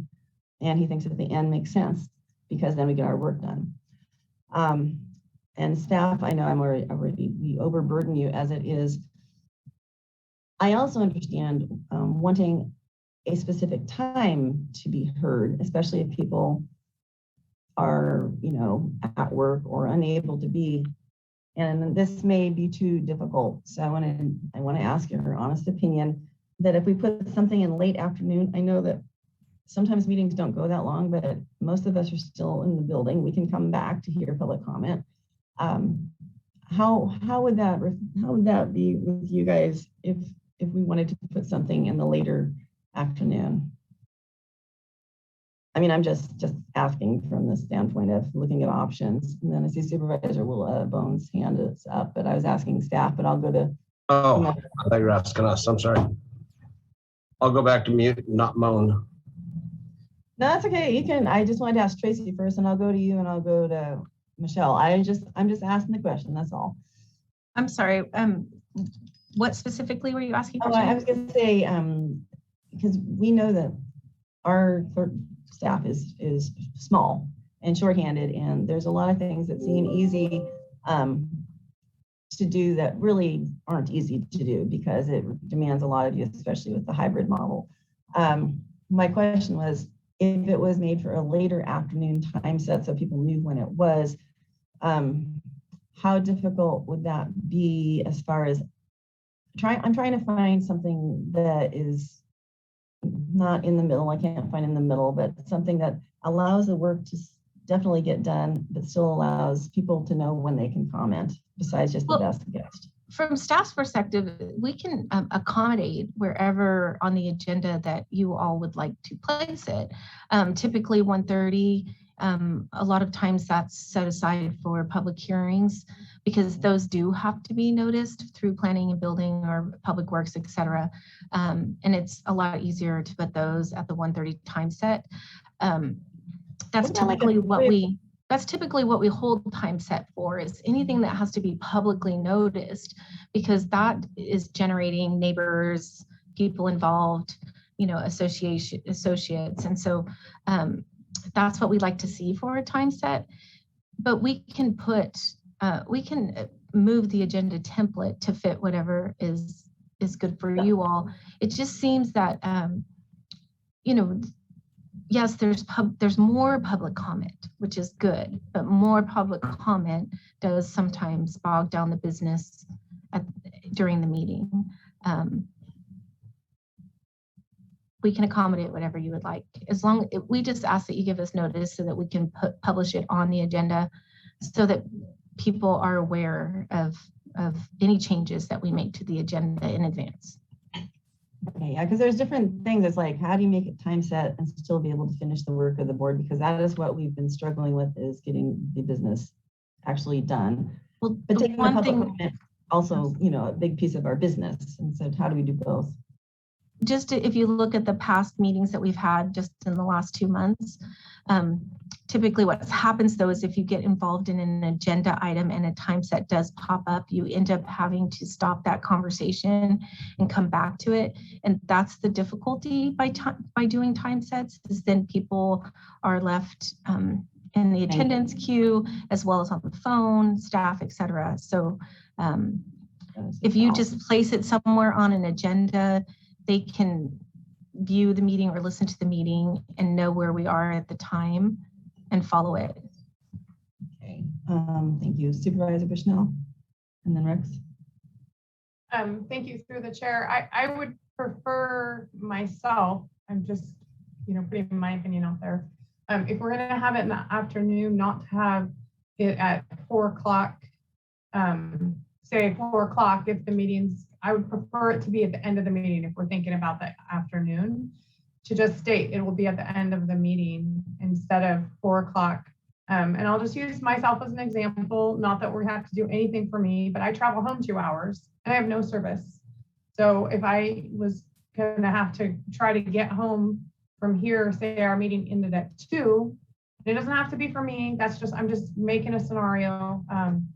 But I think it would be better just to say at the end of the meeting before closed session, we will have public comment. We can, at the beginning of the meeting, we always are trying to, on Monday, anticipate how long that meeting's gonna go. And we could state, sometimes it doesn't work, but, we anticipate the meeting will be 7 hours, 6 hours, or whatever. I don't think a time set, unless you do it in the middle of the day, like noon or 11:30, where we almost are always guaranteed to be still in our meeting, would work very well for very many people. Okay, thanks. Rex, did you have something you wanted to add? Nope, I support whatever you come up with, Virginia.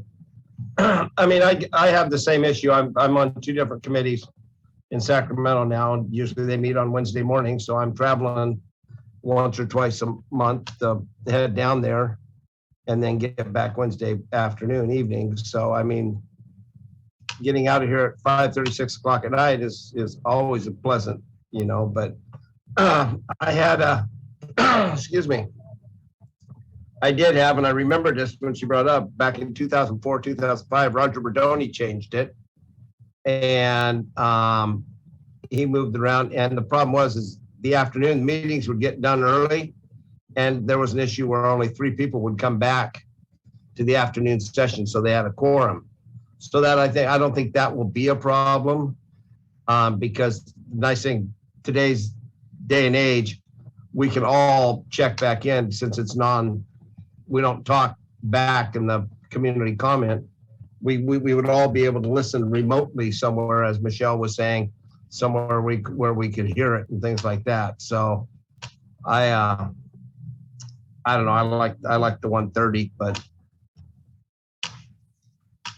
it's whatever's at your pleasure. Tracy. I just wanted to make one more comment, is that during our discussion at the New Law Conference, we all agreed that meetings are not going to get shorter. They're always going to allow for a hybrid platform, whether you're in person or you have just Zoom. At this point, we don't anticipate any of the clerks or staffs throughout the county that meetings will get any shorter. We're here. So, all right. Boy, it's always fun sometimes it's fun being the chair, and sometimes it's like a little bit hazardous. I do want to say to Donnie and Adam and Mr. Wilson, and I'm more than happy, we can sit down and have a conversation. I'm more than happy, so to connect and actually maybe be able to talk about this.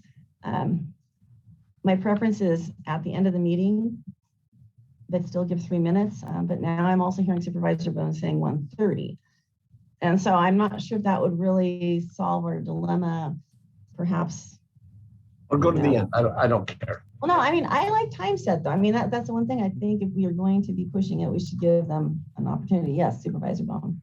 Well, no, and Donnie and those guys, I love their passion. I've talked with them, and I agree with their passion. I got one of their hats over here and everything else. I think their passion is great and everything else. But, at lunch, I decided to do masks work. And 2 fly-by-night outfits called the Mayo Clinic and Johns Hopkins University Medical Clinic both said that masks do work. So I'm not saying they work or they don't work. I'm not a medical scientist and everything else. And I'm probably one of these guys that's probably the worst guy about getting a mask on when he should, but I carry one in my pocket at all the times where I need it and things like that. I got family members that are adamantly opposed against the vaccine. I got other family members that have taken both the vaccines and the booster. And I have done that also. So I'm saying there is a whole bunch of people with a whole bunch of different ideas. I'm not saying they're wrong. I'm not saying they're wrong because that's what they believe in. And there's enough evidence out there with enough people saying they are right to say they're right. There is enough evidence on the other side. And you're right. Those people aren't coming out and saying, well, look who I've got. I talked to Dr. Slomo that said whatever, and says it's right. You're right. They're not here. Just because they're not here saying we need to wear masks and vaccine on a continuous basis and 10 or 12 of them are lining up doesn't mean it isn't true. So I appreciate both sides of the argument, but to think that we don't care, we're not going to listen, we listen. I mean, you guys are all pretty good about sending lots of emails that we, and I look at them and then I follow up to see how much actuality is in them, just like I do with most of my emails. So I appreciate the input, but there's a lot of people, there's two sides to this for sure. So I still believe in getting the vaccine. So I say we go to I say we go to the end of the meeting in 2 minutes. If you want to know where I stand. Well, so, well, I mean, we're going to sit here and dance around until we, you know, I'm not running for election, so I don't have to worry about hurting anybody's feelings. I just want to make sure that we get the best. And I think most people can get out what they want to say in 2 minutes, especially when they have a lot of people saying the same thing. You know, we're trying to get the same thing. So we're all talking about, I said we need to be better organized. Everybody maybe need to be better organized. I think our staff does a great job on their presentations. I think the one today by Hank was probably one of the most well-presented ones I'd ever heard. So in turn, end of the meeting, 2 minutes. I'm not making that as a proposal. I'm not the chair. So you do what you got to do there, Ms. Bass. Okay. I'm just, I mean, there is a concern of what does end of the meeting mean? Okay, what I would like to do, and like I said, I put out the offer to talk to anyone who wants to talk about this, and because I think this is going to be, I don't want to say an experiment, but it is going to be, you know, see if this works, is to try something different. And I'd like to think that we can have members of the public also help us try to make this be successful. I would like it at the end of the meeting. I just wish we had a better time frame that we could say, you know, pick an actual time. But I think we can do that, and I think I would keep it at 3 minutes. If we're asking them to wait till the end, I think we should give them the extra, you know, the 3 minutes to have the opportunity to speak.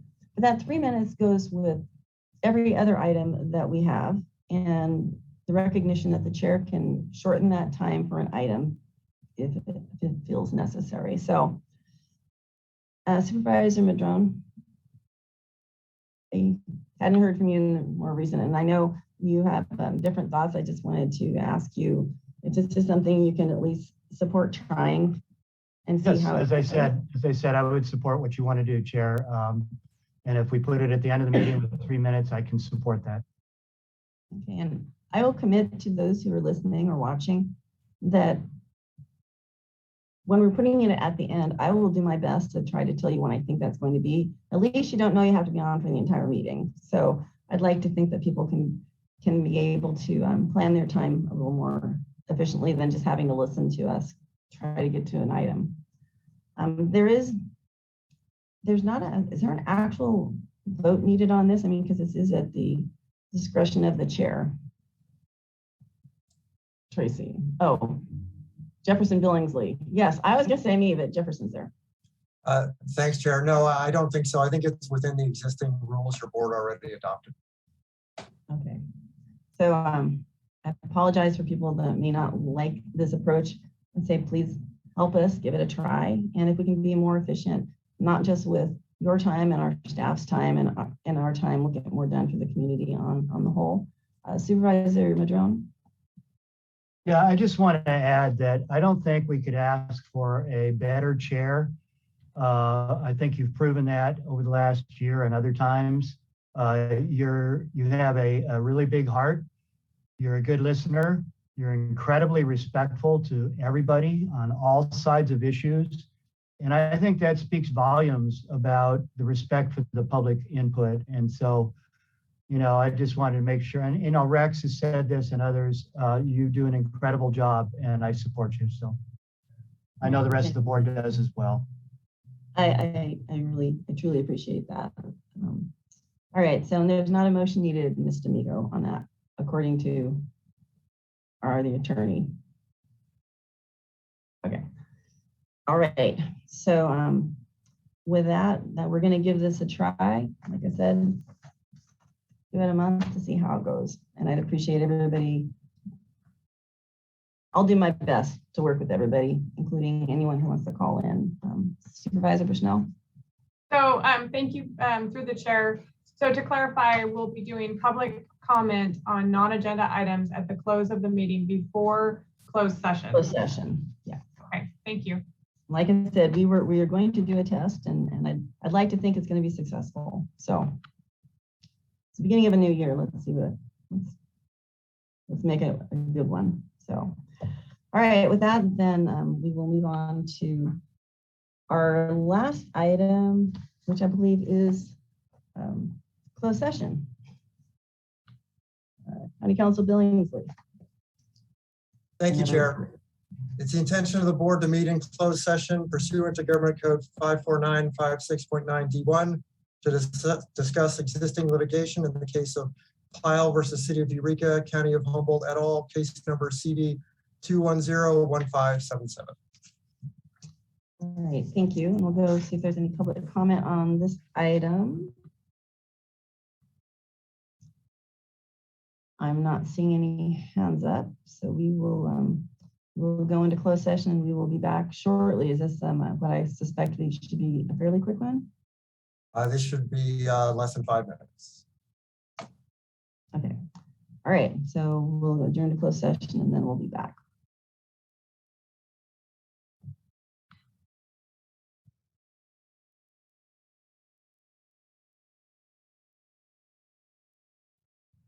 Steve? Oh, there's 4. Okay, I see.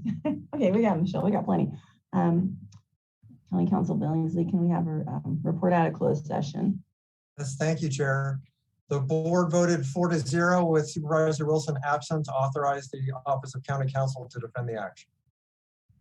All right, thank you. Well, with that, we're adjourned.